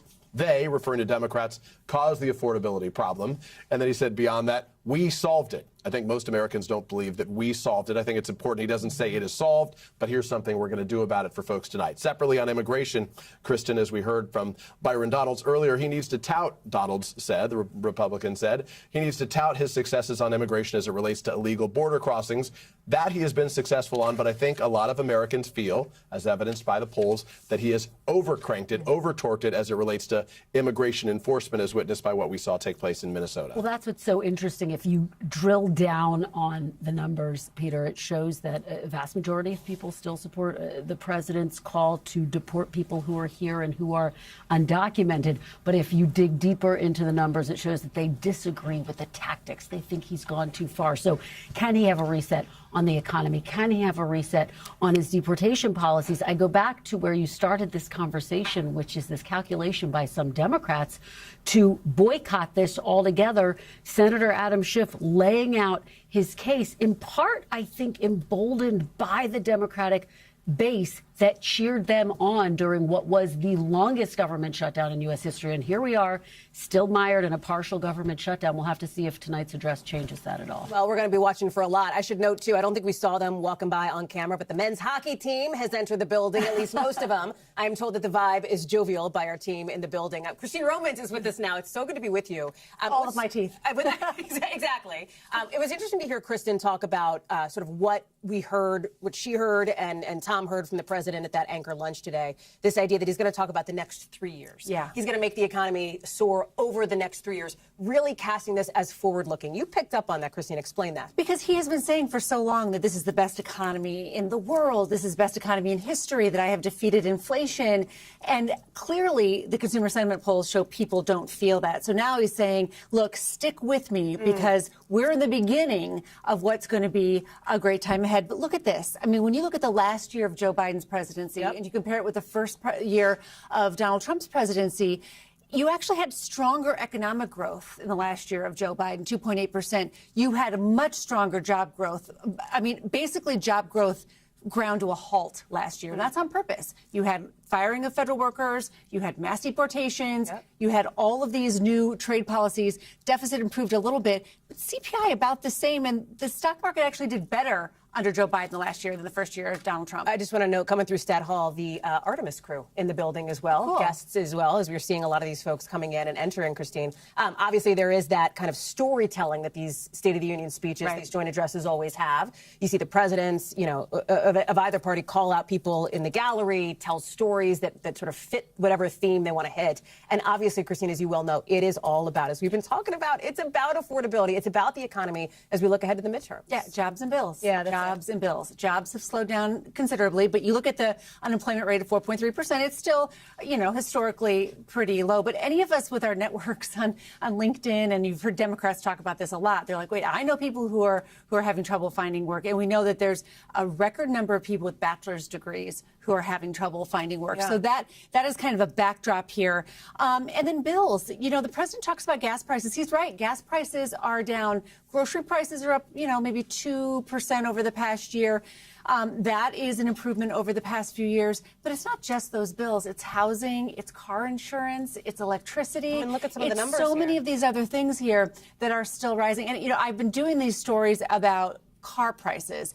And the average length of a car loan is now 69.9 months. And Hallie, 13% of people who are financing a car are stretching their loans to 84 months or longer. That's 7 years. What does that tell you? It tells you people can't afford a car. That's right. And so that is kind of the backdrop here when the president is cheerleading and he uses his position to cheerlead the economy, as he should. Yeah. But at home, people feel like, wait, I can't afford my car or my insurance. Here comes Speaker Johnson. You just saw him walking through Stat Hall there with folks around him as we are seeing these arrivals, Christine. We're about to see the president depart from the White House, and that's going to be a moment too as we look to this critical moment. Millions of Americans set to tune in. Listen, it's not the audience that you necessarily used to get before things were fractured, but it is still a major moment for any president. Steve Kornacki knows that well. Big night, big board. Steve is there, and the big focus, Steve, of the president's speech night is going to be this issue of affordability. But it's coming interestingly as we continue to really drill down on this in the lens of the midterms and what this means for the primaries that start next week and for November. It's his approval rating. It is not necessarily where you'd think a White House would want it to be. Yeah, and I think people taking a measure here of how the public is processing what you and Christine were just talking about right there. So first of all, big picture, job approval rating for Trump right now sits at 40%. That is majority disapproval. But also, I think here, you say alarmingly for the White House and for Republicans, that 40% approval rating, that's exactly where Donald Trump was at this same point 8 years ago. His first term, heading into the 2018 midterm. In the 2018 midterm, the Republicans lost 40 House seats, lost control of the chamber. So just on that number alone, that's not where a White House wants to be. There's also the generic ballot for the Republican Party here, asking folks, which party do you want to control the Congress? Democrats right now, 48-43, a 5-point advantage for Democrats. Again, go back to that first Trump midterm that went so well for Democrats, so poorly for Republicans. At this point back then, it was 7 points. So again, right now, broadly in line with what happened back there in Trump's first term. Dig down on some of the issues, more particularly the economy. This one actually was a relative strength for Trump in his first term. But now ask folks, do you approve of how Trump's handling the economy? Again, you get that 40% number. In his first term at this point, it was 50%. So voters are saying this is their top issue, the economy, affordability, the cost of living. The president's marks are 10 points lower now on that specific issue than they were at this point in his first term. Also, what Trump has made sort of his centerpiece issue for a decade on the national political scene, immigration and the border. He's sitting at a 43% approval rating on that issue right now. It was 39% at this point in his first term. Neither one of those numbers is a great political position to be in here. And I think for Republicans looking ahead to November, there's also this. When you look back to 2024 and how Trump came back to the White House, how he was able to defeat Kamala Harris, win the popular vote, he did surprisingly well with a couple of key groups here: young voters, Hispanic voters, independent voters. And what you're seeing right here is Trump's approval rating with those groups in particular, and none higher than 30%. With these same groups a year ago when Trump first came to office, he wasn't doing great, but he was doing better. He did surprisingly well with them in the 2024 campaign, and he has slipped now since then, both in his early days as president again and now a year in. Well, and I think, Steve, to your point, I mean, TLDR, right, the coalition that got him elected this time around doesn't seem to be quite as strongly backing him at this particular moment in time. Fair? No, that's exactly right. And there's the concern for Trump and his party has always been twofold. It's just trying to have support with these voters, and then also the voters from these groups who do support him, do they turn out in midterm elections? That's also been one of the secondary concerns, too. Steve Kornacki, I know you're going to be sticking around to talk through a lot of this with us. Steve, thank you. We saw some action there. You're looking on the left side of your screen at the door, the portico, where the president will emerge at some point to make that trek down Pennsylvania Avenue. No traffic. He'll make some good time getting down to the Capitol building. That's just a couple of blocks from where we are, as I bring in Matt Gorman and Amisha Cross as well. Matt, you know, we've been talking about this. Peter alluded to it. It's a big night for a president, but it's also, you know, are we going to be talking about it Friday? I mean, I think the key thing about it is the tone setting, is a blueprint, perhaps, for Republicans in Congress and around the country to draw from as they head into these key elections. Absolutely. Polls will go up, polls will go down, maybe based on the speech. But I think what Republicans I talk to are running Senate races or running a down ballot across the country. They want a template that the vice president can use, the cabinet members can use, how to talk about the economy. Do we hear new things on, say, health care and housing that voters can latch on to, that Republicans can latch on to and talk about on the campaign trail? Is that clarity? It's that cohesion? Really him telling a story tonight, I think, that Republicans are looking for most of all. Amisha, are Democrats taking the right strategy here when it comes to, you know, several dozen of them boycotting? Others will be in the room, some bringing, for example, Epstein abuse survivors, which we'll talk more about, to try to shine a spotlight on an issue that certainly President Trump hasn't seemed eager to discuss. Well, I think that bringing the Epstein survivors is actually really smart. One of the things that Trump has done since those files have been called for is tried to elude and run away from them as much as possible. But with that being said, the Democrats are running into the same struggle that they've had consistently, being on the same page, singing from the same songbook. Some want to actively participate here. Others want to, you know, go and essentially rally the base. Individuals who are already done with Trump, who probably won't be watching this, who are done listening to all the lies, and they want to be a part of that coalition. The big thing, I think, is that Democrats are very well aware that the midterms are just around the corner, and that this is campaign. And at the end of the day, Donald Trump is who he is. They know that the tariffs cause prices to go up. They know that irrespective of the Supreme Court shooting down his authority to even carry those out, he then inserted more. They also know that this is a president who refuses to acknowledge that affordability is a problem, but also does not have a path forward. He would rather believe that people are somehow just thinking it up where the Democrats created it. Affordability isn't a feeling. You can either pay your bills or you cannot. Americans know exactly what that means and what that feels like, and they're looking for a way out. And I think that Democrats are being very smart in sticking in that lane and showcasing what they can do, but also elevating the concerns of the American people, because they know that the president isn't going to do it. Let me bring in Julia Ainsley now, because one of the issues, listen, we spent a lot of time on the economy because the president is going to be spending a lot of time on the economy. You got to talk about the Department of Homeland Security and immigration, too. You heard it in that conversation with Congressman Donalds as well. This is the backdrop of a partial government shutdown, but a shutdown nonetheless, with no funding for Homeland Security for most of it. And on that, I want to bring in Julia Ainsley here, because, Julia, the president has put a spotlight on this. It is one of the issues that helped get him to the White House in 2024. But here again, we've seen a degree of erosion for him in support. Well, you're absolutely right, Hallie, and it's incredible to think about the change from just a little over a year ago in his inaugural speeches, when he did two, talking about the shock and awe that he wanted to bring, specifically when it came to mass deportations in this country. Now you're looking at a government shutdown over DHS because of Democrat opposition to the policies that they saw ICE carry out in some of the cities across the countries. And it is 1 month to the day of the death of Alex Pretty at the hands of Border Patrol agents in Minneapolis, which we know started the beginning of a very stark It's very stark change to Trump's immigration policies. They've now pivoted to a softer touch. And Julia, I only jumped in here. I don't want to interrupt you, but we saw the president's chief of staff walk out of the White House, which suggests we're getting close. Some other aides and advisors as well. As we expect to see any second now, the president and the first lady walk out, get into the motorcade. Peter, you've done a few of these before. He doesn't usually stop, right?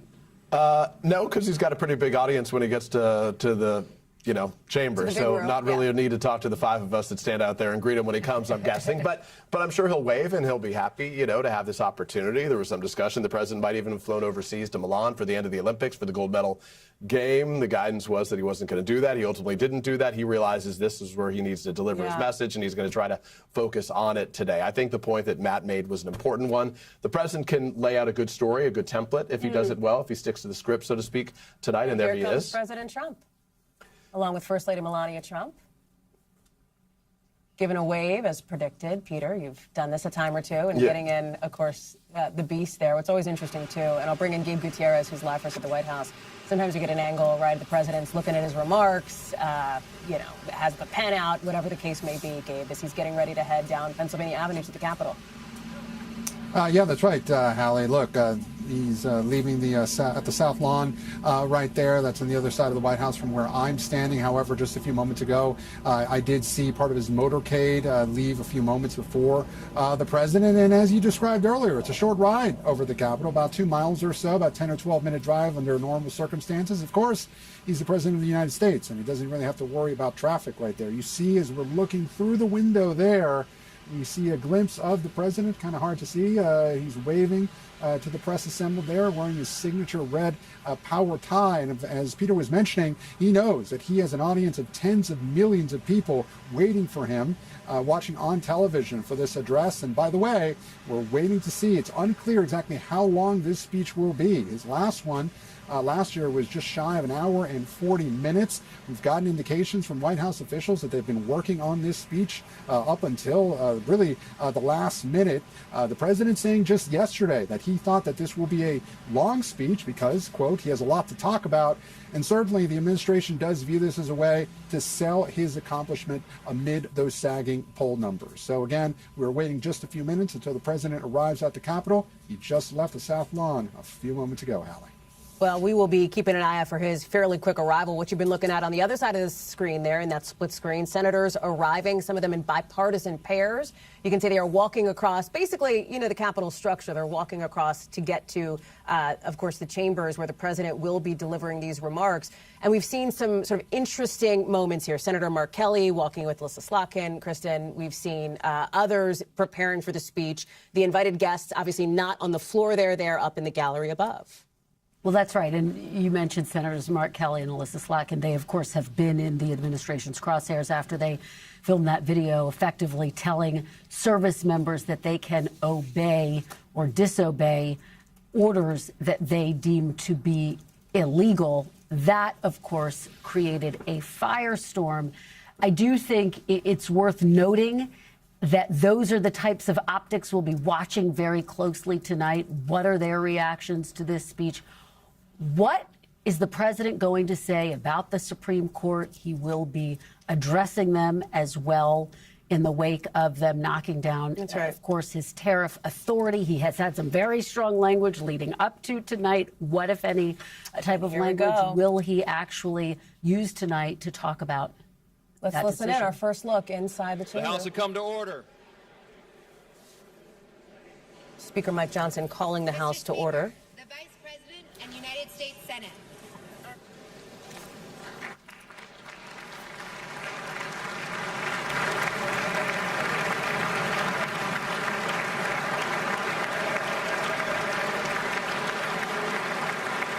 Taking a look here at Vice President J.D. Vance walking in, presiding, of course, in his role over the Senate in this instance. And it looks like that's Democratic Senator Chuck Schumer right behind him, Senator Thune, along with Senator Schumer there.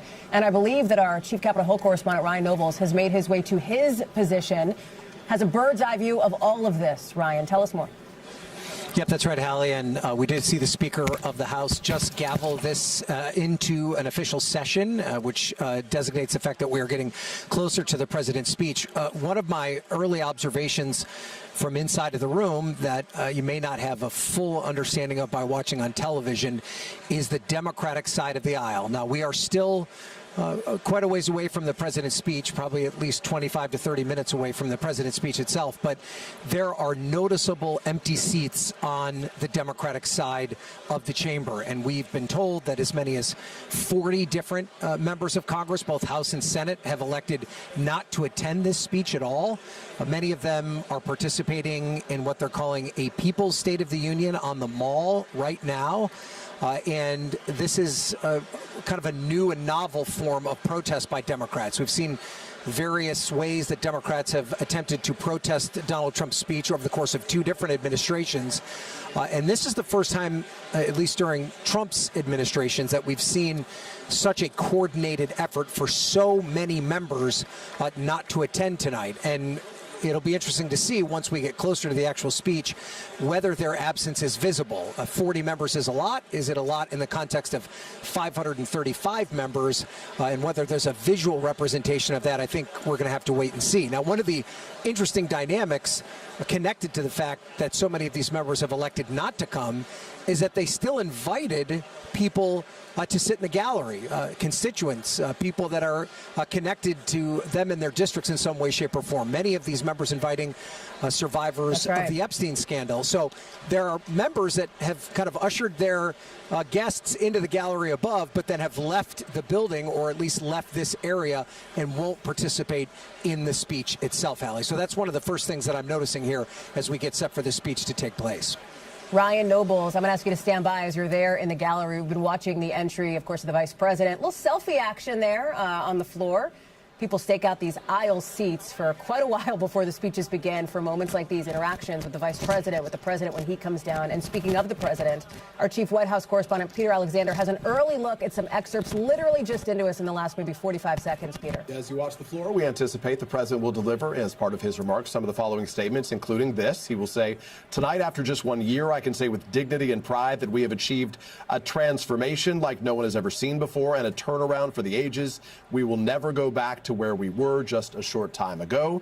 He will say, among other things, when it comes to the corruption that is plundering America, there has been no more stunning example than Minnesota, where he says members of the Somali community have pillaged an estimated $19 billion from the American taxpayer. I think that'll raise some eyebrows for some. Obviously, it's a place where the president directed a lot of his frustration, ultimately directed a lot of American troops as well, ended up with the deaths of Renee Good and with Alex Preddy there as well, which caused a lot of concern, ultimately led the president to say that he learned, among other things, he needed to take a softer touch on that. And I think on the topic of corruption, a lot of Democrats who are attending or boycotting will likely make the point that they believe this administration is responsible for some of that corruption. He is also going to make points as it relates to foreign policy. He will say, as president, he'll make peace wherever I can, but I will never hesitate to confront threats to America wherever we must. We are also restoring American security and dominance in the Western Hemisphere, a nod to what happened most recently in Venezuela, and again, more recently,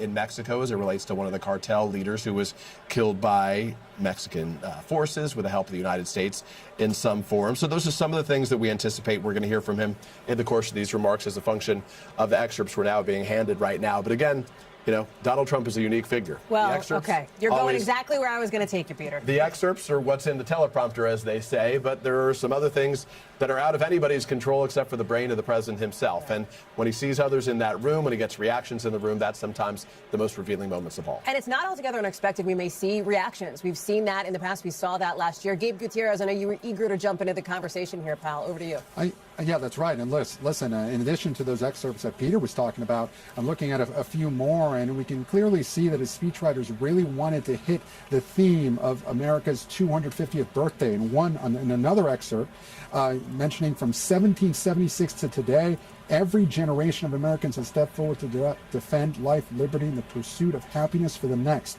Now it is our turn, the president is expected to say.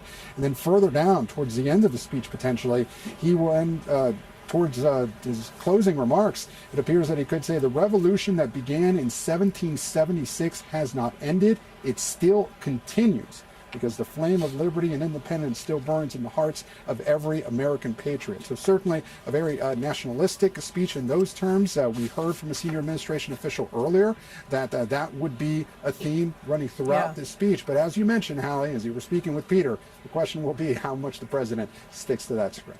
Well, that's it. As we're taking a look here, the senators from Georgia filing into the chamber, others as well in the room. And again, you know, all of this happening as we expect to see the president making his way to the Capitol, arriving, if he hasn't already, any minute. I want to go back to Ryan Nobles, who's in the gallery, because, Ryan, among the guests who are seated there, and he referenced this, are some of these survivors of Jeffrey Epstein's abuse. And I understand that at least one of them was asked to remove a pin, correct, that she had been wearing. What do we know about that? Is that typical procedure? Yeah, so our understanding, Hallie, is that the pin said release the Epstein files, and it is common procedure for the gallery staff and members of the Capitol Police who are ushering the folks that will be sitting in the gallery through the security process, that they have to remove any sort of iconography or material or clothing that has any sort of message on it. So, for instance, you can't wear a T-shirt that says "Make America Great Again." You can't wear a button that has any sort of message on it. Now, there are survivors that are getting around that by wearing the butterfly pin, which survivors have been using as kind of a symbol for the work that they are doing to try and bring this issue to light. So we have seen those in the gallery, but any sort of pin that has a specific message on it, any type of shirt, you can't bring any sign into the gallery. That material, the gallery staff will quickly grab it and take it away from you as you're coming in. Also, any rank and file member, any guest that is in the gallery is also not allowed to bring any sort of cell phone in. They're not allowed to take pictures or take video of that experience while they're physically inside the chamber. So there is a strict set of rules that they have to adhere to as being guests of Congress as a part of the State of the Union, Hallie. And Nobles, thank you. Kristen, we just saw Senator Graham, Senator Cotton. You see the two of them, you got to think foreign policy. You got to talk about what the president may say on Iran. Well, you raised such an important point because in the weeks leading up to this address, Hallie, you have Senator Lindsey Graham in particular urging President Trump to take strong action against Iran, arguing that Iran is in a uniquely weakened position right now, coming on the heels of President Trump striking Iran several months ago, as he says, decimating its nuclear program. Of course, there's been some debate about that, but zooming out, that is what is on the table now. President Trump trying to determine what his next steps will be on Iran. We know that there are going to be critical talks on Thursday. We don't anticipate he's going to make a decision until those talks conclude. He wants to get a deal. Can he get a deal? You think about what happened in Venezuela, regime change. By all accounts, regime change in Iran, and we don't even know that that would be the ultimate goal. Increasingly more complicated than regime change in a country like Venezuela. And one more point I'll just add, Hallie. We'll be listening closely to see if there are any tea leaves on Iran and his thinking there. But don't forget, today marks the 4-year anniversary of Russia's invasion of Ukraine. President Trump campaigned on a promise to end that war. He's now said that's proven more complicated. Will he provide any update in terms of where those talks stand right now? Kristen Welker, thank you. We'll see you, of course, for the big speech. I want to go to Keir Simmons, who's joining us now as well, our senior foreign correspondent. And Keir, pick up where Kristen left off here, because I'll tell you, in some of my conversations with Trump voters, one thing I heard repeatedly from several of them was, I'd like to hear the president talk less about foreign entanglements and more about what's happening here at home. I think that's right, but then I think he will speak about the looming possibility of those strikes on Iran that Kristen was just talking about, and that excerpt that Peter read out, Hallie, I think is significant. Just to repeat, he's going to say, we are told, as president, I will make peace wherever I can, but I will never hesitate to confront threats to America where we must. Is that something of a pivot by President Trump as he looks towards those negotiations with Iran on Thursday that Kristen has been talking about? Is he beginning to set up the possibility of these strikes that he has to confront threats where he must, kind of explaining that the president of peace may be launching strikes that some say could be the beginning of, at the very least, a limited, short war with Iran. I think the president will want to send that message of peace through strength, but it's been challenged, hasn't it, in his first year of this second administration by President Putin over Russia and now by Iran. Will Iran bend? Because the Iranians today are saying they want peace, they want a deal, but on their terms. In other words, they're saying we would like to see some kind of a compromise, but we want to look strong too. That is the challenge President Trump faces here in this region where I am, and that is a challenge that, for example, Minority Leader Chuck Schumer says today he needs to try to explain, President Trump needs to try to explain to the American people. Keir Simmons, thank you. You're taking a live look now. It's some of the other, let's call them esteemed guests in the room, the members of the media, including our own Ryan Nobles, our chief Capitol Hill correspondent. And Ryan, I'll go to you here as we're taking a look at the room filling up. We should note that it appears, I think we saw a shot of the doors closing as the members of the Senate are now in the chamber. And I guess so too are the men's hockey team, huh? Yeah, well, they're not in the chamber quite yet, Hallie. And one of the things that we're waiting to figure out is exactly how they will feature in this speech tonight. There's a timing issue related to all of this. They were invited at the last minute. All the seats were spoken for. They're not allowed on the floor because this is an active session of Congress. But we are told that the group of hockey players who were seen in the rotunda of the Capitol earlier this evening taking pictures with Speaker Johnson, they then were decamped in Speaker Johnson's office, made their way out of the Speaker's office, and then headed up to the third floor outside the gallery where I'm sitting and where all the guests are sitting. So as you wait to see where they will appear throughout this speech, the guess would be that they're going to appear somewhere in the gallery. Will they be introduced and walk into the gallery, maybe walk down the steps through different doors and are honored that way? That remains to be seen. But we don't expect them to come out into the floor, the main floor of the chamber, and they won't be, at least it doesn't look like right now, they won't be sitting in the chamber throughout the entire speech. But there was some back and forth. Will they, won't they? We know definitively that they will be here and they will be honored in some form or fashion. But there will be a bit of anticipation as to just how that plays out over the course of the speech, Hallie. And it all happened, Ryan, I think we should point out, heads spinningly quickly from them dominating in that dramatic, well, I don't know, it was close. It was close. The gold medal match on, Sunday morning, East Coast time, from Milan to Miami and now to D.C. here. All of it, of course, as the team came under some controversy when the FBI director showed up at the post-game party. Yeah, I mean, we should point out, while I think all Americans are very proud of the effort of the gold medal winning hockey team, there is some controversy associated with it. The fact that the FBI director was in the locker room after the game, ostensibly on a government-funded work-related trip where he did have meetings in and around Milan during the course of the games. But then also the president's call into the locker room after the game has been met with a degree of controversy. He did congratulate the team, but then seemed to kind of joke about wanting to invite the women's team as well, suggesting that if he doesn't invite the women's team that he might be impeached.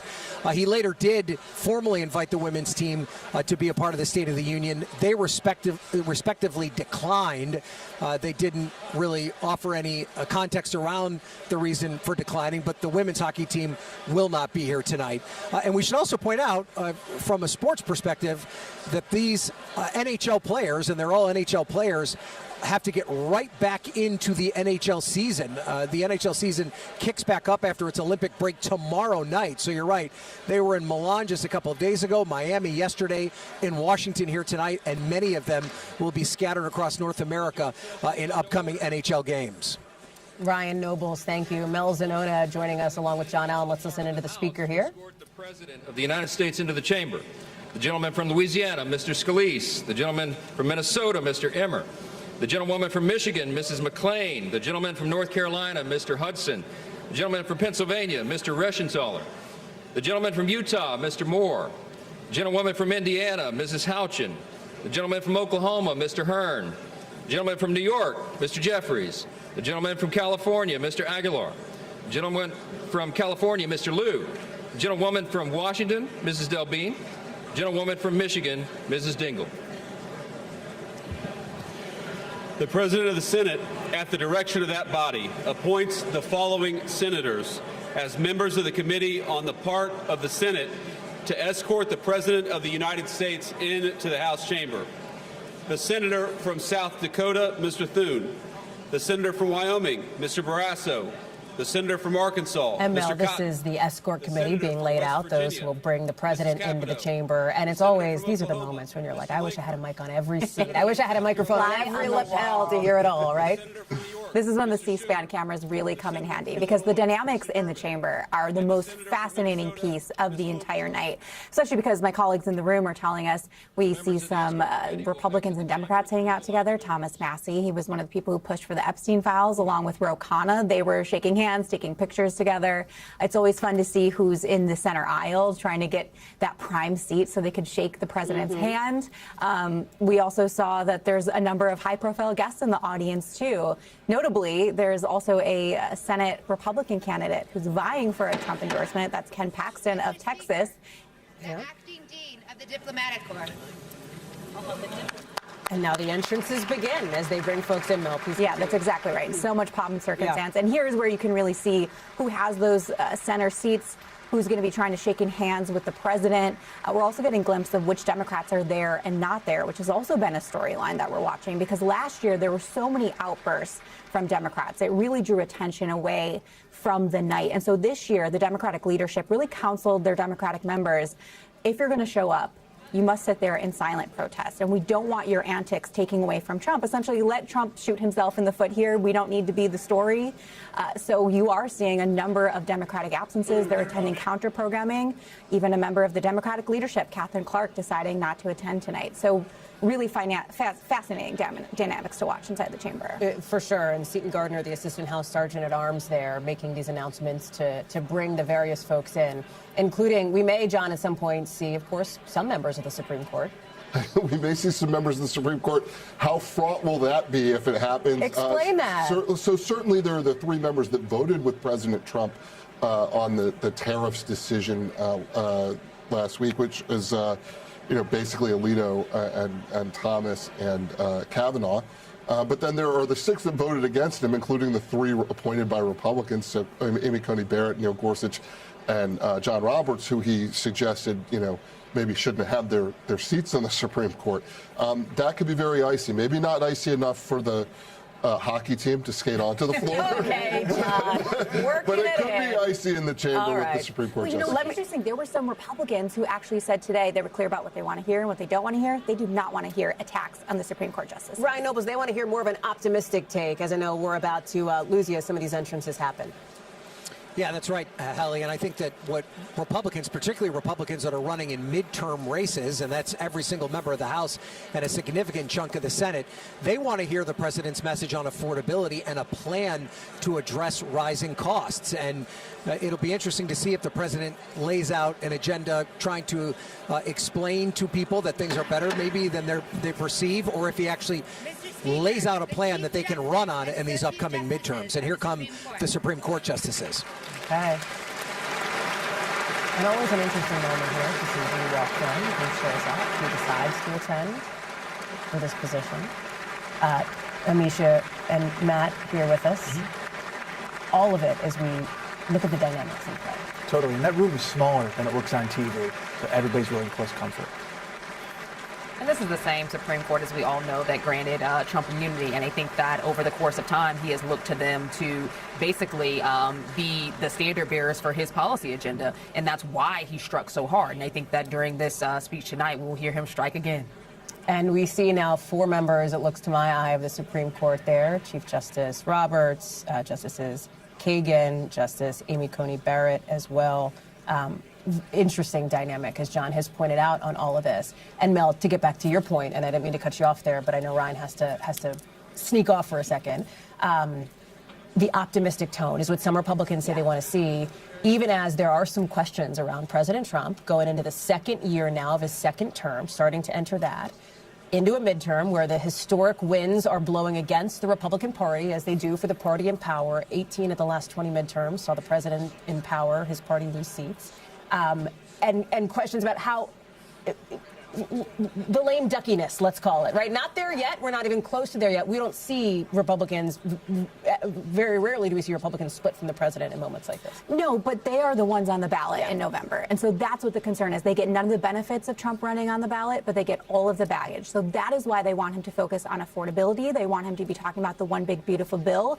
They want him to hype up the tax credits and the tax refunds that are expected. So Republicans to take credit for those, because I've talked to senior Republicans who have said they're very disappointed so far in how the party has messaged those wins and those accomplishments. So that is what they're looking for tonight. They also want Trump to acknowledge how voters are feeling about the cost of living, something Trump struggles to do in some of these speeches. So the question is, can he stay on message? Does he go off script? Does he veer into some of these personal vendettas, including attacking the Supreme Court justices? And there are many in the MAGA inner circle, John, and I know that you are on the phone every day with your sources, who want to see the fighter, who want to see the president come out swinging. Oh, absolutely. That's all they want to see from him. That is his calling card.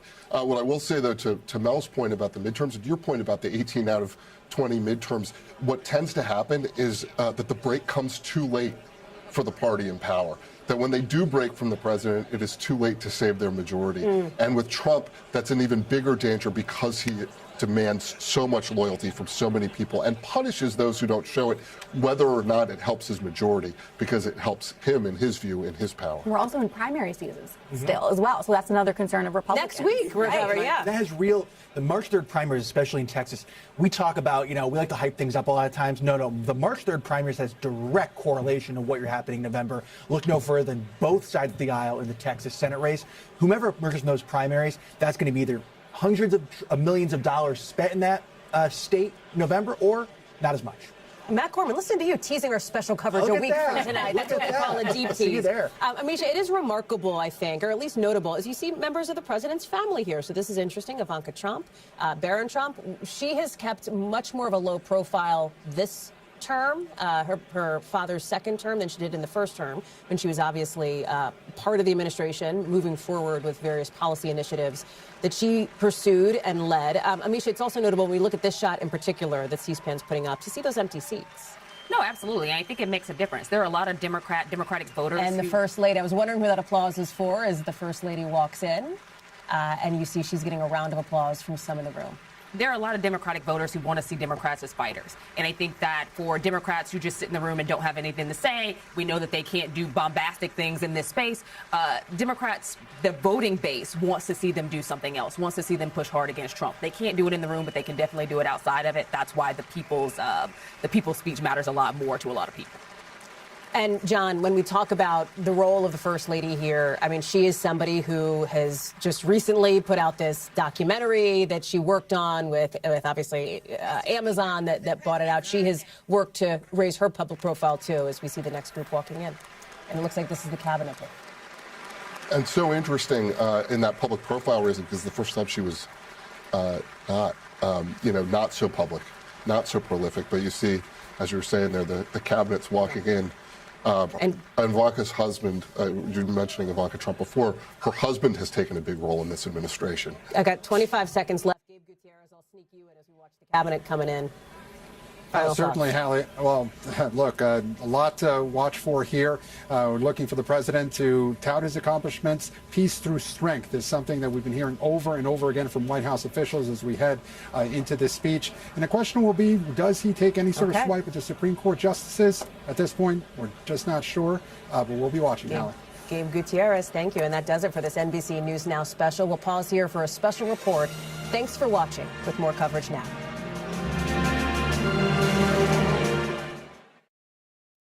From NBC News, President Trump delivers the State of the Union. Live from Washington, D.C., here is Tom Yamas. And good evening. Welcome to our special coverage of President Trump's State of the Union address, the first of his second term. Here is a live look at the House chamber right now, where the president is set to speak. Just moments from now, members of the president's cabinet, including Secretary of State Marco Rubio, Treasury Secretary Bessent, coming in as well. Support for the president's policies on immigration enforcement, issues that swept him into office, have dropped sharply in the weeks since federal agents shot and killed 2 Americans in Minnesota. That, along with polling numbers on the economy, on a downward spiral. Republicans hold only a razor-thin majority in the House, one that could vanish after the midterms. His final 2 years in office extremely could be difficult if that happens. We expect the president to lay out what he calls the major successes of his first year back in office, including the economy and tariffs, while also laying out his top priorities. Going forward, foreign policy is also in the spotlight, particularly in the Middle East, as the president ramps up his military pressure and forces on Iran to prevent the country from developing nuclear weapons. Nearly 40 Democratic lawmakers are notably absent tonight, skipping the speech to protest the president's agenda. We will see those empty seats in the chamber as soon as everyone sits down. Joining me tonight to break it all down, meet the press moderator Kristen Welker, our chief White House correspondent Peter Alexander, and our senior business correspondent Christine Romans. Our senior Washington correspondent Hallie Jackson will join us shortly as well, as we see the Commerce Secretary there, Howard Lutnick, enter the chamber, and we see the Supreme Court Justice, the Chief Justice John Roberts, right there, as we are looking at the rest of the justices. Elena Kagan as well. We understand that Justice Kavanaugh will be in there, and also Justice Amy Coney Barrett.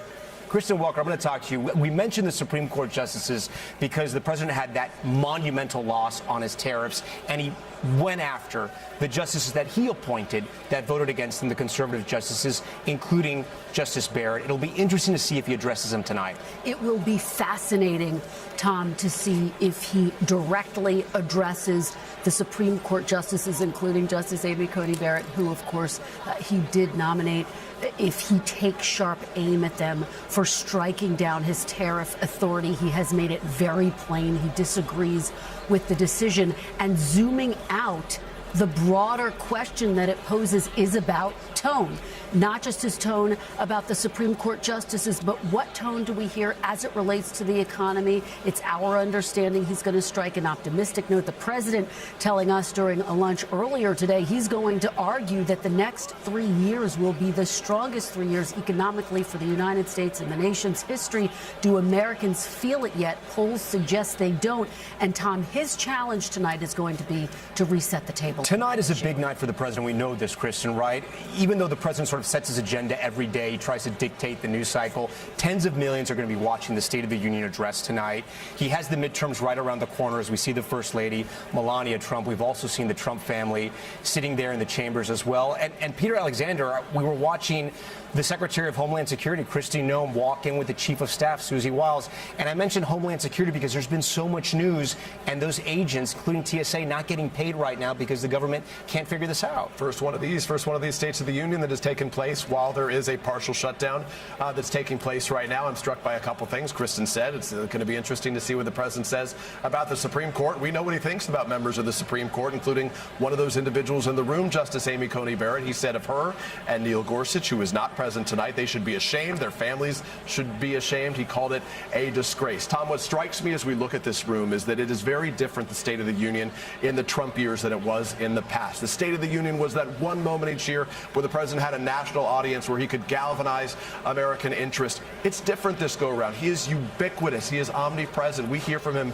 so often. So for me, as important as what he says tonight is whether he can stick with this message, not just today, but going forward. He sets a story as scripted for him with his script writers, his speech writers today. Can he stick with the message? And ultimately, at the end of the day, is he able to help Americans at home who are seeing prices for themselves, who are experiencing the frustrations they have with the cost of living right now? Is he able to give them some sense that things are getting better and to have patience? Does he demonstrate a bit of the empathy that he acknowledges the challenges they still face? As we are watching more of the president's cabinet usher in, we understand that President Trump is just outside those doors. We're waiting for the Sergeant of Arms, William McFarland, to announce him. You know the moment. We will be silent for that moment. This will be a different type of State of the Union for our viewers and, more importantly, our voters at home. You're going to see something you maybe have never seen before on live television, which is parts of this chamber empty. More than 30 Democrats are protesting the State of the Union. Lawmakers, both senators, members of the House, and they decided not to show up. So we are thinking at some point we're going to see empty seats once everyone sits down.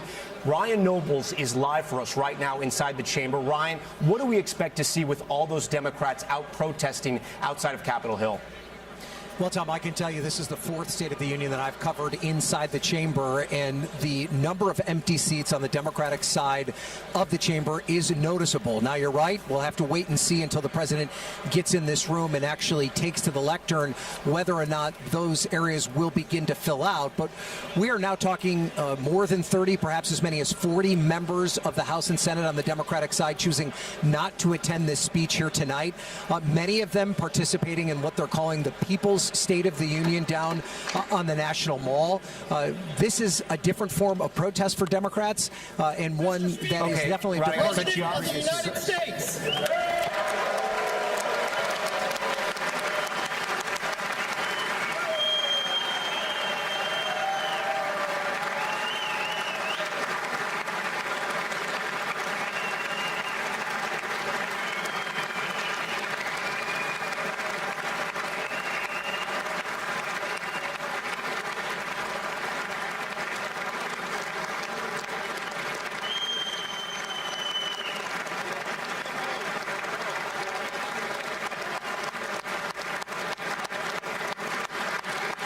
President Trump officially entering the chamber right now to a roaring round of applause from Republicans there. Democrats choosing, some of them, to stay silent right now. Just behind him, the House Majority Leader Steve Scalise, the Senate Majority Leader John Thune, as well as the House Majority Whip as well, Tom Emmer.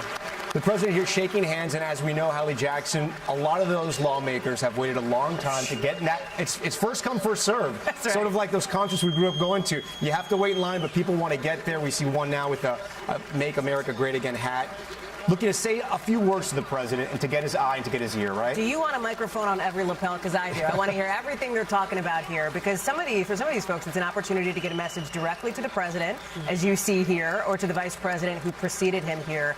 And listen, you have talked about it here. We know what the big focus of this speech is going to be and what Republicans want the focus of the speech to be. I can tell you, I've spent the last couple of days talking with voters, Trump voters, people who supported the president.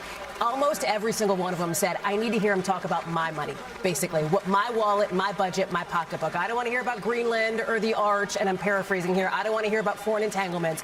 I want to know how he's helping specifically the middle class. And these are people who had backed him. I asked for a grade. A lot of them said, B, C, basically. They're willing to give him some time so that they can feel better about how they are doing with their money.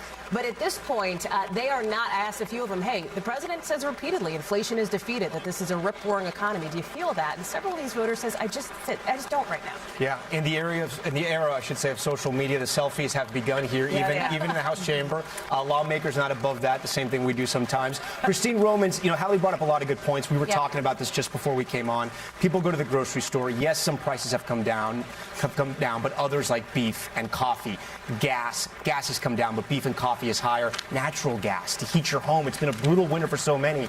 It's still expensive to live in America. It really is. And you look at car loans are getting longer and longer and more. We just saw a moment right there, the president shaking Amy Coney Barrett's hands. It was unclear how he was going to react to her saying that their family should be ashamed when she voted with the majority of the Supreme Court in striking down the tariff deal. We'll see if he mentions or if he says anything else, but the president there, and he alluded to this when we were speaking to him, he wasn't going to focus too much on the Supreme Court when we had lunch with him earlier today. But we'll wait and see. You never know. If the president sees somebody, someone catches his eye, and he starts talking. Christine, I'm sorry, go ahead. Oh, no, I was going to say the White House and the team, the president's supporters and the president's team think that they've got a very good story to tell about the economy overall. They like to talk about a record high in the stock market. But you look at the length of car loans, and you look at how hard it is to buy a house, and you look at child care costs, and you look at insurance costs and electricity. These are things that are not like eggs that you can just give up, right? These are things that are really core parts of the budget that have been too troubling. So maybe you'll see the president tonight shift and look forward and say, stick with me. Things are going to get better in the future. And here's how we're going to make that happen. We'll peel back the curtain a little bit. Kristen and I were able to have lunch with the president with some other network news anchors today at the White House. A delicious lunch, I should say. The president himself seemed to be in very good spirits, Kristen. I think that's fair to say. He was excited about this speech. He seemed in a good mood, even though he was in a room full of the media. Sometimes, he goes to war with us a few times, every week. Peter Alexander knows that better than some. But he seemed to be in good spirits. He did. He seemed energized by this moment. This is the president in his element in front of a crowd. Now, he likes the campaign trail. One of the key questions I think top Republicans are wondering, will he actually stick to the script tonight. We're going to hear the Speaker of the House introduce him now. Let's listen in.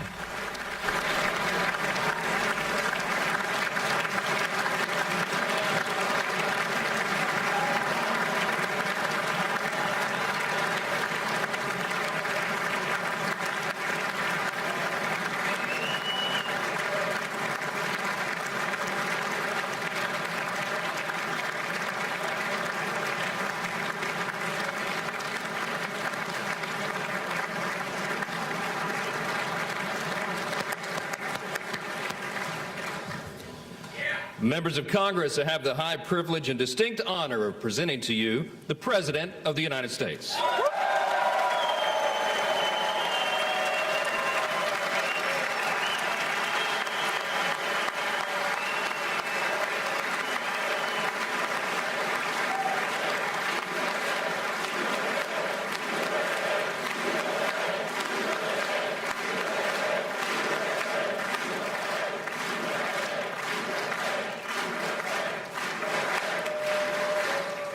Well, thank you very much, everybody. It's really an honor. Speaker Johnson, Vice President Vance, First Lady of the United States.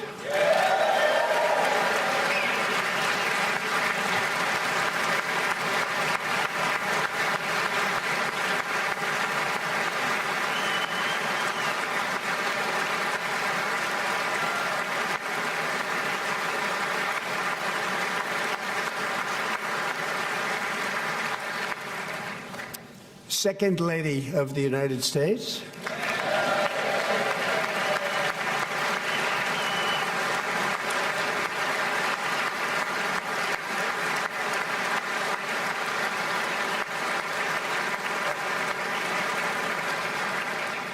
Members of Congress and my fellow Americans, our nation is back, bigger, better, richer, and stronger than ever before.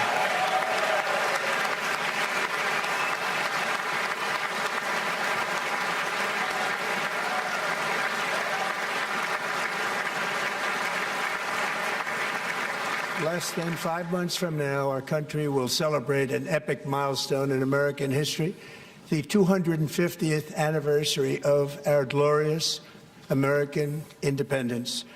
This July 4th, we will mark 2.5 centuries of liberty and triumph, progress and freedom in the most incredible and exceptional nation ever to exist on the face of the earth. And you've seen nothing yet. We're going to do better and better and better. This is the golden age of America.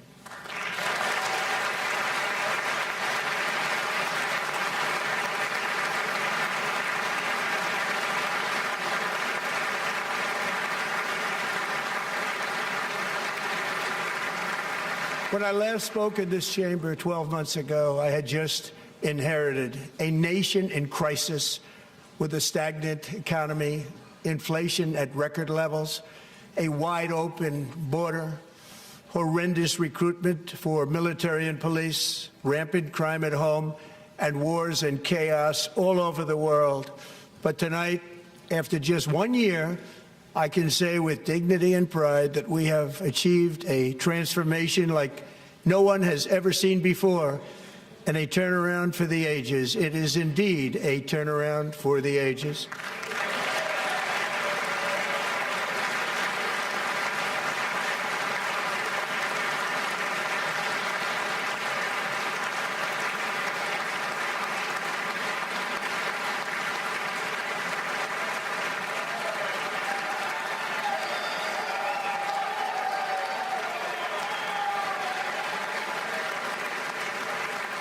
And we will never go back to where we were just a very short time ago. We're not going back. Today, our border is secure.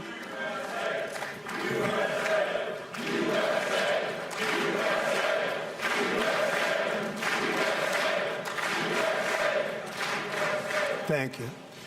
Today, our border is secure. Our spirit is restored. Inflation is plummeting. Incomes are rising fast. The roaring economy is roaring like never before. and our enemies are scared, our military and police are stacked, and America is respected again, perhaps like never before.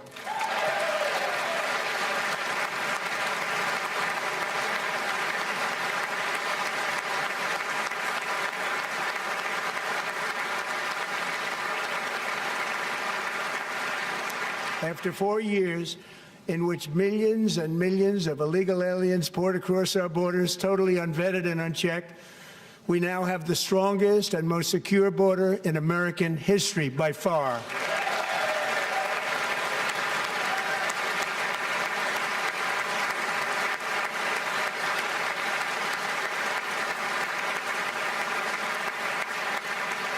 In the past 9 months, 0 illegal aliens have been admitted to the United States.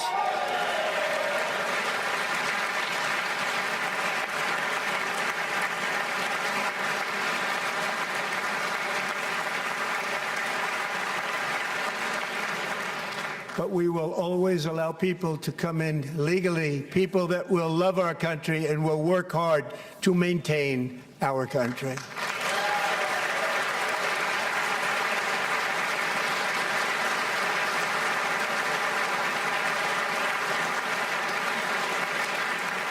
The flow of deadly fentanyl across our border is down by a record 56% in 1 year.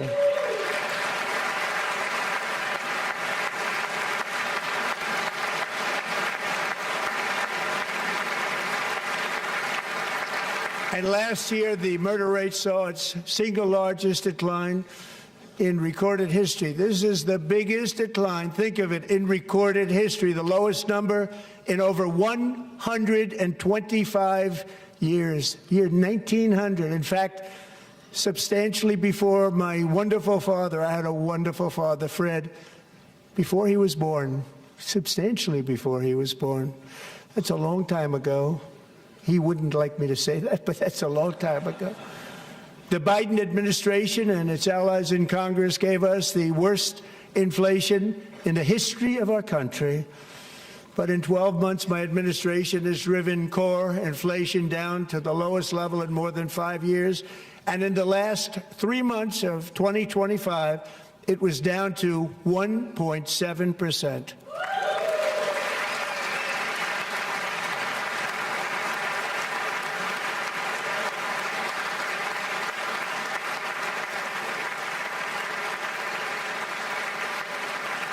Gasoline, which reached a peak of over $6 a gallon in some states under my predecessor, it was quite honestly a disaster, is now below $2.30 a gallon in most states, and in some places $1.99 a gallon. And when I visited the great state of Iowa just a few weeks ago, I even saw $1.85 a gallon for gasoline.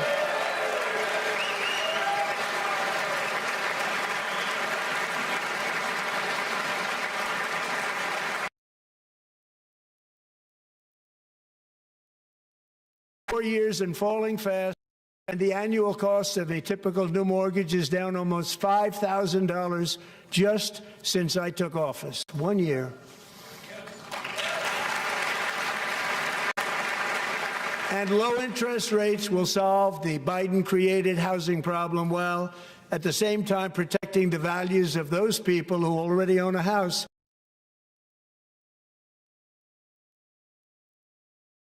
Those values up. We're going to do both.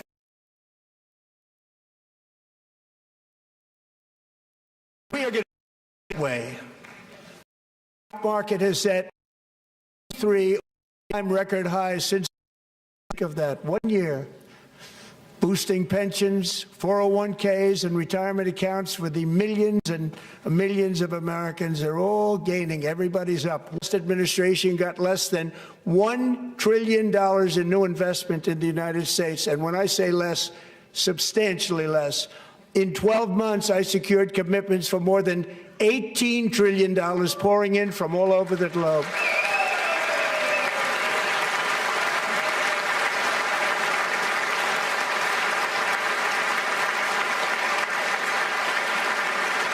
Think of it, much less than $1 trillion for 4 years versus much more than $18 trillion for 1 year. What a difference a president makes.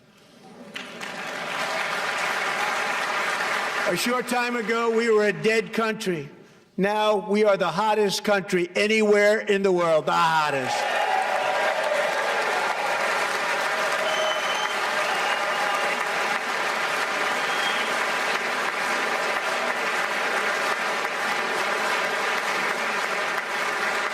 As thousands of new businesses are forming and factories, plants, and laboratories are being built, we have added 70,000 new construction jobs in just a very short period of time. It's getting bigger and bigger and stronger. Nobody can believe what they're watching.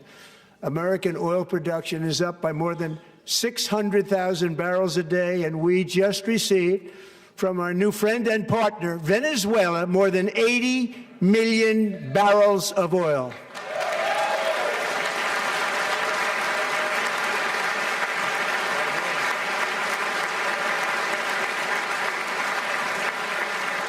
American natural gas production is at an all-time high because I kept my promise to drill, baby, drill.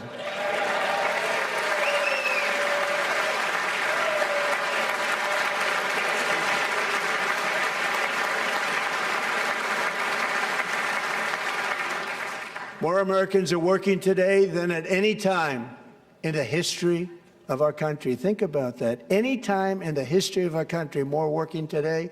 And 100% of all jobs created under my administration have been in the private sector.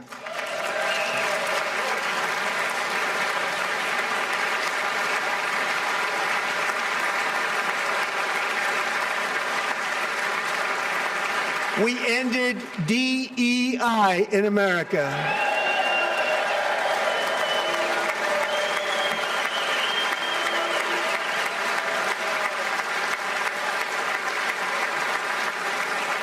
We cut a record number of job-killing regulations, and in 1 year we have lifted 2.4 million Americans, a record, off of food stamps.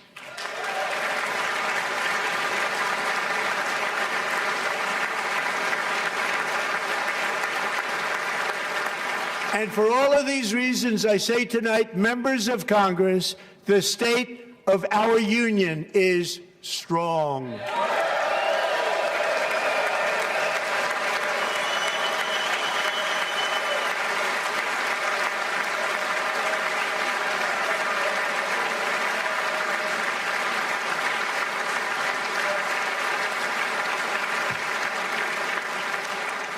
Our country is winning again. In fact, we're winning so much that we really don't know what to do about it. People are asking me, please, please, please, Mr. President, we're winning too much. We can't take it anymore. We're not used to winning in our country. Until you came along, we're just always losing, but now we're winning too much. And I say, no, no, no, you're going to win again. You're going to win big. You're going to win bigger than ever. And to prove that point, here with us tonight is a group of winners who just made the entire nation proud. The men's gold medal Olympic hockey team. Come on in.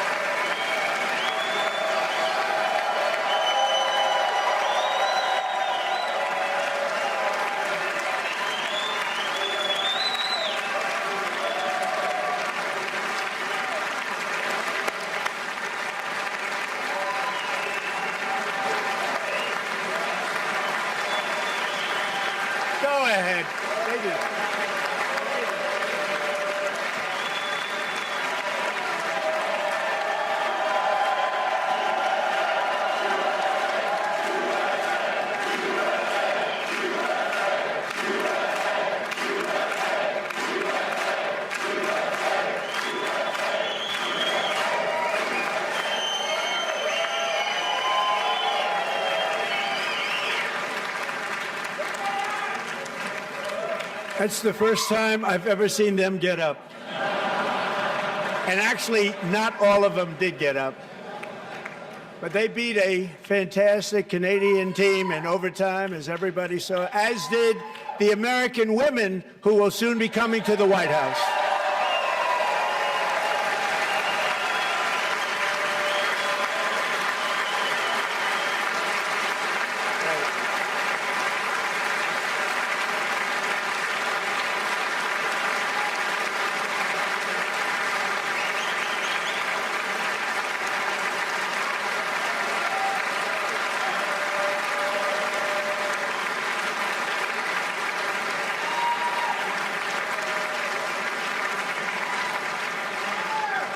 They were in the Oval Office before, and I just want to say a second very big congratulations to Team USA. But I have to say that, and I told them this, and we took a vote of the team. I said, anybody votes no, I'm not doing it. So they stood there, and they weren't about to say no, because I've never seen a goaltender play as well as goalie Connor Hellebuck.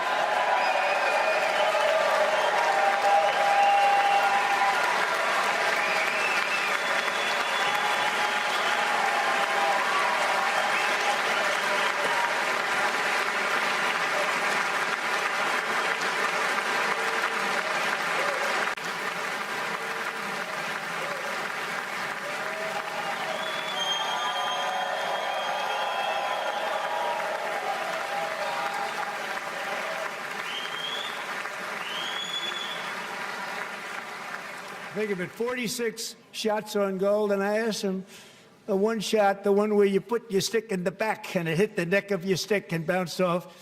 Do you practice that, or was that a little lucky? He refused to answer that question. But I just want to tell you that the members of this great hockey squad will be very happy to hear, based on their vote and my vote, and in this case my vote was more important, that I will soon be presenting Connor with our highest civilian honor, which we will be given, and which has been given to many athletes over the years. But when I say many, not too many, like 12, it's called the highest civilian honor in our country, the Presidential Medal of Freedom.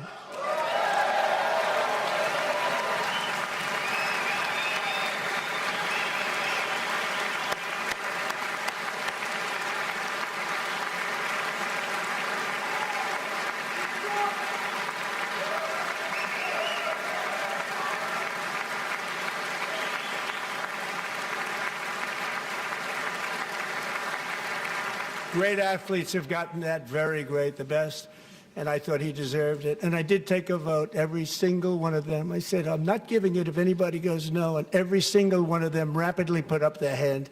So I want to thank you all. What a special job you did. What special champions you are. Thank you very much.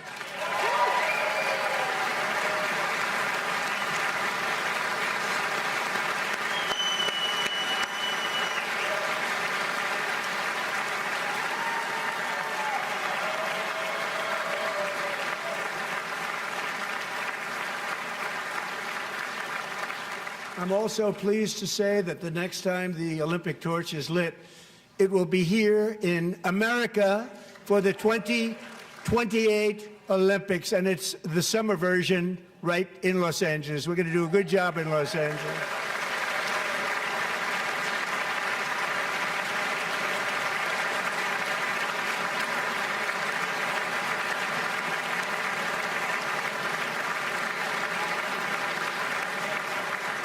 And Los Angeles is going to be safe, just like Washington, D.C. is now one of the safest cities in the country.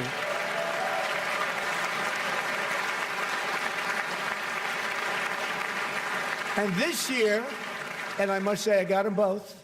I got them in my first term, and I was disappointed because I didn't think I'd be the president when this happened.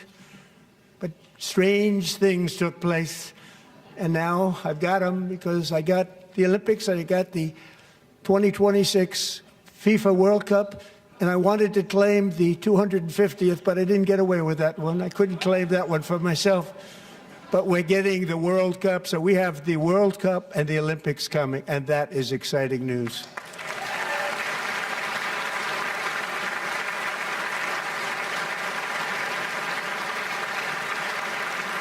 So this will be a year to celebrate our country and the heroes who have kept it free. Men like Buddy Taggart. At age 17, Buddy volunteered to defend America in World War II, serving in the Pacific under the great General Douglas MacArthur. He fought bravely in the famous Battle of Manila, worked so hard. He was badly wounded and almost killed by enemy machine guns in Luzon. And 81 years ago this month, he liberated the largest internment camp in the Philippines, one of the largest anywhere in the world. But he earned many honors, including a Purple Heart and a Bronze Star, came home, started a family, and tonight he is in the gallery looking forward to July 4th, 2026, his 100th birthday.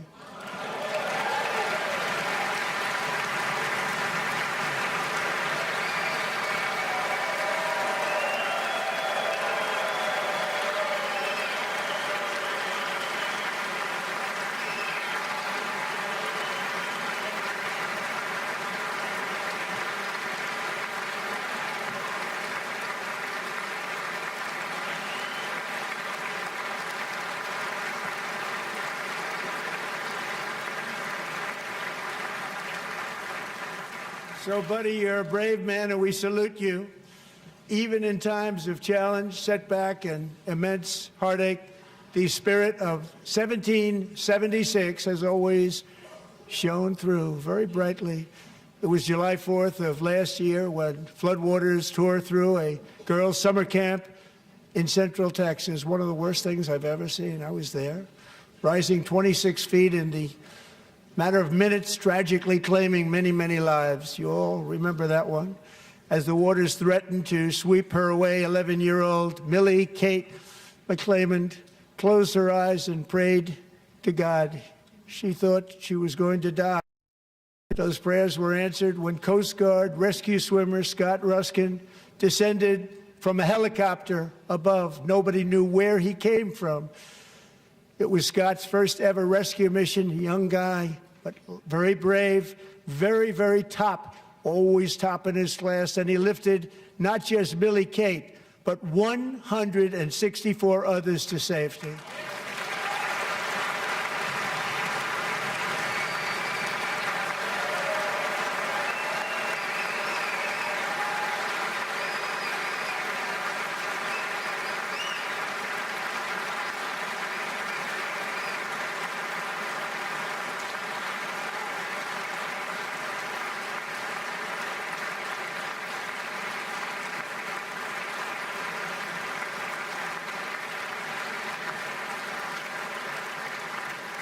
People watched Scott from a distance, and they couldn't believe what they were seeing. The winds were blowing, the rain was pouring, everything was going, and that rapid water, nobody's ever seen anything like it. They said, wow, that's something.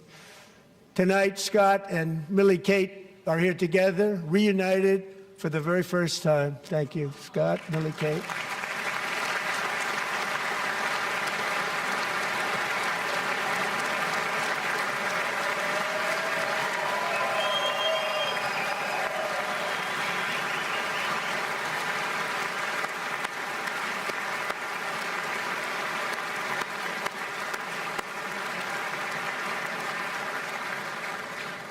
And Petty Officer Ruskin, I'm pleased to inform you that I am now awarding you the Legion of Merit for extraordinary heroism, which is what it was, extraordinary heroism. Thank you.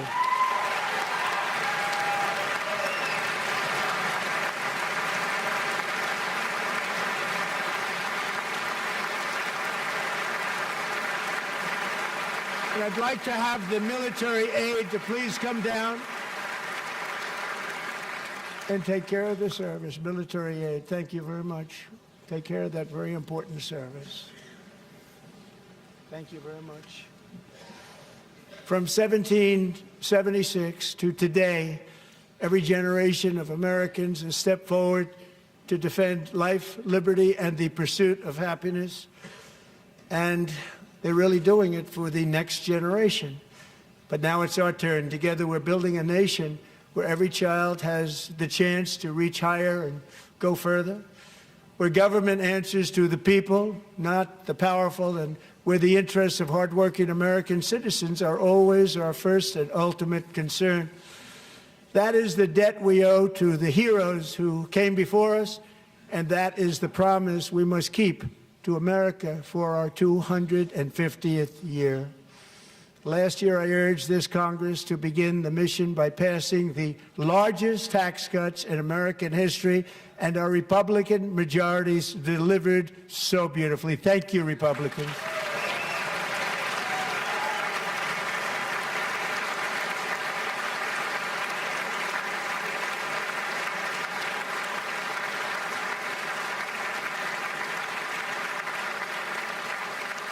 All Democrats, every single one of them, voted against these really important and very necessary massive tax cuts.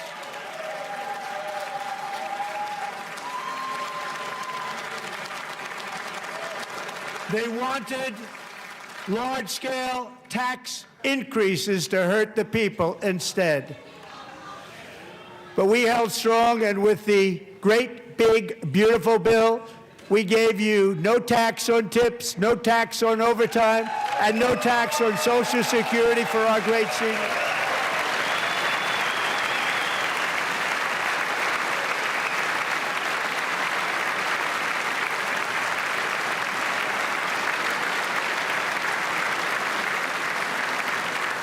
And we also made interest on auto loans tax deductible the first time, but only if the car is made in America.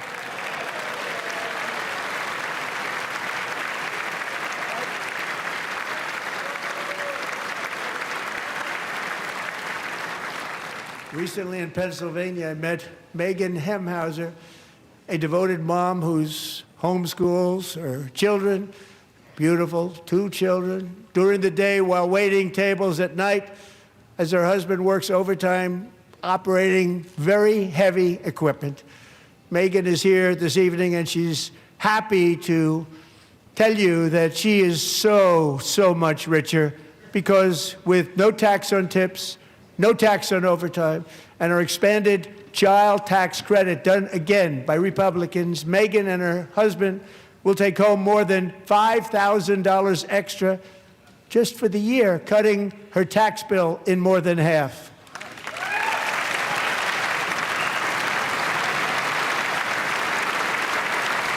Megan, please stand up. We're fighting for you, Megan.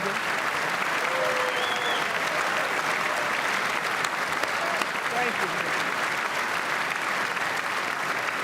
Thank you, Megan. We're fighting for you, Megan.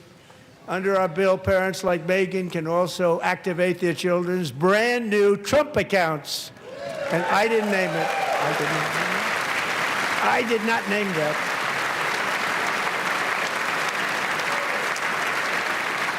Nobody believes me, but I did not name it. It was named by a very tall man sitting right there in the third row.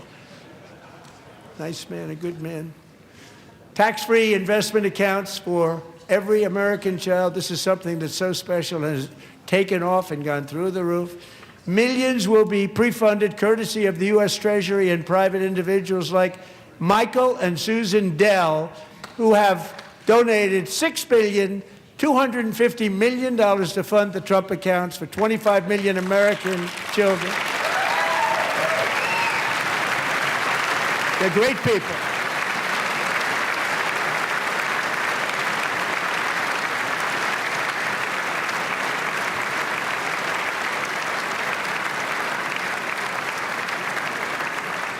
When I asked Michael Dell, how do you make all that money? He said, well, I just sat on my dorm in school, and I made computers, and I'd sell them to people, and I just kept selling and selling and selling, and pretty amazing story. That's called the American dream. He sold a lot of computers, a lot of those laptops, so I congratulate him on that, but I really thank him and Susan, as well as others like Brad Gerstner, a very tremendous guy. He was behind it right from the beginning. Brad Gerstner. Thank you, Brad.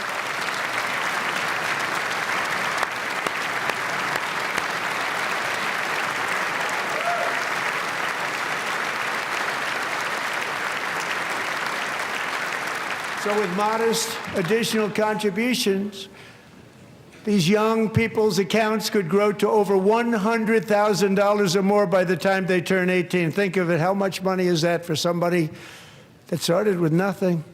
Over 100,000, could be much more than that.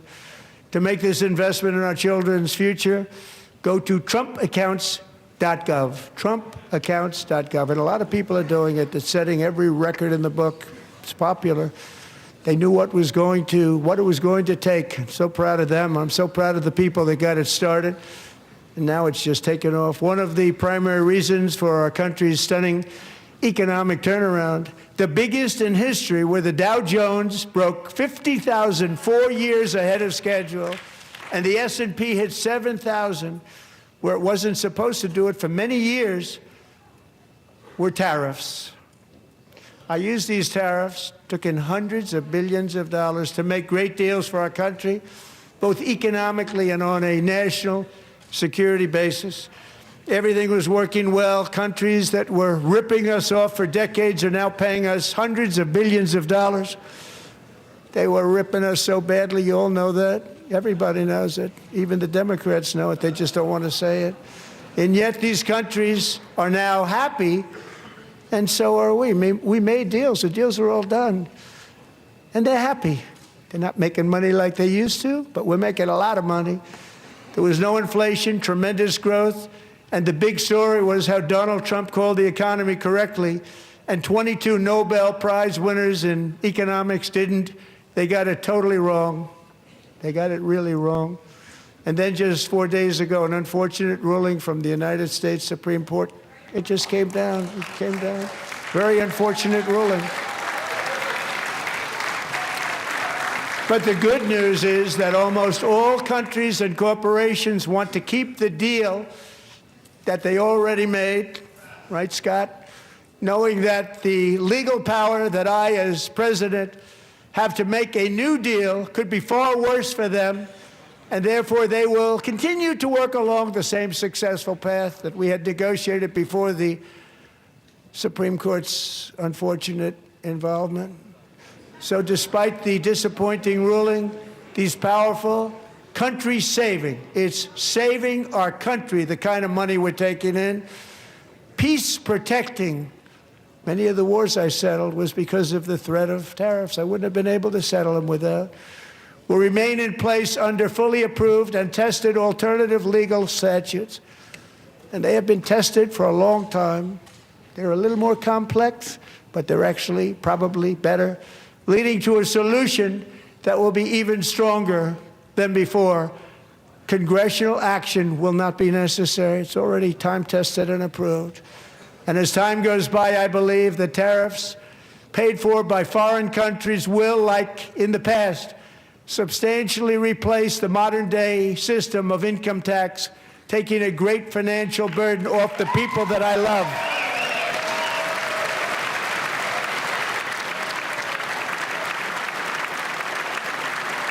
Right?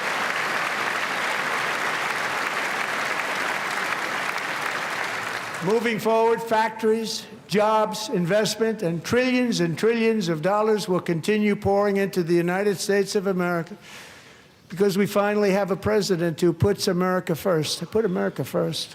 I love America.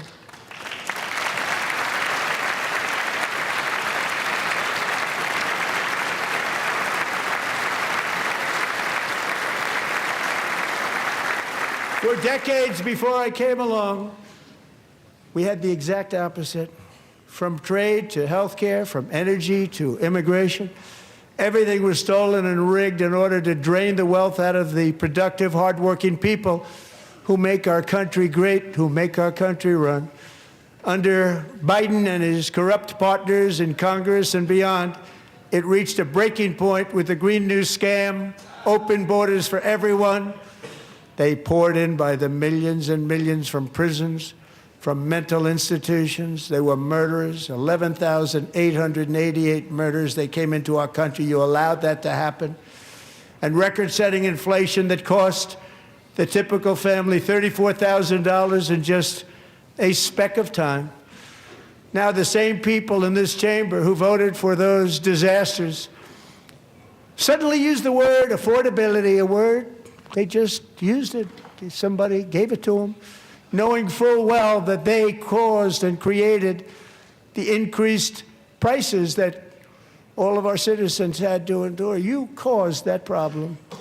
You caused that problem.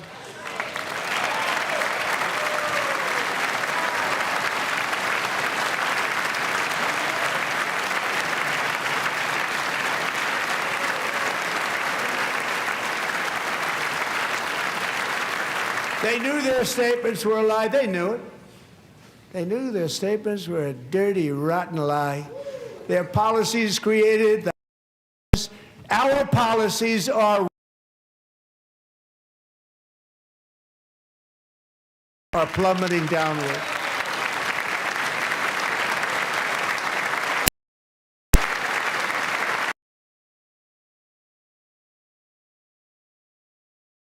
%60%, Madam Secretary, thank you. The cost of fruit, hotels, and even beef, which was very high, is starting to come down significantly. In a little while, we're getting it down.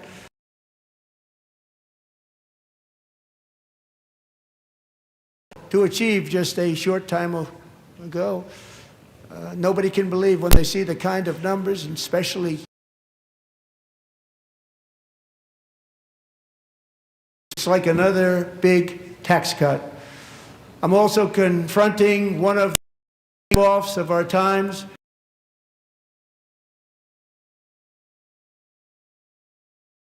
The passage of the Unaffordable Care Act, sometimes referred to as the insurance company of Scott, giving them hundreds, soared 1,000, 1,200, 1,400, and even 1,700%, like nothing else. That's why I introduced the great health care plan. I want to stop all payments to big insurance companies and instead give that money directly to the people so they can buy their own health care, which will be better health care at a much lower cost.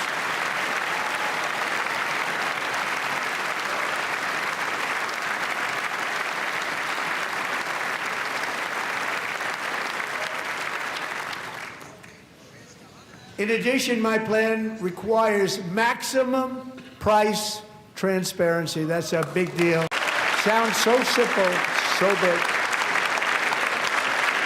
And I did that in my first term, and the Democrats immediately terminated it with full knowledge that they were doing a very bad thing for the people. Costs were going to go way up, and that's what happened, and now I'm bringing them way down on health care and everything else. I'm also ending the wildly inflated cost of prescription drugs like has never happened before.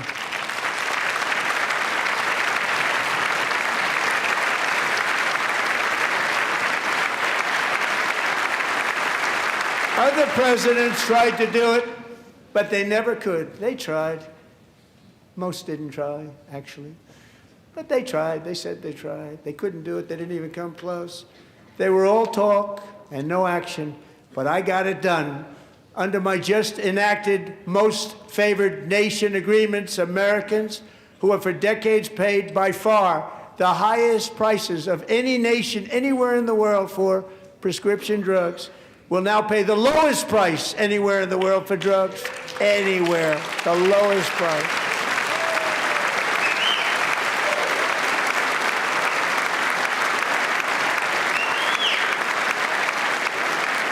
So in my first year of the second term, should be my third term, but strange things happen. I took prescription drugs, a very big part of health care, from the highest price in the entire world to the lowest. That's a big achievement.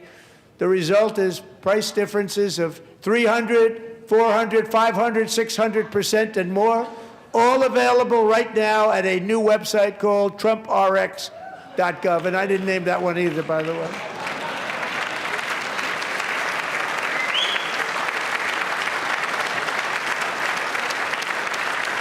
And here tonight is the very first customer ever to get that big discount, and it is big, Catherine Rayner.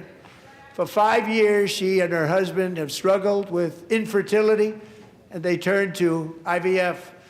One drug has been costing Catherine $4,000 to purchase. But a few weeks ago, she logged onto the Trump RX website and got that same drug that cost $4,000, got it for under $500, a reduction of much more, actually, than $3,500.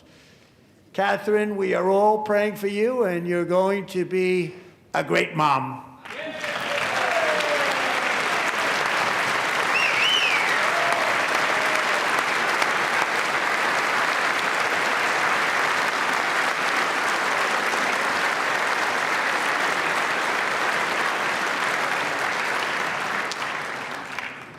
So now I'm calling on Congress to codify my most favored nation program into law. Now, the one thing, I'm not sure it matters because it's going to be very hard for somebody that comes along after me to say, let's raise drug prices by 700 or 800%.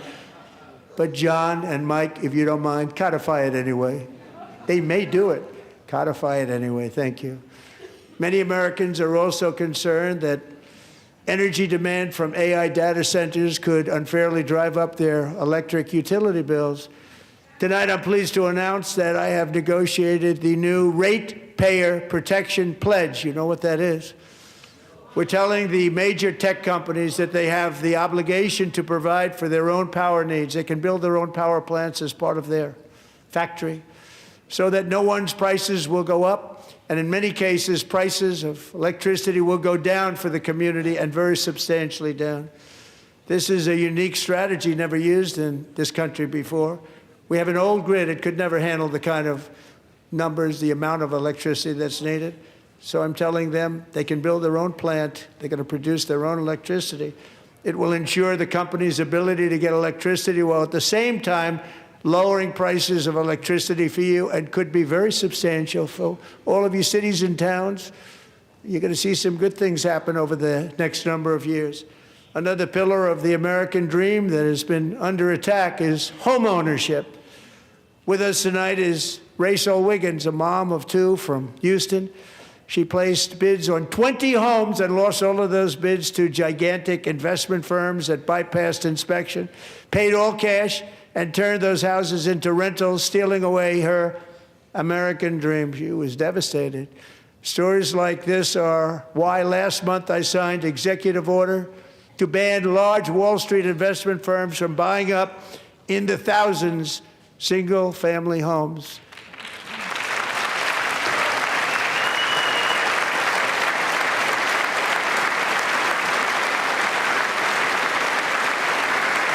And now I'm asking Congress to make that ban permanent, because homes for people, really, that's what we want. We want homes for people, not for corporations. Corporations are doing just fine. Rachel, thank you very much. Good luck with your home. You'll get one soon.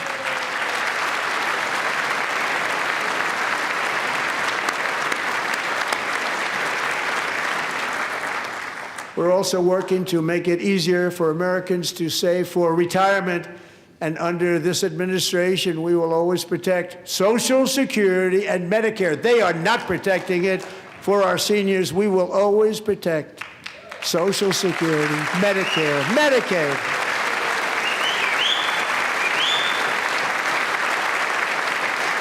Since I took office, the typical 401k balance is up by at least $30,000. That's a lot of money. We have millions and millions of people, because the stock market has done so well, setting all those records. Your 401ks are way up. Yet half of all of working Americans still do not have access to a retirement plan with matching contributions from an employer. To remedy this gross disparity, I'm announcing that next year my administration will give these often forgotten American workers, great people, the people that built our country, access to the same type of retirement plan offered to every federal worker. We will match your contribution with up to $1,000 each year. As we ensure that all Americans can profit from a rising stock market, let's also ensure that members of Congress cannot corruptly profit from using insider information.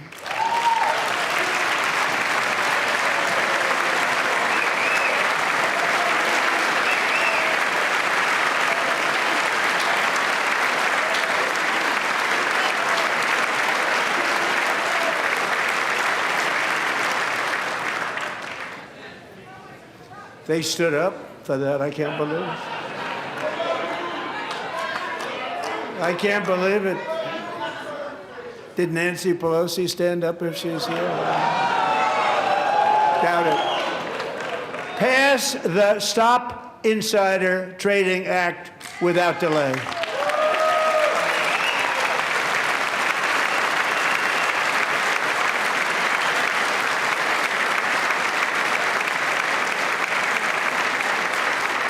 I wasn't sure if anybody even on this side was going to applaud for that. I'm very impressed. Thank you. I'm very impressed. But when it comes to the corruption that is plundering, it's plundering America. There's been no more stunning example than Minnesota, where members of the Somali community have pillaged an estimated $19 billion from the American taxpayer. Oh, we have all the information. And in actuality, the number is much higher than that. And California, Massachusetts, Maine, and many other states are even worse. This is the kind of corruption that shreds the fabric of a nation, and we are working on it like you wouldn't believe. So tonight, although started 4 months ago, I am officially announcing the war on fraud to be led by our great Vice President, J.D. Vance.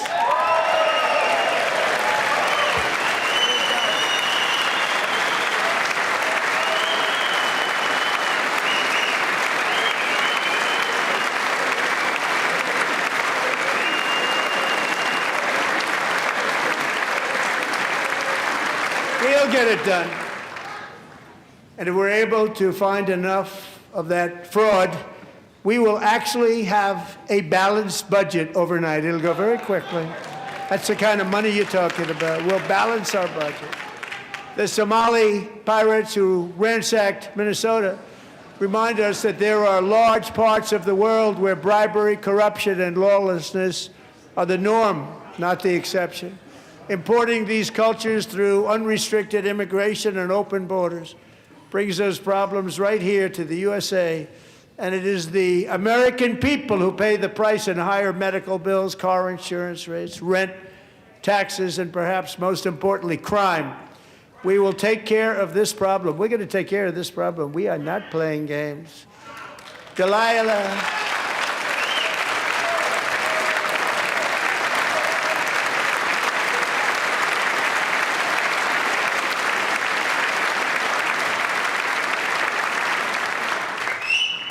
Delilah Coleman was only 5 years old in June 2024 when a 18-wheel tractor trailer plowed into her stopped car traveling at 60 miles an hour or more.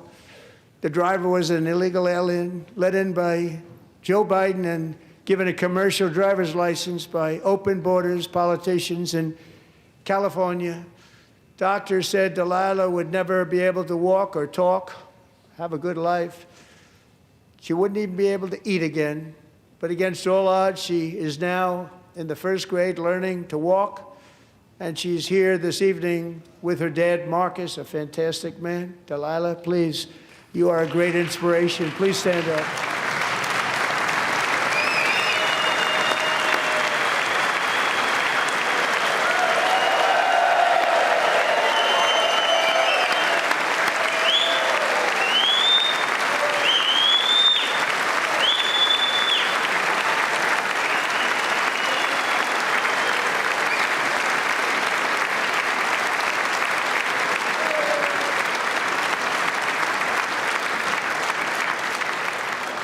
Thank you, Delilah.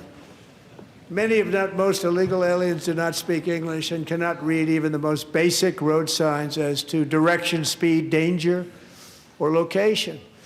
That's why tonight I'm calling on Congress to pass what we will call the Delilah Law, barring any state from granting commercial driver's licenses to illegal aliens.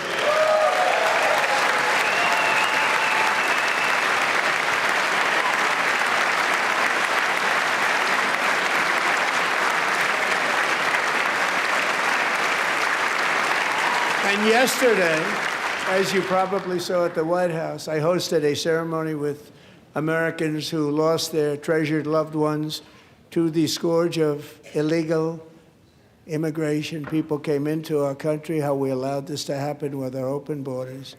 These are the angel moms and families that for decades our government betrayed and our media totally ignored. It was terrible. Hard to believe, actually. In 2023, a 16-year-old high school cheerleader named Elizabeth Medina was supposed to perform in her town's Christmas parade, but she never arrived. Her mother, Jacqueline, went home to look for her, and she found her lying dead in a bathtub, bleeding profusely after being stabbed 25 times. Elizabeth's killer was a previously arrested illegal alien who had broken in and brutally extinguished the brightest light in her family's life, violently and viciously. Her heartbroken mother is in the gallery to remind everyone in this chamber exactly why we are deporting illegal alien criminals to our country at record numbers, and we're getting them the hell out of here fast. We don't want them.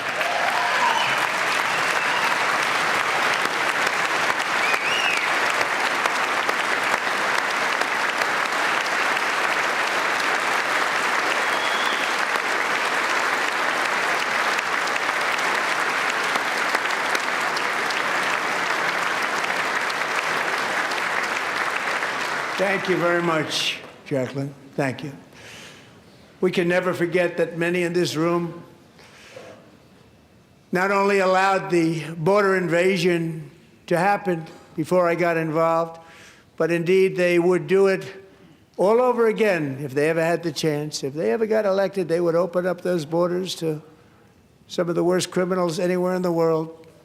The only thing standing between Americans and a wide open border right now is President Donald J. Trump and our great Republican patriots in Congress. Thank you. Thank you.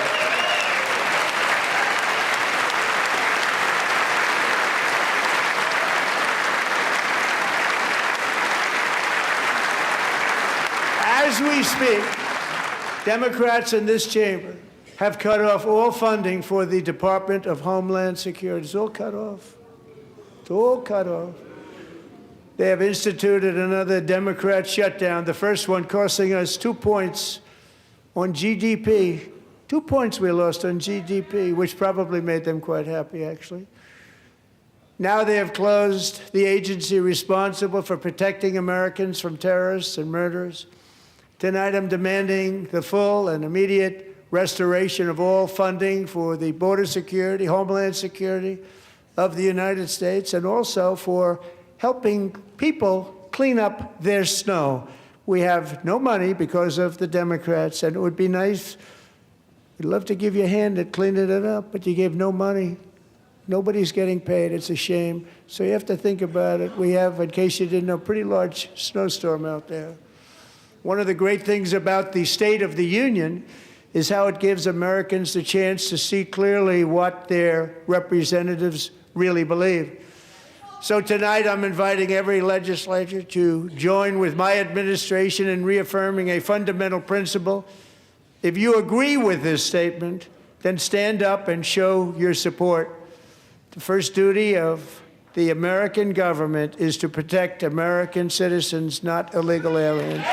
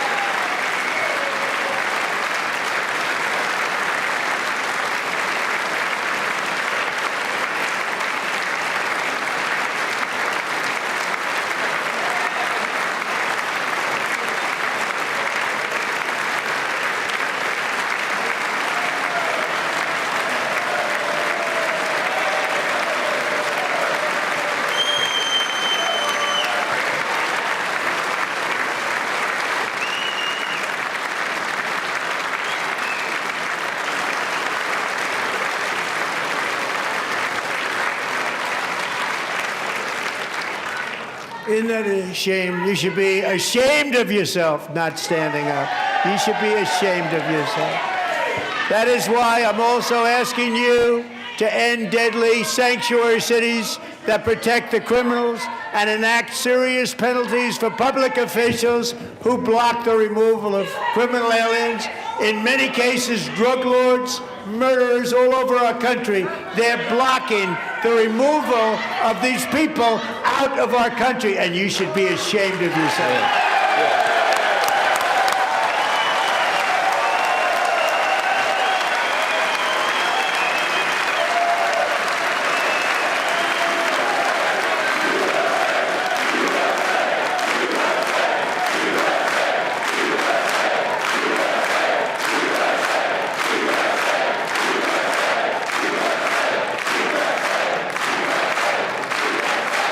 And perhaps most importantly, I'm asking you to approve the Save America Act.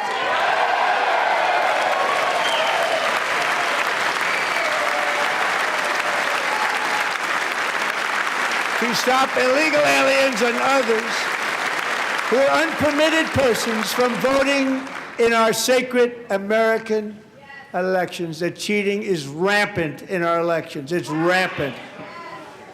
It's very simple. All voters must show voter ID.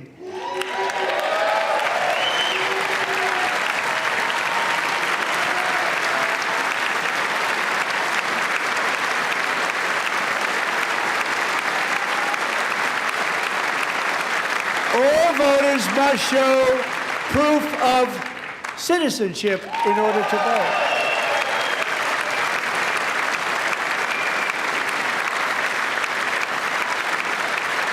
No more crooked mail-in ballots except for illness, disability, military, or travel. None. And this should be an easy one. And by the way, it's polling at 89%, including Democrats. 89%.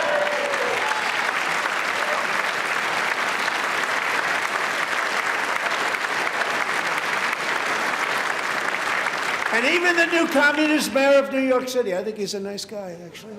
Speak to him a lot. Bad policy, but nice guy. Just said they want people to shovel snow. They got hit hard. Wants them to shovel snow, but if you apply for that job, you need to show 2 original forms of ID and a Social Security card. Yet they don't want identification for the greatest privilege of them all, voting in America. No, it's no good. No good. Both Republicans and Democrats overwhelmingly agree on the policy that we just enunciated. And Congress should unite and enact this common sense, country-saving legislation right now, and it should be before anything else happens.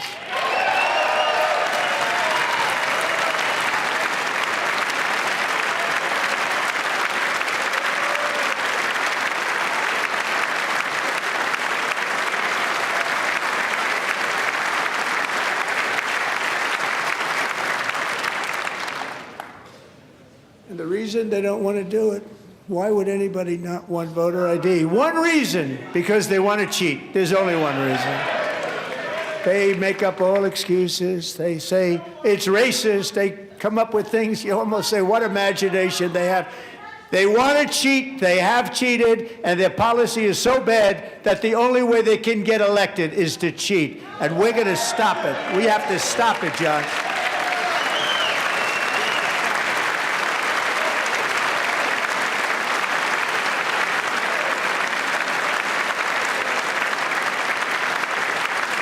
And here is one more opportunity to show common sense in government. In the gallery tonight are Sage Blair and her mother, Michelle.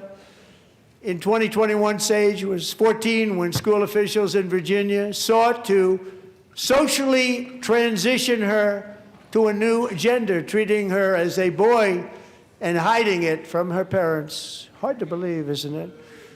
Before long, a confused Sage ran away from home after she was found in a horrific situation in Maryland A left-wing judge refused to return Sage to her parents because they did not immediately state that their daughter was their son. Sage was thrown into an all-boys state home and suffered terribly for a long time. But today, all of that is behind them because Sage is a proud and wonderful young woman with a full-ride scholarship to Liberty University. Sage and Michelle, please stand up.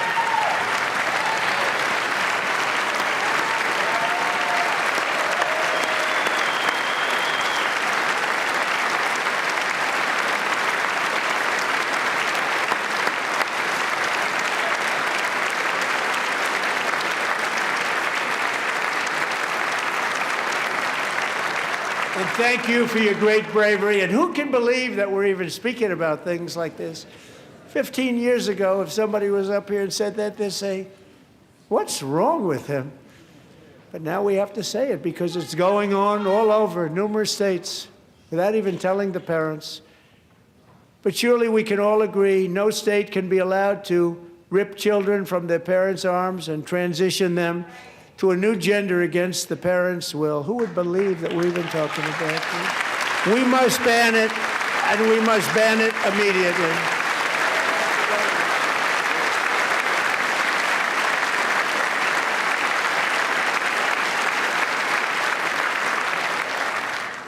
Look, nobody stands up. These people are crazy, I'm telling you.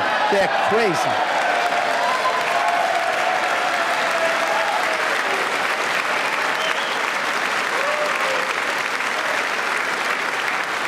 Amazing, gentlemen. Boy, oh boy. We're lucky we have a country. With people like this, Democrats are destroying our country, but we've stopped it just in the nick of time, didn't we?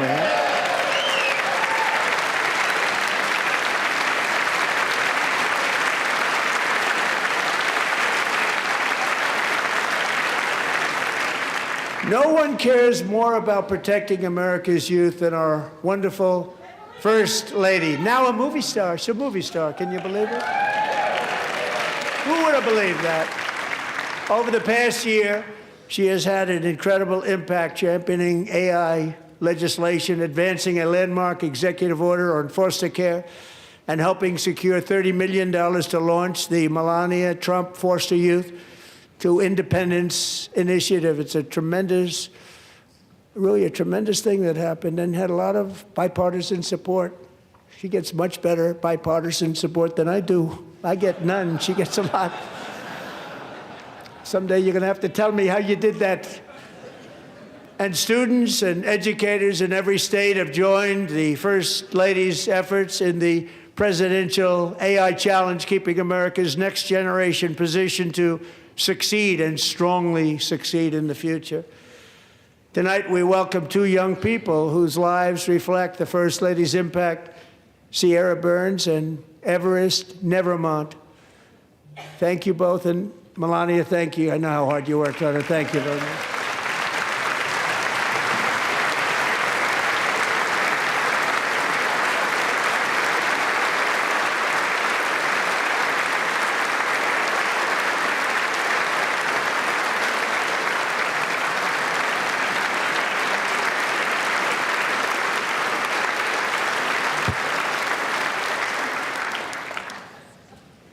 I'm very proud to say that during my time in office, both the first 4 years and in particular this last year, there has been a tremendous renewal in religion, faith, Christianity, and belief in God. Tremendous renewal.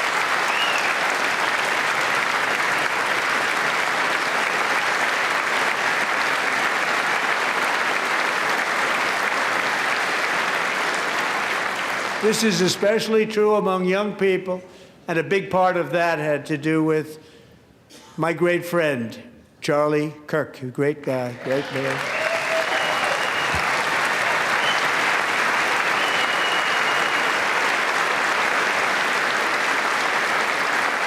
So last year, Charlie was violently murdered by an assassin and martyred, really martyred for his beliefs. His wonderful wife, Erica, is with us tonight. Erica, please stand.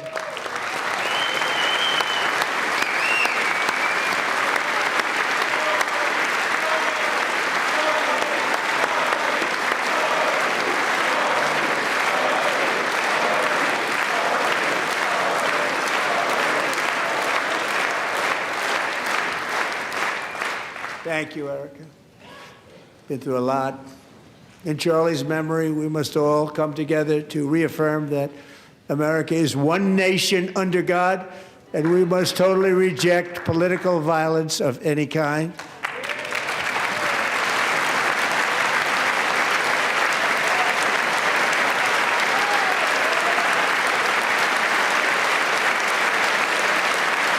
We love religion, and we love bringing it back, and it's coming back at levels that nobody actually thought possible. It's really a beautiful thing to see. Above all, unleashing America's promise requires keeping our communities safe. We have made incredible strides, yet dangerous repeat offenders continue to be released by pro-crime Democrat politicians again and again. We are honored to be joined tonight by a woman who's been through hell, Anya Zarutska. In 2022, she and her beautiful daughter, so beautiful, what a beautiful young woman, Irina, fled war-torn Ukraine to live with relatives near Charlotte, North Carolina. And by the way, what's going on with Charlotte? Last summer, 23-year-old Irina was riding home on the train when a deranged monster who had been arrested over a dozen times and was released through no cash bail stood up and viciously slashed a knife through her neck and body. No one will ever forget. There were people on that train. No one will ever forget the expression of terror on Irina's face as she looked up at her attacker in the last seconds of her life. She died instantly. She had escaped a brutal war only to be slain by a hardened criminal set free to kill in America. Came in through open borders. Mrs. Zarutska, tonight I promise you we will ensure justice for your magnificent daughter, Irina.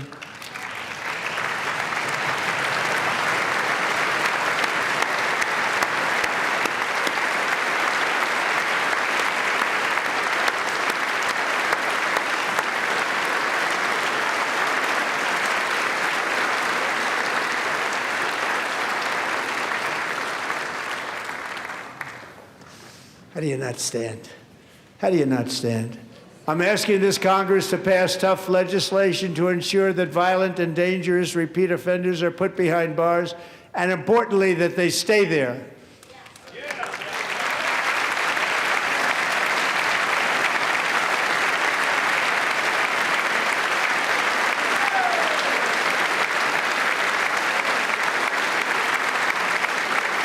Starting last summer, I deployed our National Guard and federal law enforcement to restore law and order to our most dangerous cities, including Memphis, Tennessee, big success, New Orleans, Louisiana, big success, and our nation's capital itself, Washington, D.C., where we have almost no crime anymore in Washington, D.C. How did that happen?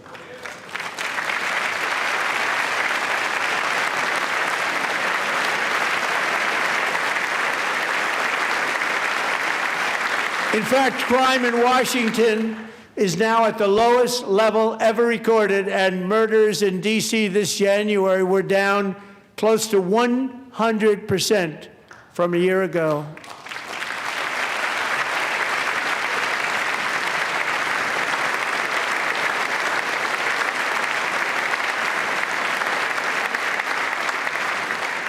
They don't like to hear that.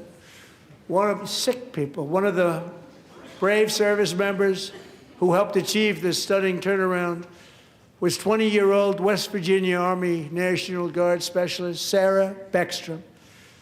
After a 4-month deployment, she voluntarily extended her service, and her rank was going to be lifted. She was doing so well. They were so proud of her. But the very next day, she was on patrol near the White House when she was ambushed and shot in the head by a terrorist monster from Afghanistan. Shouldn't have been in our country. And all because she wore the uniform of our nation, she was shot. He traveled here because he didn't like people wearing our uniform. He was sick and deranged, shouldn't have been in our country. Sarah Beckstrom died in order to defend our capital, and we are honored to be joined by her wonderful parents, Gary and Evalie. Your daughter was a true American patriot, and she will be greatly missed. She was a great person. I saw reports on her. They've never seen anything like her.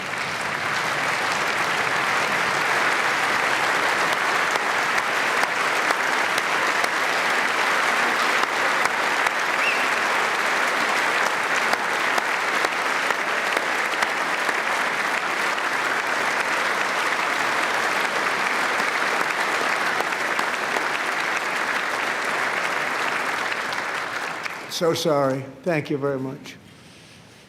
She's a great young lady. I saw reports that were like, perfect. She was perfect. Serving alongside Sarah that day was Staff Sergeant Andrew Wolf.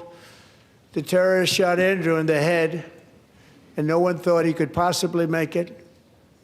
The two of them, Sarah and Andrew, both shot violently in the head. Neither was expected to make it. They weren't even given a chance, except his wonderful mother, named Melody, who I spoke to the same night, and she was so positive. The doctors thought that Andrew was gone, but his mother said, no, no, Mr. President, Andrew will be fine. He's going to make it. I've never seen anything like it. I mean, he was given almost no chance. She said, I have no doubt, sir, he's going to be okay. This was a conversation that I had with her that night, with her son laying helplessly in bed, blood all over.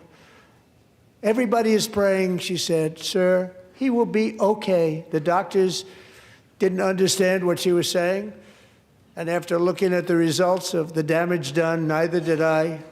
She was so strong and conclusive that even Andrew's great father felt she didn't really understand the gravity of the situation. But she turned out to be right. Right, Melody? She turned out to be right.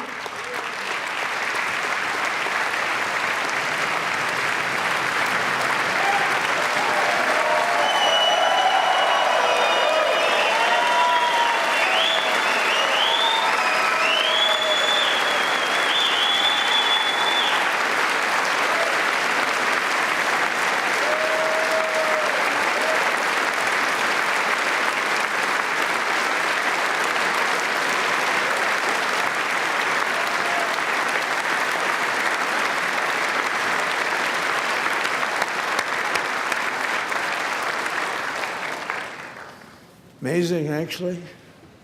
I said, where does this woman come from? She's the most positive person I've ever met. With God's help, Andrew has battled back from the edge of death, and we're talking about the edge of death, on his way to a miraculous recovery. He's got a little work to do, but he's doing great. Nice to see you. He's a good-looking guy. Nice to see you. Thanks, Andrew. Thank you very much.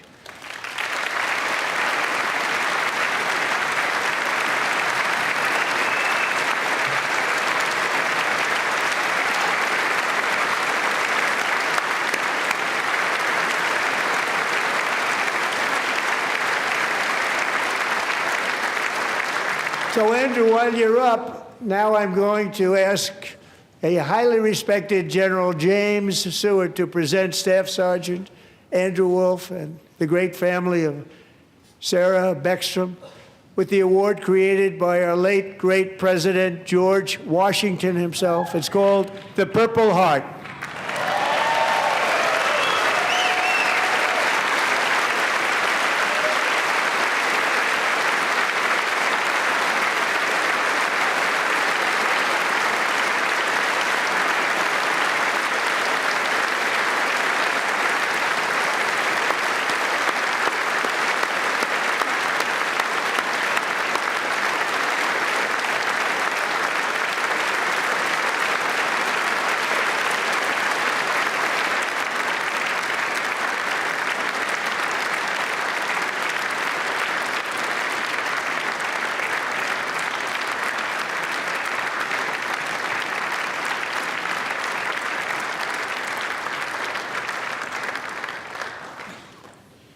We love you all. Love you. We're proudly restoring safety for Americans at home, and we are also restoring security for Americans abroad. Our country has never been stronger. My first 10 months, I ended 8 wars, including Cambodia. Isn't it funny? Sick people. Cambodia and Thailand, Pakistan and India. Would have been a nuclear war. 35 million people said the Prime Minister of Pakistan would have died if it were not for my involvement. Kosovo and Serbia, Israel and Iran, Egypt and Ethiopia, Armenia and Azerbaijan, the Congo and Rwanda, and of course the war in Gaza, which proceeds at a very low level. It's just about there. And I want to thank Steve Witkoff and Jared Kushner for your help. Thank you, Steve. Thank you, Jared.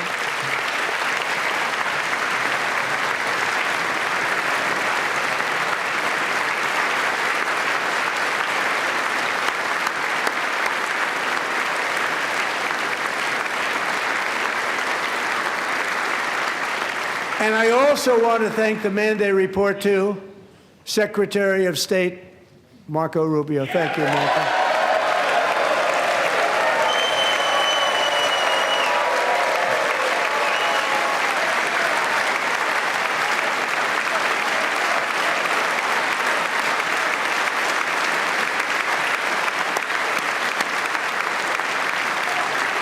People like you.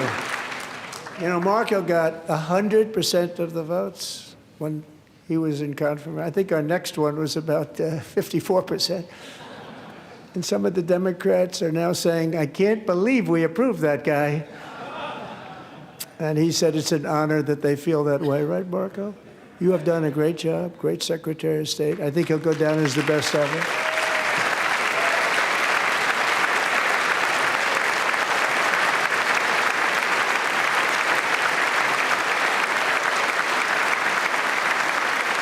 Under the ceasefire I negotiated, every single hostage, both living and dead, has been returned home. Can you believe that?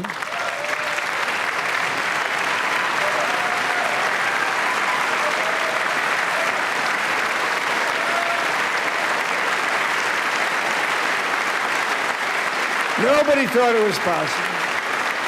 Nobody thought that was possible.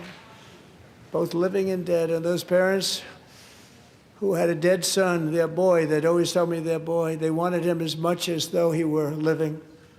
That was an amazing period of time. And they came back, and when we got all of the living hostages back, and many, many before them, but I always said those last 20 are going to be very tough, but we got many, many more, hundreds. But I said those last 20 are going to be tough. We got them back. But we only got back 14 or 15 of the dead, of the 28. And believe it or not, Hamas worked along with Israel, and they dug and they dug and they dug.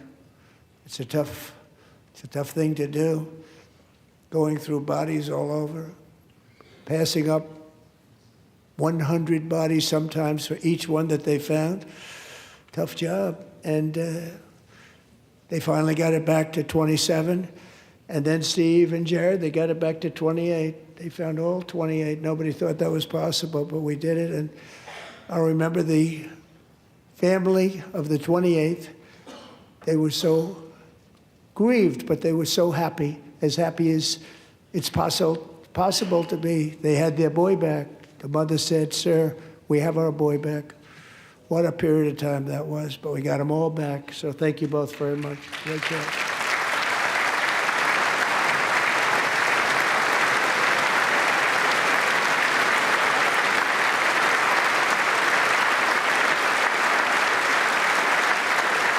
And we're working very hard to end the 9th war, the killing and slaughter between Russia and Ukraine, where 25,000 soldiers are dying each and every month. Think of that, 25,000 soldiers are dying a month.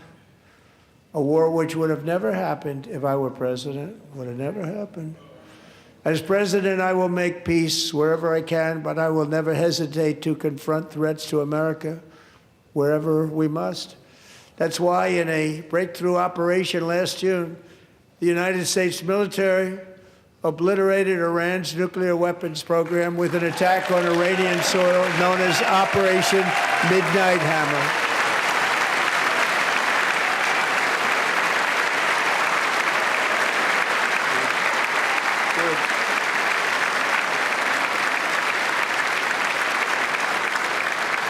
For decades, it had been the policy of the United States never to allow Iran to obtain a nuclear weapon. Many decades. Since they seized control of that proud nation 47 years ago, the regime and its murderous proxies have spread nothing but terrorism and death and hate. They've killed and maimed thousands of American service members and hundreds of thousands and even millions of people with what's called roadside bombs. They were the kings of the roadside bomb. And we took out Soleimani. I did that during my first term. Had a huge impact. He was the father of the roadside bomb.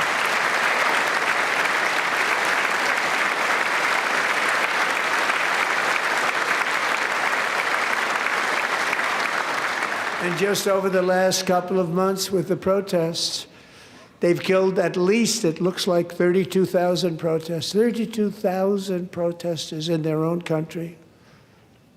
They shot them and hung them. We stopped them from hanging a lot of them with the threat of serious violence. But this is some terrible people. They've already developed missiles that can threaten Europe and our bases overseas, and they're working to build missiles that will soon reach the United States of America. After Midnight Hammer, they were warned to make no future attempts to rebuild their weapons program, and in particular, nuclear weapons. Yet they continue, starting it all over. We wiped it out, and they want to start all over again, and are at this moment again pursuing their sinister ambitions. We are in negotiations with them. They want to make a deal, but we haven't heard those secret words. We will never have a nuclear weapon. My preference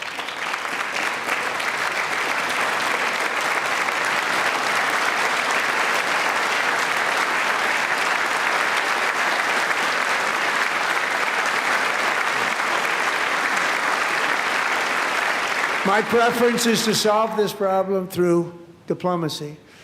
But one thing is certain, I will never allow the world's #1 sponsor of terror, which they are by far, to have a nuclear weapon. Can't let that happen.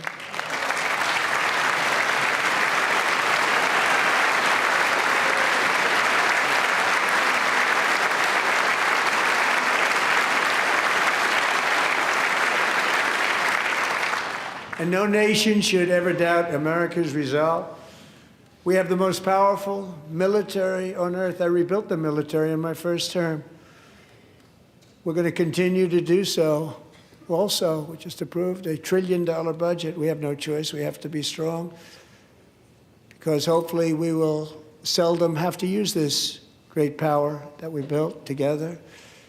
It's really called peace through strength, and it's been very, very effective.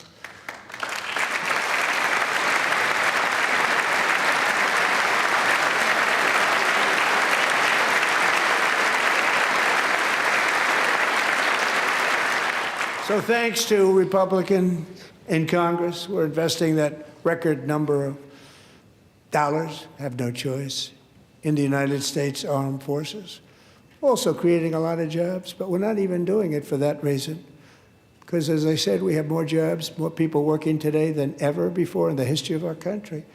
And NATO countries are friends and allies. They are. They're our friends and they're our allies. Have just agreed, at my very strong request, to pay 5% of GDP for military defense rather than the 2%, which they weren't paying. We were paying for almost all of NATO.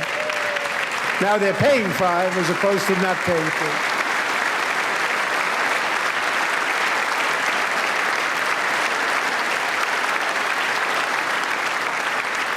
And getting that 5% was something which everyone said would never be done, could not happen. We got it really easily with one meeting. And big difference between 2% that's not paid. We were paying the freight of many of them. Very few were paid up. Now 5%, then they're paid. And everything we send over to Ukraine is sent through NATO, and they pay us in full. They pay us totally in full. Every branch of our armed forces is setting records for recruitment. This is so exciting. And every service member recently.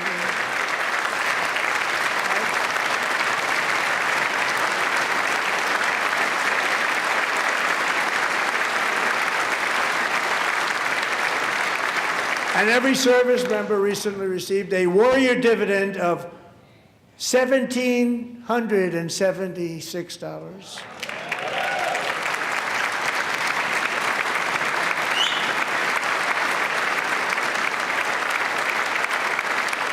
You know, they put it on my desk. We got the money from tariffs and other things, a lot of money we have. We have much more money than people understand. Have to rebuild that program a little bit, but it won't take long. But we got the money, and it was $1,775, and they wanted my approval. And I said, what's the number? $1,775. I said, wait a minute. For $1 more, we can have $1,776. It's going to... I said, we're going to figure that. I never asked anybody if we could afford it. $1 more. I said, $1,776. And I said, that's good. And I'll tell you what, our military, that was 4 months ago, our military, I never see a person in the military that doesn't thank me for it. So we're honored to do it. They deserve it. And we call it 1776. It was great. And we love our military. We love our law enforcement.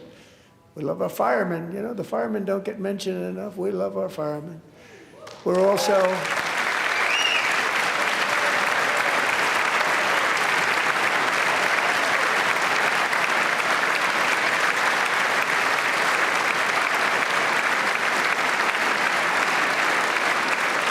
We're also restoring American security and dominance in the Western Hemisphere, acting to secure our national interests and defend our country from violence, drugs, terrorism, and foreign interference. For years, large swaths of territory in our region, including large parts of Mexico, really large parts of Mexico, have been controlled by murderous drug cartels. That's why I designated these cartels as foreign terrorist organizations, and I declared illicit fentanyl as a weapon of mass destruction.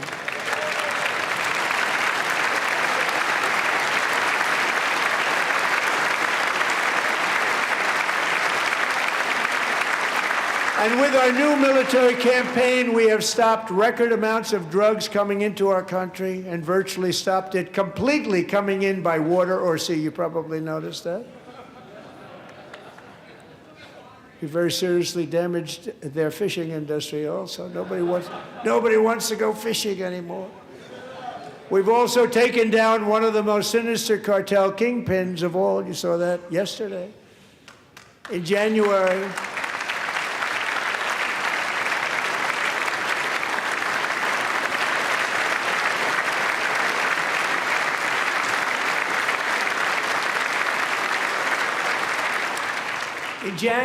elite American warriors carried out one of the most complex, spectacular feats of military competence and power in world history. No one's seen anything like it. Foreign leaders, I won't tell you who, called me and they said, very impressive, very good.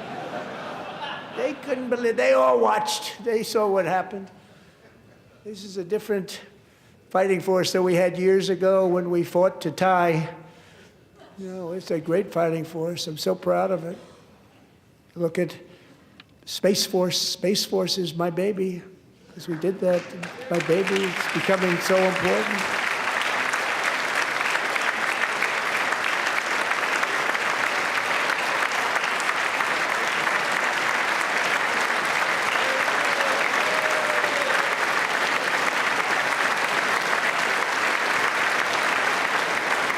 And America's armed forces overwhelmed all defenses and utterly defeated an enemy, good fighters, to end the reign of outlaw dictator Nicolas Maduro and bring him to face American justice.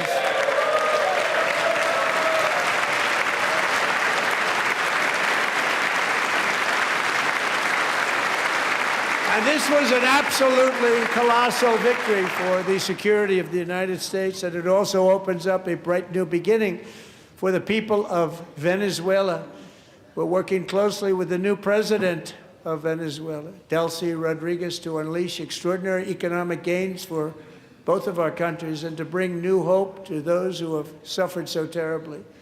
They really did suffer. With us tonight is Alejandro Gonzalez. She grew up in a tight-knit Venezuelan family and was especially close to her beloved Uncle Enrique, But after Enrique ran for office and opposed Maduro, he was kidnapped by Maduro's security forces and thrown into the regime's really infamous prison in Caracas.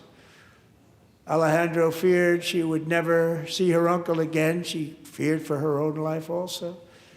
But since the raid, we have worked with the new leadership, and they have ordered the closure of that vile prison and released hundreds of political prisoners already, with more to come.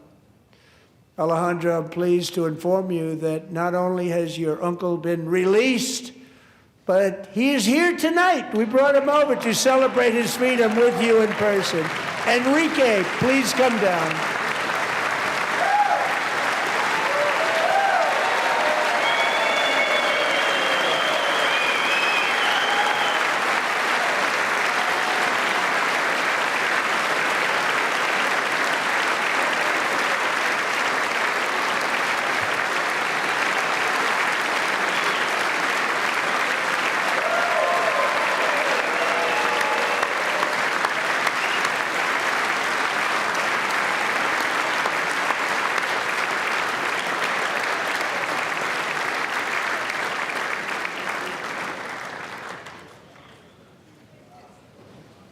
Thank you, Enrique. Have a good time. Nice to have you back, Enrique. There were many heroes on that January raid to capture Maduro, really great heroes. It was very dangerous. They knew we were coming. They were all set. But the deeds of one warrior that night will live forever in the eternal chronicles of military valor. Chief Warrant Officer 5, Eric Slover, planned the mission and was the flight lead in the cockpit of the first helicopter, a big, beautiful, powerful helicopter. It was a massive Chinook carrying, as you can imagine, many, many American warfighters. Wearing the dog tags, his wife Amy had blessed with holy water before he left. She knew it was going to be a rough one. Eric steered the Chinook under the cover of night and descended swiftly upon Maduro's heavily protected military fortress. This was a major military installation, protected by thousands of soldiers and guarded by Russian and Chinese military technology. How did that work out? Not too good. While preparing to land, enemy machine guns fired from every angle, and Eric was hit very badly in the leg and hip, one bullet after another. He absorbed 4 agonizing shots, shredding his leg into numerous pieces. And yet, despite the fact that the use of his legs was vital to successful helicopter flight, legs are the most important part of flying a helicopter, to deliver the many commandos who would capture and detain Maduro was the only thing Eric was thinking about. Then, even as he was gushing blood, which was flowing back down the aisle, helicopter lands at a steep angle. The machine guns stood right in front of him. They were right in front of him, 2 machine gunners who escaped the wrath of the previous planes. Eric maneuvered his helicopter with all of those lives and souls to face the enemy and let his gunners eliminate the threat. Turned the helicopter around so the gunners could take care of business, saving the lives of his fellow warriors from what could have been a catastrophic crash deep in enemy territory. Only after safely landing the helicopter with all the warriors aboard in the exact right spot, which was vital to the mission, we probably would have had to maybe cancel the mission if that didn't happen. Eric told his co-pilot, also wounded, but not as gravely, to take over. I'm about ready to pass out. The success of the entire mission and the lives of his fellow warriors hinge on Eric's ability to take the searing pain. It was unbelievable what's happened to his legs of the bullets and keep on flying and landing, and people knew what was happening. Everybody in the back of the helicopter knew because they saw the blood pouring down the aisle. Chief Warrant Officer Slover is still recovering from his serious wounds, but I'm thrilled to say that he is here tonight with his wife, Amy, Eric, and Amy. Come on in.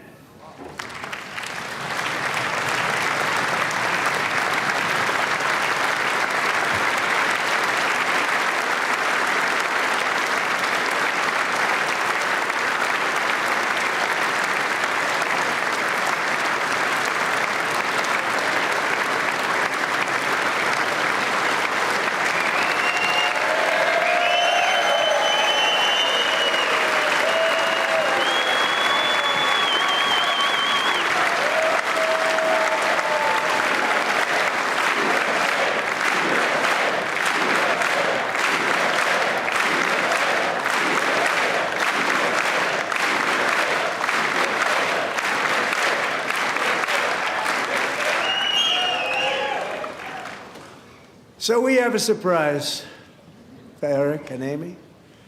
In recognition of Eric's actions above and beyond the call of duty, I would now like to ask General Jonathan Braga to present Chief Warrant Officer Slover with our nation's highest military award, the Congressional Medal of Honor.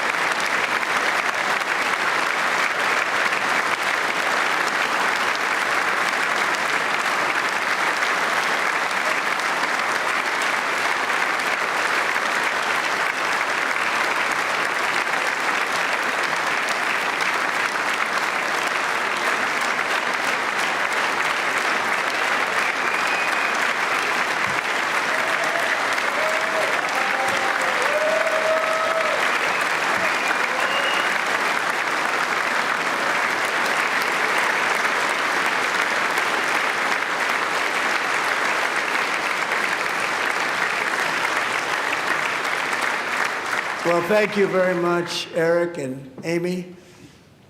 Great to get to know you. I met with them and with a lot of their fellow warriors at Fort Bragg recently.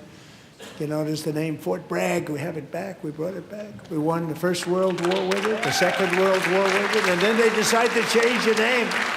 So we changed it back. Everybody wanted to change back too. And 10 of Eric's fellow warriors from that incredible night of victory will also be receiving medals at a private ceremony that will soon be held at the White House, and Eric will be there. Thank you.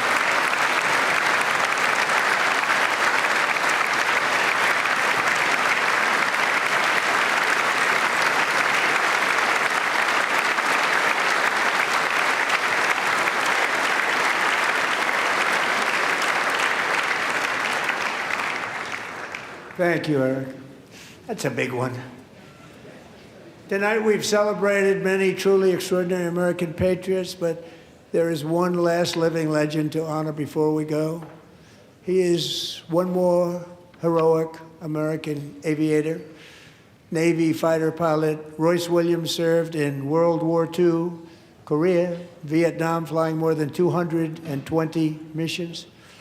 In the skies over Korea in 1952, Royce was in the dogfight of a lifetime, legendary dogfight. Flying through blizzard conditions, his squadron was ambushed by 7 Soviet fighter planes. It was his first aerial combat of the war, and despite being massively outnumbered and outgunned, Royce led the takedown of 4 enemy jets and almost destroyed the others, vanquishing his adversaries while taking 263 bullets to his own plane and being seriously hurt. His story was secret for over 50 years. He didn't even want to tell his wife, but the legend grew and grew. But tonight, at 100 years old, this brave Navy captain is finally getting the recognition he deserves. He was a legend long before this evening. Royce, please stand up, and I will ask the First Lady of the United States to present Captain Royce Williams with his Congressional Medal of Honor.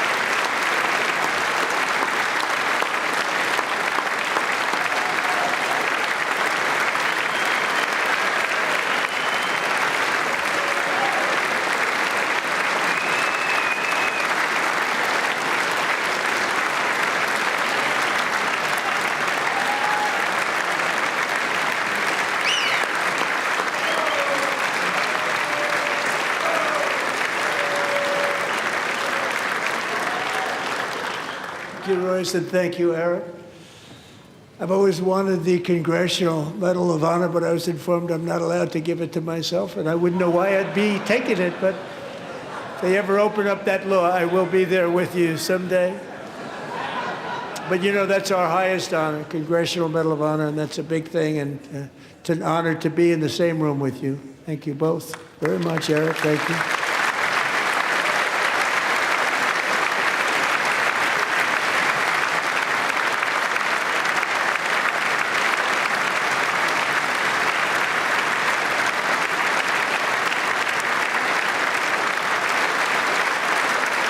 Thank you. 250 years is a long time in the life of a nation, but in another sense, it's really a mere moment in the eye of history. Two of the gentlemen we met in the gallery this evening took their first breaths 1 century ago, 100 years before that, on July 4th, 1826, the author of the Declaration of Independence, brilliant, Thomas Jefferson, drew his last breath. Just a single long human lifespan separates the giants who declared and won our independence from the heroes who stand among us tonight. Everything our nation has done, everything we have achieved, has been the work of those few great lifetimes. In those brief chapters, Americans built this nation from 13 humble colonies into the pinnacle of human civilization and human freedom, the strongest, wealthiest, most powerful, most successful nation in all of history.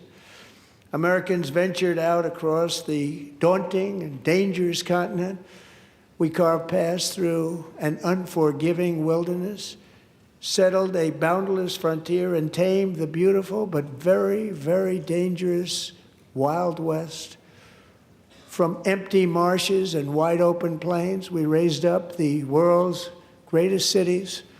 Together, we mastered the world's mightiest industries and shattered history's monstrous tyrannies.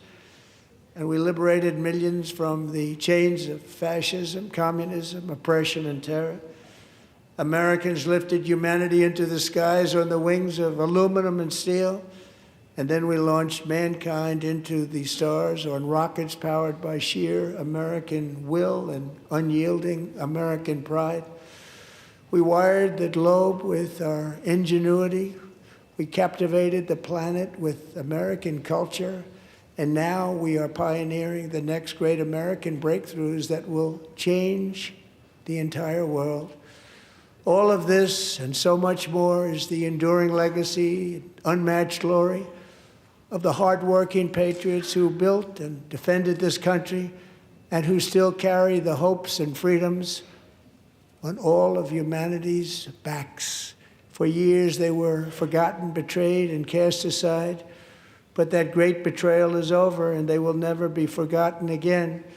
Because when the world needs courage, daring, vision, and inspiration, it is still turning to America. And when God needs a nation to work his miracles, he knows exactly who to ask. There is no challenge Americans cannot overcome, no frontier too vast for us to conquer, no dream too bold for us to chase, no horizon too distant for us to claim. For our destiny is written by the hand of providence, and these first 250 years were just the beginning.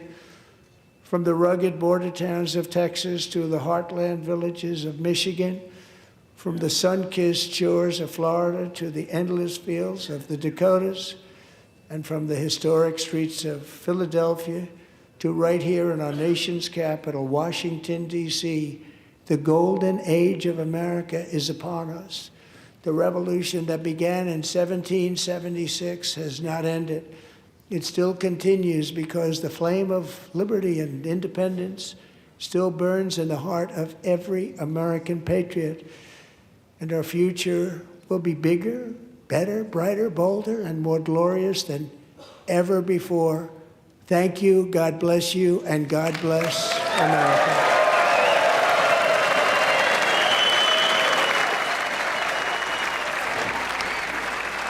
If you've been watching the President's State of the Union address, you have just witnessed history, because for the first time since they've been keeping logs of this, President Trump's speech is the longest in history to a joint address to Congress. An hour and 47 minutes, almost an hour and 48 minutes. Again, the longest in history since we've been keeping track of these speeches. As reporters start to write the headlines and write articles about this speech, they likely will be writing more about the moments and the visuals than about the actual diplomacy and or policies that were talked about in this speech. Some of the big moments, Team USA hockey coming in very early in this speech, the president asking everyone for a standing ovation, which they received to their gold medals, but also saluting with the Congressional Medal of Honor pilot Eric Slover, who was the chopper pilot in the Venezuela mission in that operation to take out Nicolas Maduro, who took 4 bullets and still was able to survive and appeared there in Congress. Also, a political prisoner in Venezuela at one point, Enrique, coming out and giving his daughter, who's an American, a hug, who had been waiting for her uncle, who had been imprisoned in Venezuela just because he had run against Maduro. The president now taking some selfies here as he's walking out. In a short time, we will get the Democratic response from the Virginia governor as well. The president's talking a little bit about the economy. And remember, he has to set the table and the stage for the midterms.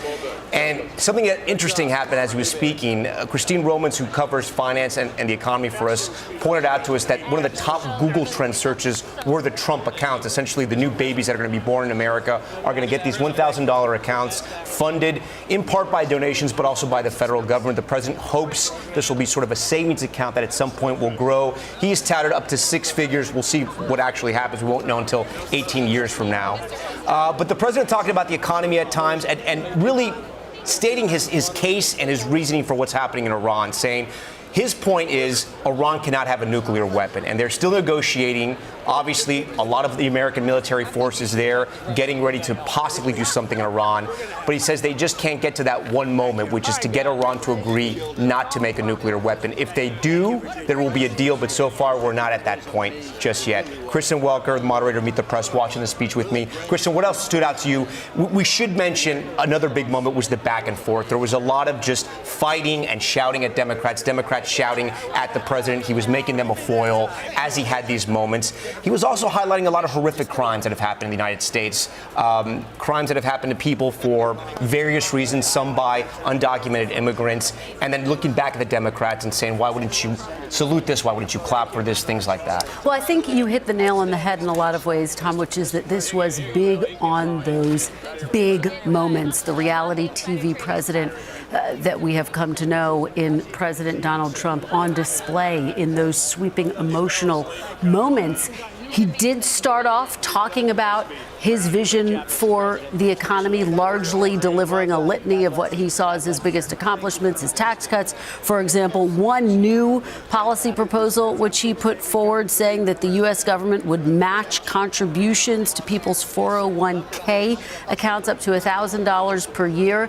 It was filled with what we have become used to, some exaggerations from this president, some statements that need more context. For example, he talked about the fact that he believes that elections have been rigged. Of course, there's no example of that. There's no evidence of that.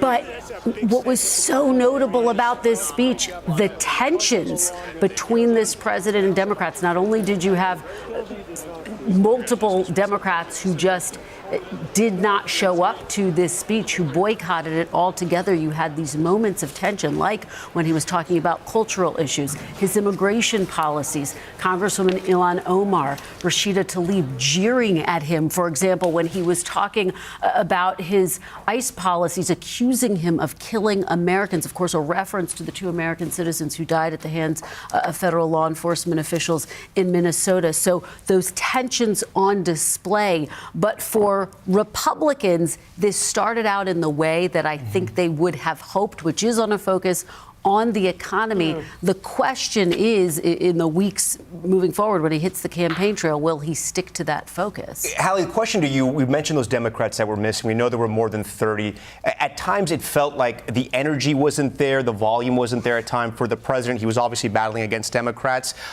Did that play a part that it wasn't completely filled in the chamber? I think that you saw the president try to inject some energy when he had these moments that seemed designed, candidly, to throw red meat to his base, when he had that stand up or sit down moment. But if you're looking for meat on the bone, if you're a voter who wanted to hear about what he's going to do to make your prices lower, to make your bills easier to pay when it comes to housing, et cetera, keep in mind that some of what he proposed when it came to the economy is likely going to need congressional approval if he doesn't do well, if he doesn't help carry his party over the line in the midterms come November. And again, the winds of history are trending against him. That is going to be enormously difficult for him and Republicans to do. We're going to have more reporting and analysis from Christine Romans, Peter Alexander in just a moment. We're going to take a quick break, but still ahead tonight, we're just moments away from the Democratic response to President Trump from Virginia Governor Abigail Spanberger. We're going to bring it to you live right after this.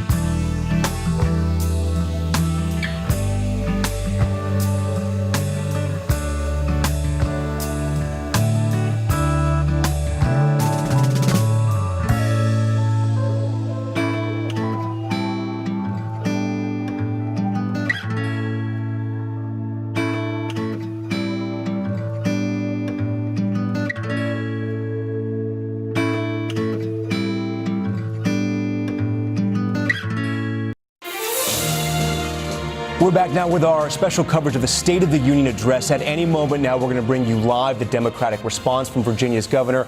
Peter Alexander joins our roundtable here. Peter, my question to you, the president announced 2026 was going to be about the economy. He was going to go out almost every week to different states, different cities, sell his economic vision. He set the stage tonight. Did he focus enough on the economy, you think, in the speech? I think people at home will be the judge of that. The president said we're entering a golden age of America. I think Americans can decide if it feels like that. He said it's a roaring economy and it's never roared like this before. Americans will be the judges of that as well. But the bottom line is this is one speech. It needs to be a sustained effort going forward by the president and his cabinet for any of this to stick. The question is, does this president sort of have the motivation, the ability to stick to a similar message like this going forward? Christine, we only have about 30 seconds before the response. Do we understand what these retirement accounts he was talking about are? There's about 40% of Americans not invested in the stock market. That's right. What did the president say he was going to do for them? He said the typical 401k balance has risen under his tenure, and he wants everyone to be able to enjoy that. So he wants to provide the Americans who don't have a 401k, he wants them to be able to have some kind of a federal worker kind of 401k or retirement that the U.S. would then match $1,000 every year. We need to hear a lot more about that. But it is a tacit acknowledgement that Americans are chronically undersaved for retirement. Here's newly elected Virginia Governor Abigail Spanberg with a Democratic response. Let's listen in. Good evening. Good evening and welcome to historic Williamsburg. We are gathered here in the chambers of the House of Burgesses. In 1705, the people of the Virginia colony gathered here to take on the extraordinary task of governing themselves. Before there was a Declaration of Independence, a Constitution, or a Bill of Rights, there were people in this room. The people who served here ultimately dreamed of what a new nation, unlike anything the world had ever seen, could be. The United States was founded on the idea that ordinary people could reject the unacceptable excesses of poor leadership, band together to demand better of their government, and create a nation that would be an example for the world. And this year, as we celebrate 250 years since America declared our independence from tyranny, I can think of no better place to speak to you as we reflect on the current state of our union. Tonight, as we watched our nation's lawmakers gather for a joint session of Congress, we did not hear the truth from our president. So let's speak plainly and honestly. And let me ask you, the American people watching at home, 3 questions. Is the president working to make life more affordable for you and your family? Is the president working to keep Americans safe both at home and abroad? Is the president working for you? As I campaigned for governor last year, I traveled to every corner of Virginia, and I heard the same pressing concern everywhere. Costs are too high in housing, healthcare, energy, and childcare. And I know these same conversations are being had all across this country. Because since this president took office last year, his reckless trade policies have forced American families to pay more than $1,700 each in tariff costs. Small businesses have suffered, farmers have suffered, some losing entire markets. Everyday Americans are paying the price. And even though the Supreme Court struck these tariffs down 4 days ago, the damage to us, the American people, has already been done. Meanwhile, the president is planning for new tariffs, another massive tax hike on you and your family. And Republicans in Congress, they remain unwilling to assert their constitutional authority to stop him. They're making your life harder. They're making your life more expensive. They're even making it more difficult to see a doctor. Rural health clinics in Virginia and across the country are already closing their doors thanks to the so-called One Big Beautiful Bill, championed by the president and Republicans in Congress. And tonight, the president celebrated this law, the one threatening rural hospitals, stripping health care from millions of Americans and driving up costs in energy and housing, all while cutting food programs for hungry kids. But here in Virginia, I am working with our state legislature to lower costs and make the Commonwealth more affordable. And it's not just me.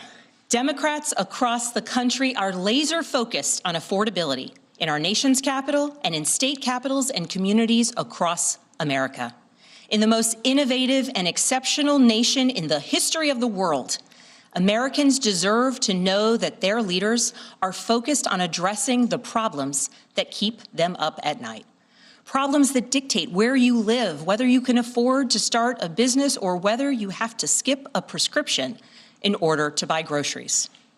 So I'll ask again, is the president working to make life more affordable for you and your family? We all know the answer is no. I grew up in a house of service. My mother was a nurse and my father was a career law enforcement officer. I began my career by following in my father's footsteps as a federal agent, working money laundering and narcotics cases. I worked side by side with local and state police to keep our communities safe and to uphold and enforce the law. Law enforcement officers across the country know that it is a unique responsibility to do the serious work of investigating crimes, comforting victims, and making arrests. It's about building trust, and that requires an abiding sense of duty and commitment to community. And yet, our president has sent poorly trained federal agents into our cities, where they have arrested and detained American citizens and people who aspire to be Americans. And they have done it without a warrant. They have ripped nursing mothers away from their babies. They have sent children, a little boy in a blue bunny hat, children to far-off detention centers, and they have killed American citizens in our streets. And they have done it all with their faces masked from accountability. Every minute spent sowing fear is a minute not spent investigating murders, crimes against children, or the criminals defrauding seniors of their life savings. Our president told us tonight that we are safer because these agents arrest mothers and detain children. Think about that. Our broken immigration system is something to be fixed, not an excuse for unaccountable agents to terrorize our communities.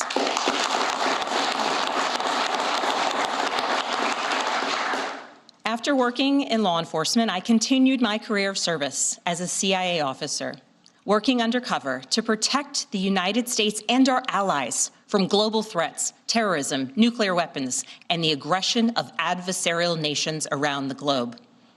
But as the president spoke of his perceived successes tonight, he continues to cede economic power and technological strength to Russia, bow down to China, bow down to a Russian dictator, and make plans for war with Iran.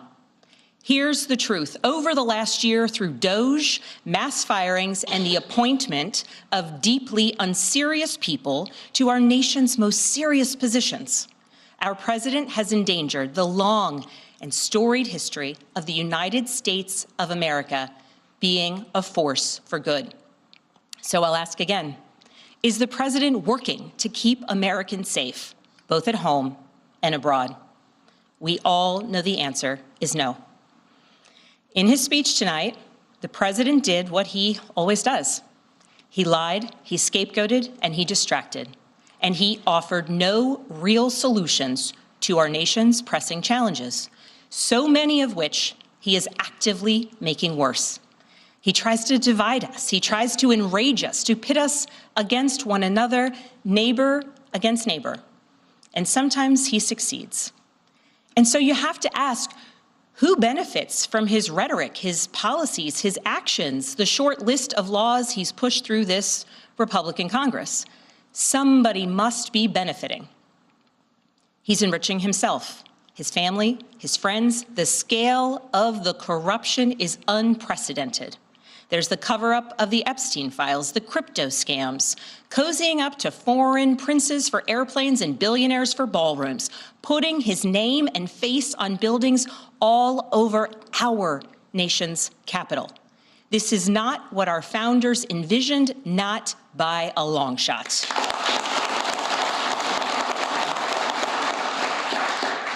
So I'll ask again, is the president working for you? We all know the answer is no. But here's the special thing about America. On our 250th anniversary, we know better than any nation what is possible when ordinary citizens, like those who once dreamed right here in this room, reject the unacceptable and demand more of their government. We see it in the determination of students organizing school walkouts all across the country, whose voices are becoming so powerful that the governor of Texas seeks to silence them. We see it in the bravery of Americans in Minnesota standing up for their communities, from peacefully protesting in sub-zero temperatures to carpooling children to school so that their immigrant parents are not ripped away from them in the parking lot. As a mother of 3 school-aged daughters, I am inspired by their bravery, but I am sickened that it is necessary. And Americans across the country are taking action. They are going to the ballot box to reject this chaos. With their votes, they are writing a new story, a more hopeful story. In November, I won my election by 15 points.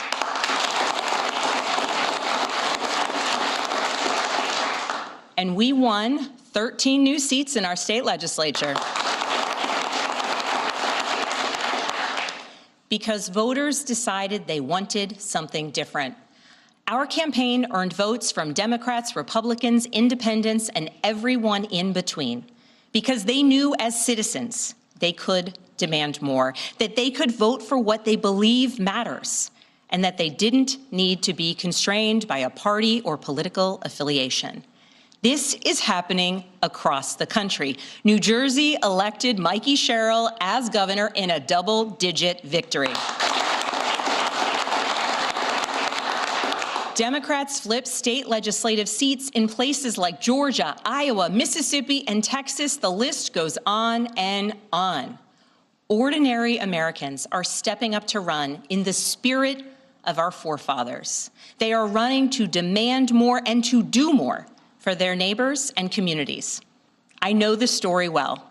I first ran for office in 2018 alongside dozens of other Democrats who did the seemingly impossible, flipping 41 seats in Congress.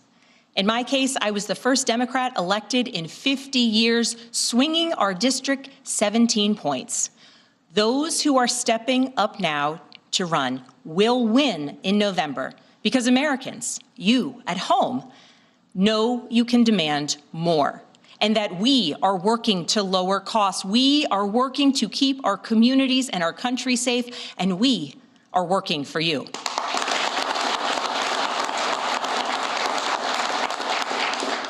In his farewell address, George Washington warned us about the possibility of, quote, cunning, ambitious, and unprincipled men rising to power.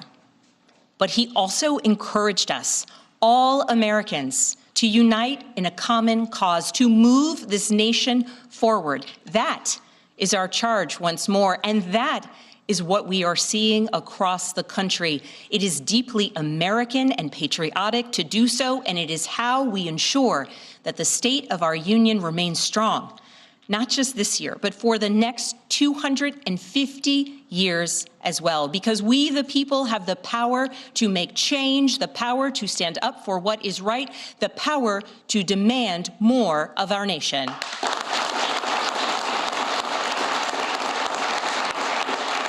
May God bless the Commonwealth of Virginia, and may God bless the United States of America. It is 11:21 p.m. on the East Coast. It's unclear how many Americans are going to watch the Democratic response because it is so late. But Peter Alexander, it sounds like we have the Democratic playbook for the midterms. So a thing that struck me in the course of the president's speech and the follow-up that we just saw from the Democrats, in the conversation the president had with you in your interview, he said about immigration enforcement in Minneapolis that he should have had a softer touch here. It seems that the Democrats' message is we're the ones who are in touch right now. The president said that there's a golden age, that there's a roaring economy right now. A lot of Americans trends, as evidenced by the recent polls show, what is it? Almost 2 out of 3 of Americans say they're dissatisfied with his handling of the economy. Here the Democrats are saying, we, in effect, feel your pain. We know what you're experiencing. And about his signature tariffs, where the president called the SCOTUS decision, the Supreme Court decision, unfortunate, they said, this is effectively a tax on you. We're the ones who are looking out for you, not the man who's in the Oval Office. In the Democratic response, we just heard Governor Spanberger ask a very simple question. Is President Trump working to make life more affordable? What is the data showing us right now, Christine? Well, the data shows us right now that people are having a really hard time with hard bills like insurance and housing and these big things that are hard to just fix overnight. And the president, in his remarks, really was talking about there's an affordability problem, but it's their fault. It's their fault. What she's saying is they're for the crypto bros, they're for the billionaires, they're for the movers and the shakers. We're for working people, and that's what the Democrats are really trying to stake their claim on here. Hallie Jackson, President Trump is not on the ballot, but he says he'll be out there campaigning. That's right. They're going to have a midterm convention at some point. We think closer to the summer before the voting starts. My question to you is, will President Trump have enough juice to get Republicans out there to vote, even though he's not on the ballot? That's the big question, and Republicans sure hope so. They think that President Trump has got to help carry some of these candidates over the line if they want to buck these historical trends here of the last 20 midterms, and 18 of them, the party in power and the president lost seats. So I think when you hear Governor Spanberger there try to channel the frustration that Americans feel about the economy, look at where President Trump is. His approval rating is sitting at right around 40%. That's largely driven by cratering poll numbers on the economy. So I think the governor, why was she chosen to deliver these remarks? She's somebody who's a moderate voice in the Democratic Party. She flipped a seat back in 2018, as she talked about. And when we look at this through the frame of the midterms, because that's really, Tom, we've been talking about it, what this is, a big midterm campaign kickoff. This is the message that Democrats want to and need to hammer, that President Trump is not doing enough to make your life affordable. Yeah, as we covered this, and if you're an NBC News viewer, you usually watch these special nights. Savannah Guthrie is usually here anchoring all of our special political coverage. She, of course, is dealing with the unthinkable right now. We are wearing our yellow ribbons. We wanted to make sure you guys knew this, following the lead of our Today Show colleagues, thinking about Savannah. We know you're out there, Savannah. We know you might be watching. We just want to let you know we're praying for you and your mom. We know you're going to get back here at some point. These nights are not the same without you, but we completely understand what you are going through right now.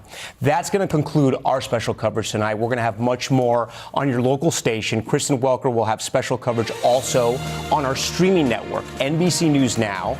Coming up next, we're going to have much more for you from Washington on the State of the Union speech, what the president said, what Democrats are saying in response, and where the news goes from here. We thank you for watching. I'm Tom Yamas reporting from Washington.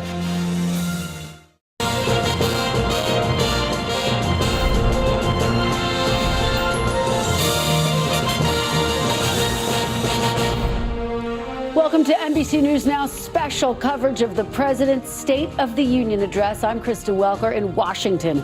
After President Trump delivered the longest State of the Union address in American history, it was a defiant defense of his agenda from inside the Capitol, while also lashing out at Democrats with a litany of attacks, saying they were destroying our country. What began as a night marked by notes of unity turned at times into a fiery attack on the president's rivals. The cornerstone of the president's address was the issue of the economy, the number one issue for voters, as the president vowed that the country was entering a, quote, golden age. You've seen nothing yet. We're going to do better and better and better. This is the golden age of America. Tonight, after just 1 year, I can say with dignity and pride that we have achieved a transformation like no one has ever seen before, and a turnaround for the ages. The state of our union is strong.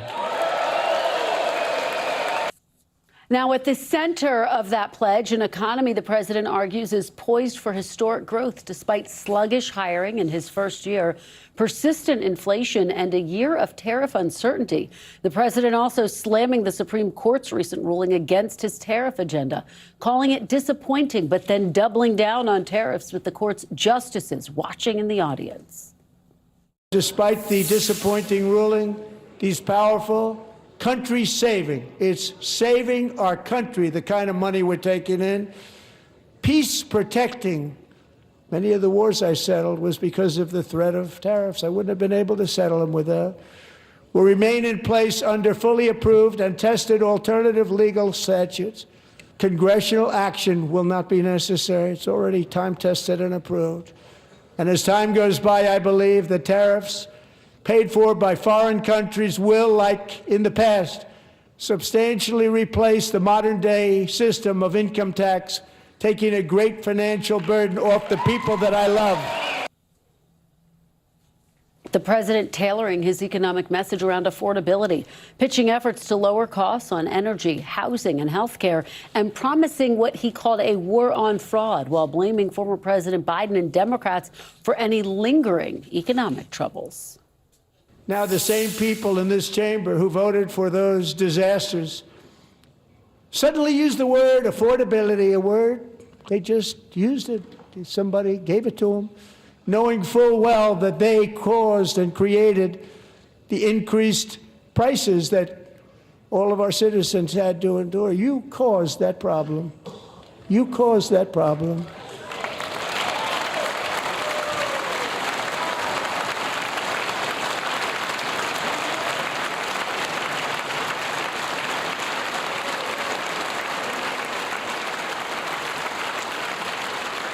They knew their statements were a lie. They knew it.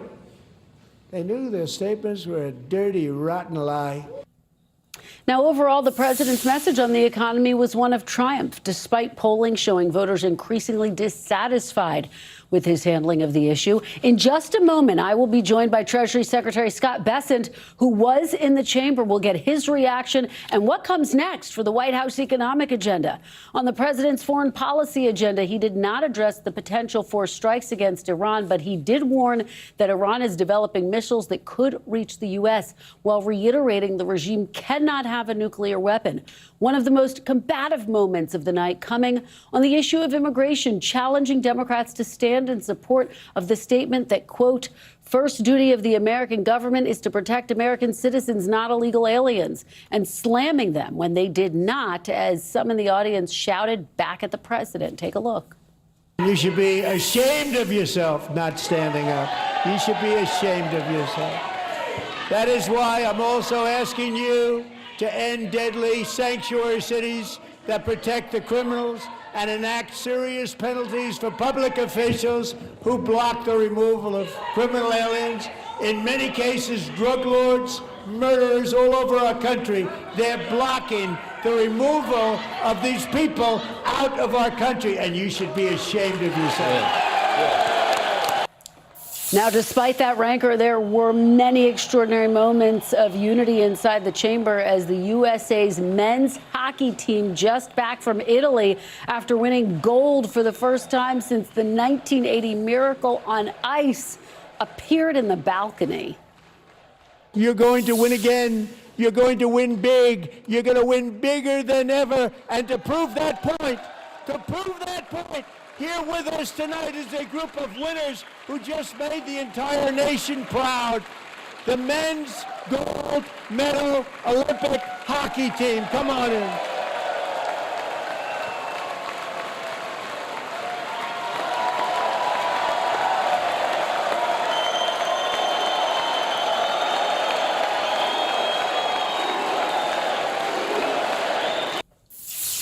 Now, the official Democratic response coming just moments ago from Virginia Governor Abigail Spanberger, who started off her speech focused on countering the president on that key issue, the economy.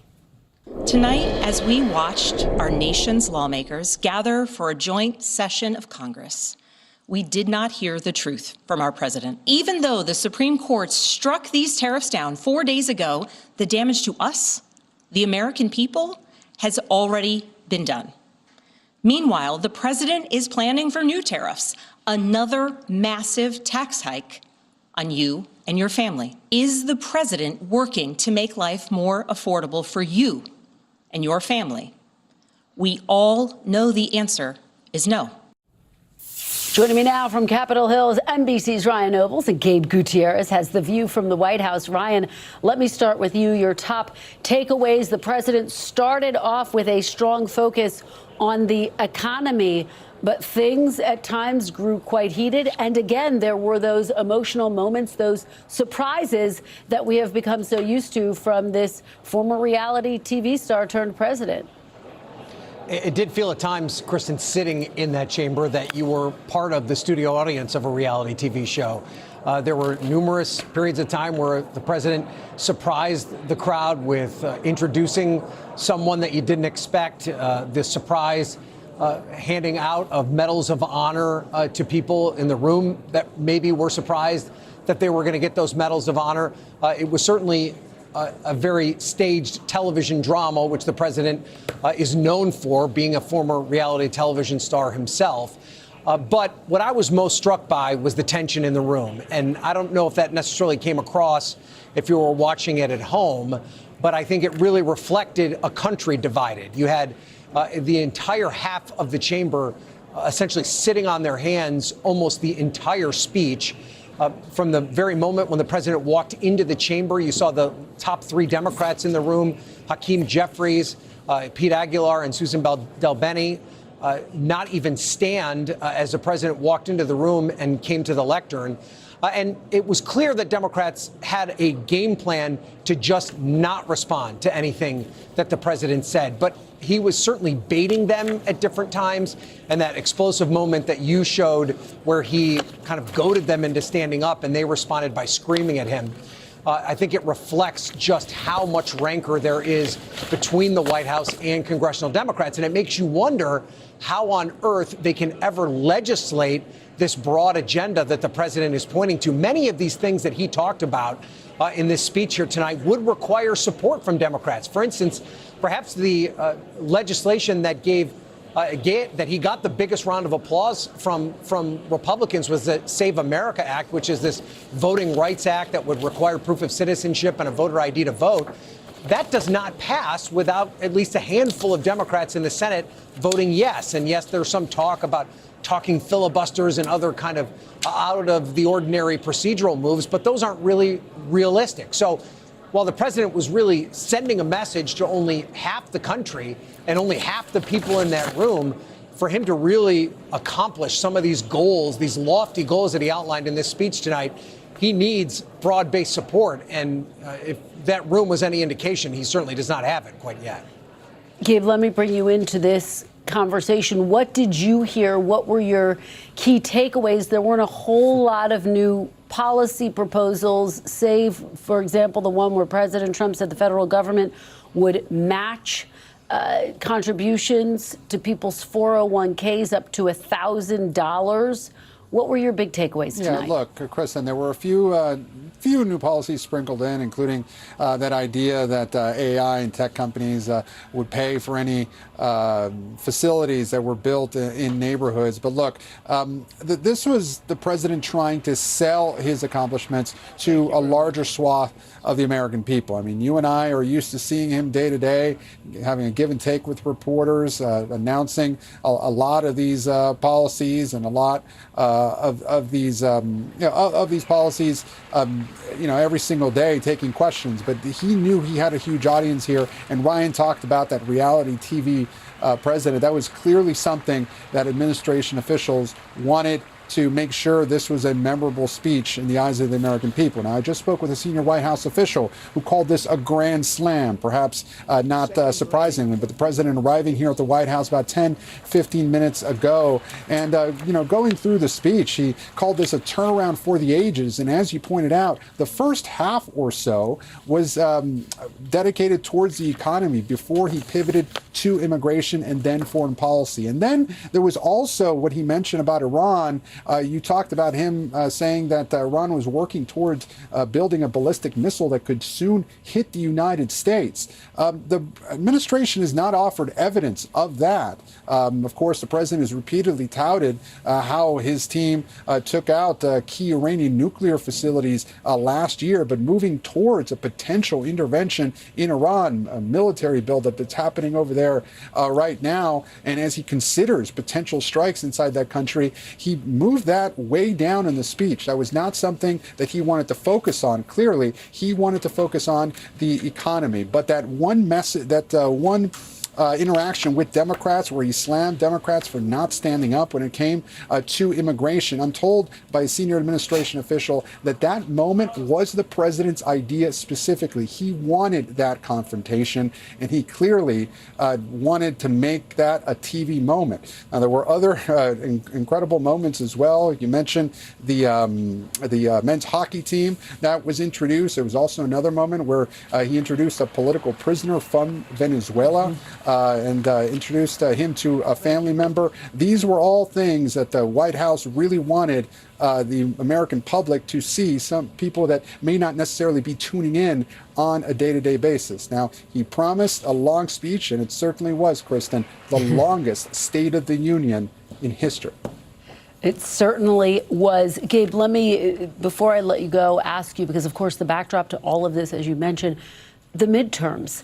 And the question, I think, on the minds of a lot of Republicans, can the president take his focus on the economy in the early part of the speech tonight on the road with him? Can he stick to the script? And as a part of that, Gabe, did he show empathy? In other words, did he express that he understands that Americans may not be feeling what he has referred to as this golden age of the economy? Well, look, there was a lot of blaming in this speech, Kristen, blaming the previous administration for what he inherited. That's something you hear from the president over and over again. And while there were some moments of, clashing with Democrats, there were times where the president really tried to sell what he had done on certain specific economic proposals. For example, the cost of electricity. I mentioned those AI tech centers, the cost of prescription drugs. He also mentioned what he had done to bring down the cost of home ownership. This is a president that does recognize that his approval ratings are sagging. Now, of course, he'll repeatedly refer to them as, quote, fake polls. That's something that he repeatedly refers to. But in that speech, he acknowledged that he needed to sell that message to the American people. The question becomes, does he do that effectively over the next coming months? We've heard from White House officials that he plans to travel more and more throughout the country to try and sell these policies ahead of the midterms. That remains to be seen, but certainly it's something that we'll be watching in the weeks and months ahead as these midterms get closer. All right, Gabe Gutierrez at the White House for us. Thank you so much. I want to turn now to Treasury Secretary Scott Bessent, who was in the chamber tonight listening to the president deliver his State of the Union address. Secretary Bessent, thank you so much for staying up late with us. We really appreciate it. Good to see you.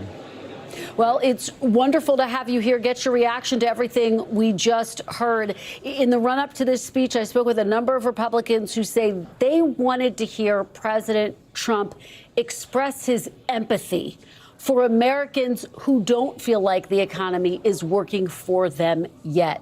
We heard the president say that the economy is roaring. Do you think that he expressed empathy for those Americans who say they are still struggling?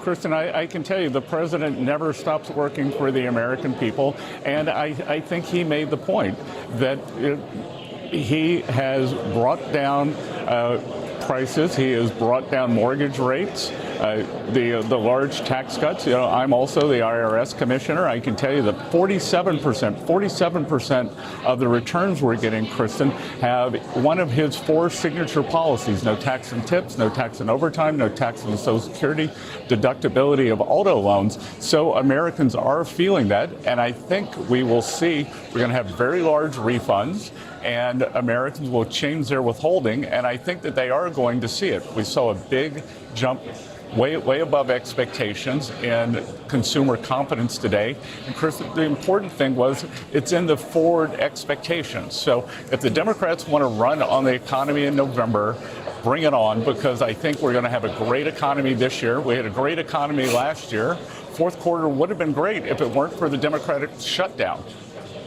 Well, and as you know, some prices have come down. Some prices, some groceries, for example, have gone back up. And if you look at the polling, the president's underwater on his handling of the economy, that critical issue. So what do you say to Americans who argue they're not feeling change fast enough? Well, again, Kristen, the president's numbers have been improving since October. Prices are coming down, and I think we are going to see an acceleration here. We've had real wage gains every month since the president's been in office. And again, of course, Americans are traumatized. They had a 21.5%. The cost of living increase in the Biden administration, more for working Americans. That was probably north of 30, a loss of the 3 or 4% in real purchasing power. Inflation was up 2.7% last year. I think it's going to come back down to the Fed's target this year.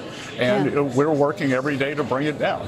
Mr. Secretary, I have to ask you about this announcement that President Trump made. He said that the administration will give what he referred to as often forgotten American workers access to the same type of retirement plan offered to every federal worker, vowing, quote, "We will match your contributions up to $1,000 each year." Can you tell me from a practical standpoint, how will this work? Does it need congressional approval, and is that possible in this election year? Well, we can do it through reconciliation. And again, this is the president coming back for working Americans, those who've been left behind, the ones who don't have the 401ks. Certainly the federal employees, Congress, get all these benefits, and we will be rolling that out in the coming weeks and months. The president wanted to preview it in his speech, but I think this is going to be a very big part of working Americans' retirement program, because there is a tremendous amount of financial insecurity. The president also talked about his signature policy, Trump accounts, $1,000 for every newborn born during his term that's going to be invested in the stock market. And Kristen, currently 38% of Americans have no exposure to the equity market, and we think over time this is going to remedy that, so everybody will have a stake in our great innovative economy and the American dream. All right, let me turn now to tariffs. Obviously, a number of questions swirling around what happens next after the Supreme Court did strike down the president's ability to impose the tariffs. Let me ask you. No, Krista, let's be precise here. What the Supreme Court did was rule against the president's ability to use a narrow mandate, i.e. EPA. It did not strike down the 232 or 301 tariffs, and it did not strike down his ability to it actually reinforced his ability to move those up, and he has the ability to use something else called Section 122. So that's what the Supreme Court did on Friday. It was a very narrow ruling. And it's my understanding that these new tariffs that he's imposed, he can impose them, the 15% tariffs that he announced over the weekend for 150 days. Given the legal challenges, given the Supreme Court ruling, why not go to Congress? Republicans have the majority in both chambers, and codify this in Congress. Because, again, Kristen, I think what you, the American people, have been misled. With the 232s and the 301s, Congress did give the president authority to put on tariffs. So what we're going to do is the 122s are a bridge for the 150 days. And then primarily with 301s, USTR will do studies, and those are country studies. And we'll see, we will switch over to increased 301s. And I can tell you at Treasury, our estimate is that using these increased authorities, the temporary bridge of 122, for 2026, the tariff income is virtually unchanged. So are you saying that these tariffs are going to be permanent, and that you think you have the legal authority to make these tariffs permanent, the 15% tariffs? Again, not the 15, Kristen. The 15 is a 150-day authority. What we have the ability to do is to do studies, and the 301s primarily, but also the 232s, can move back up to the previous tariff level. And since President Trump's first term, the 301s and the 232s have proven very resilient. They've survived more than 4,000 legal challenges. And let me just zoom out. Is the goal to make tariffs writ large permanent? The goal is to reshore American industry and stop unfair trade practices. All right, let me ask you, because obviously one of the questions is about potential refunds. The president didn't say whether he's going to refund what's been estimated to be about 100. Let me ask the question. Let me just ask the question, because it's about $134 billion in revenue. You told me in September, quote, we would have to give a refund if the Supreme Court ruled against the tariffs and decided that was necessary. FedEx is now suing the administration for tariff refunds. If the court sides with FedEx, Mr. Secretary, is the administration prepared to offer those refunds? Well, Kristen, let's be clear here. The Supreme Court remanded the refunds back down to a lower court. There will be a 42-day period before that even happens, and then we will see what the lower court says, and we will follow what the lower court says to do. So, meaning if the lower court says that you do have to issue these refunds, the administration is prepared to issue refunds? We will follow the ruling of the lower court, Kristen. And your reaction to this FedEx case? Well, I'll point out a lot of things. The CEO of FedEx is on the U.S.-China Business Council, which I find very interesting because, China is the largest payer of U.S. tariffs. So, take that for what you will. And the other thing, too, is why don't we see if these corporations, I think all these corporations should come out and tell everyone, the CEO of FedEx, you should have him on your show and have him explain how he's going to get the money back to the consumers if he, in fact, passed those costs along. All right, let me ask you, broadly speaking, this speech was historic because it was the longest State of the Union address in history. It was also the first State of the Union address, according to our research, that was delivered against the backdrop of a partial government shutdown. Of course, as you know, Mr. Secretary, Department of Homeland Security currently shut down over this battle over reforms to ICE. Now that the president has delivered his State of the Union address, do you think there can be a deal to reopen the government? And is the president willing to make some concessions to Democrats to make that happen? Well, we'll have to see, Kristen. The Democrats of the party have shut down. They were responsible for the longest shutdown in government history. It brought our GDP down in the fourth quarter between 1% and 2%. They've shown over and over again they don't care about the American people. They don't care about the economy. They want what they want, and it'll be up to the president to negotiate with them. Well, but I guess the question is, and some Democrats say that the White House hasn't been negotiating. How long do you think this shutdown is going to last? Republicans are in control of both chambers and the White House. Again, you're in control, but are you going to say? Kristen? Are you saying that Republicans should break the filibuster? Well, no, you tell me. Do you think Republicans should break the filibuster? You are not in control. I published a Washington Post op-ed saying that Republicans should break the filibuster because the Democrats have said that they were going to do it. If it weren't for Joe Manchin and Kristen Sinema, who the Democrats sent home, they would have broken it in President Biden's term. So, in game theory, when you have a bad actor who is repeatedly been a bad actor, you should move first. So I actually think we should. I think we should do it for the SAVE Act, and I think we shouldn't let the Democrats shut down the government again.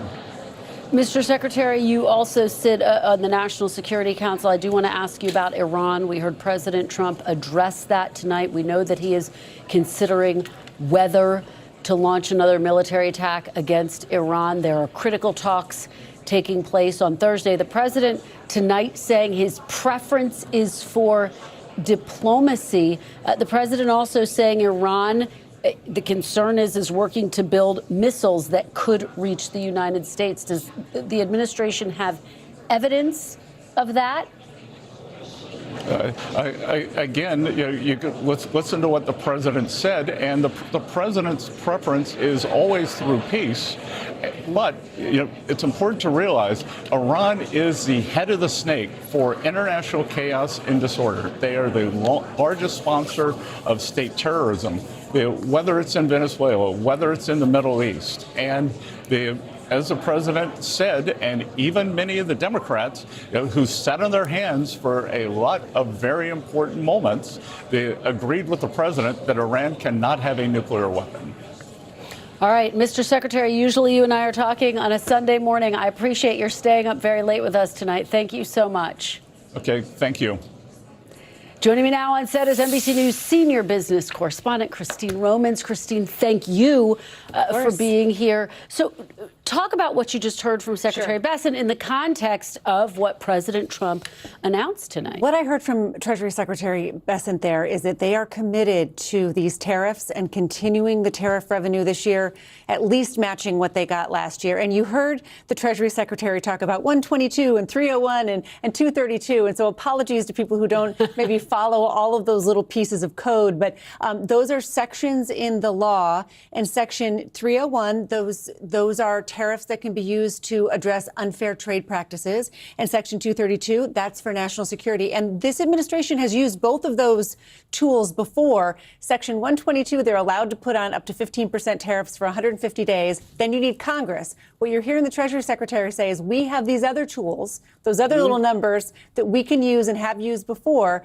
With a little bit of preparation, we're going to be able to put those tariffs right back on. So they're basically saying we don't have to go to Congress. That's right. That's his argument. That's his argument. The Congress has already given them that authority, and it's a little more cumbersome, these other methods, but they've used them before and they'll use them again. And do you anticipate there will be more legal challenges? Absolutely. Absolutely. And you've already got Costco. You talked about FedEx. You've got other many companies who are saying that they would like to see their money back, that there were $133 billion of tariffs were illegally taken from these American companies, and they would like to have a refund. The president has said, of course, that he will fight in court until he has to give the money back. One of the things that I asked Secretary Bessent about, you and I have talked about, Republicans have said what they wanted to hear from President Trump tonight was for him to acknowledge that Americans do not yet feel as though the economy is working for them. Secretary Bessent didn't directly answer whether he thought that was accomplished tonight. How do you think the folks you've been talking to about the economy will hear this? Words from the president, the first paragraphs were about a roaring economy, that it had been stagnant in 2024 and now it has come back. And I think when you talk to a lot of people, and certainly when you look at so many of these opinion polls, which I don't believe the president believes, people don't feel like it's a roaring economy right now. They still feel like they are not, the money just doesn't last the month. And the president did acknowledge affordability, but in hindsight, that it's the Democrats' problem. They did this, and now we're in this golden age. So it's fascinating to me how the echoes of COVID are still kind of being felt, because that big inflation surge was after the economy shut down and then opened up. And now you've got prices today that are still much higher than they were 4 or 5 years ago. Yeah, and the question is, what will the argument be on the campaign trail? We know he's planning to be out on the campaign trail as if he is on the ballot, even though he's not. Christine, I thought it was notable. Secretary Bessent, I asked him about this new policy proposal that the president floated tonight, that the federal government would basically match Americans' input into their 401ks up to $1,000. How would they do it? He said through reconciliation. He said it's something they're going to move on in the next several weeks. What do you make of that? Devil's in the details. Yes. How complicated is it to actually enact something like that? It sounds like they're at the beginning of this process. Yeah. And this again is an acknowledgement that Americans are chronically underfunded. The president said that there are some people who are making money in their 401ks with record high stock markets, and then you have millions of people who aren't. And this is a way to get people invested in the stock market. So it would be somehow matching kind of the same kind of retirement plans that are available for Congress and federal workers. So we'll see if they roll that out. I will say that at one point, the Google searches that were trending were all, the top 5 were all about these Trump accounts for babies. So what that tells me, between this acknowledgement about more money needs to be in 401ks and these baby Trump accounts, it tells me that people wanted something concrete. Where is the money? What are you doing for me? How am I going to be able to grow my family's finances? That was resonating with people. All right, Christine Romans, thank you so much. Great to see you. Really appreciate it. Great to see you as well. Now I want to go to NBC News Chief International Correspondent Keir Simmons, who's up late watching the speech, giving us analysis. Keir, thank you so much for being with us tonight. Let's talk about what we heard. Hi there. We heard the president address Iran. He said his preference is for diplomacy, but you also heard him very clearly say he would not allow Iran to develop a nuclear weapon. What were your takeaways from what we heard on foreign policy tonight? Kristen, on Iran, I think we heard a shift from President Trump tonight. I think it's significant. Just keep in mind where I am in the Gulf, in the Middle East, that there is this, what President Trump calls his armada. More than that, not just battleships and aircraft carriers, but air defenses, fighter jets, a huge buildup of military power prepared to strike Iran. What we heard, and just to give the background before we get to the President Trump's words, what we heard from the Senate Minority Leader Chuck Schumer today after that briefing from Secretary Rubio, that private briefing, saying this is serious, the president has to make his case to the American people. And then what we heard from the president tonight was those words that Iran is wants to build weapons that will soon reach the United States of America. Now, Kristen, people have quickly moved to this Defense Intelligence Agency report that said that Iran could have 60 intercontinental ballistic missiles by 2035 if it chose to do that. It does sound as if President Trump is telling the American people now that Iran is choosing to do that it does want to build those ICBMs. Now, just for context, we should say North Korea already has them, according to the Defense Intelligence Agency, less than 10. China has them. Russia has them. But that is a case that we haven't heard until now, that not in this way, not from the president, not at this moment, that Iran could threaten the continental United States with intercontinental ballistic missiles, and that it seems he is saying that that decision has been made to build those weapons, again, by 2035. President Trump said soon. You can make your own judgment about whether soon is 2035. And then in terms of the nuclear program, and of course that connects chillingly so with the missile question. In terms of the nuclear program in Iran, which President Trump has said has been obliterated, he said tonight they are starting all over again. They are right now pursuing their sinister ambitions. And then you just spoke to Scott Bessent, Kristen, describing Iran as the head of the snake for international chaos and disorder. So all of this, I think, begins to suggest a decision by the Trump administration, by President Trump, to make the case to the American people, here's why we need to strike Iran. And despite the fact that he also says that he hopes those negotiations will find a compromise. Well, and of course, those negotiations continue on Thursday. Keir, thank you for that. We appreciate it. We'll have much more on Meet the Press Now at 4 p.m. Eastern. But NBC News Now special coverage of tonight's historic State of the Union address continues right now. From NBC News, President Trump delivers the State of the Union. Live from Washington, D.C., here is Tom Llamas. And good evening. Welcome to our special coverage of President Trump's State of the Union address, the first of his second term. Here is a live look at the House chamber right now, where the president is set to speak. Just moments from now, members of the president's cabinet, including Secretary of State Marco Rubio, Treasury Secretary Bessent, coming in as well. Support for the president's policies on immigration enforcement, issues that swept him into office, have dropped sharply in the weeks since federal agents shot and killed 2 Americans in Minnesota. That, along with polling numbers on the economy, on a downward spiral. Republicans hold only a razor-thin majority in the House, one that could vanish after the midterms.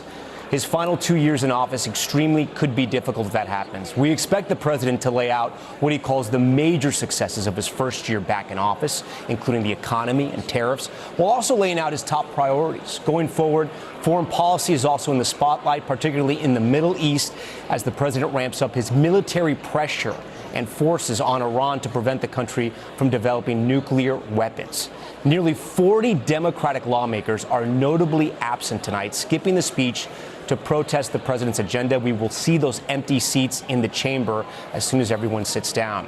Joining me tonight to break it all down, Meet the Press moderator Kristen Welker, our chief White House correspondent Peter Alexander, and our senior business correspondent Christine Romans. Our senior Washington correspondent Hallie Jackson will join us shortly as well, as we see the Commerce Secretary there, Howard Lutnick, enter the chamber, and we see the Supreme Court Justice, the Chief Justice John Roberts, right there, as we are looking at the rest of the justices. Elena Kagan as well. We understand that Justice Kavanaugh will be in there, and also Justice Amy Coney Barrett. Kristen Welker, I'm going to talk to you. We mentioned the Supreme Court justices because the president had that monumental loss on his tariffs, and he went after the justices that he appointed that voted against him, the conservative justices, including Justice Barrett. It'll be interesting to see if he addresses them tonight. It will be fascinating, Tom, to see if he directly addresses the Supreme Court justices, including Justice Amy Coney Barrett, who, of course, he did nominate.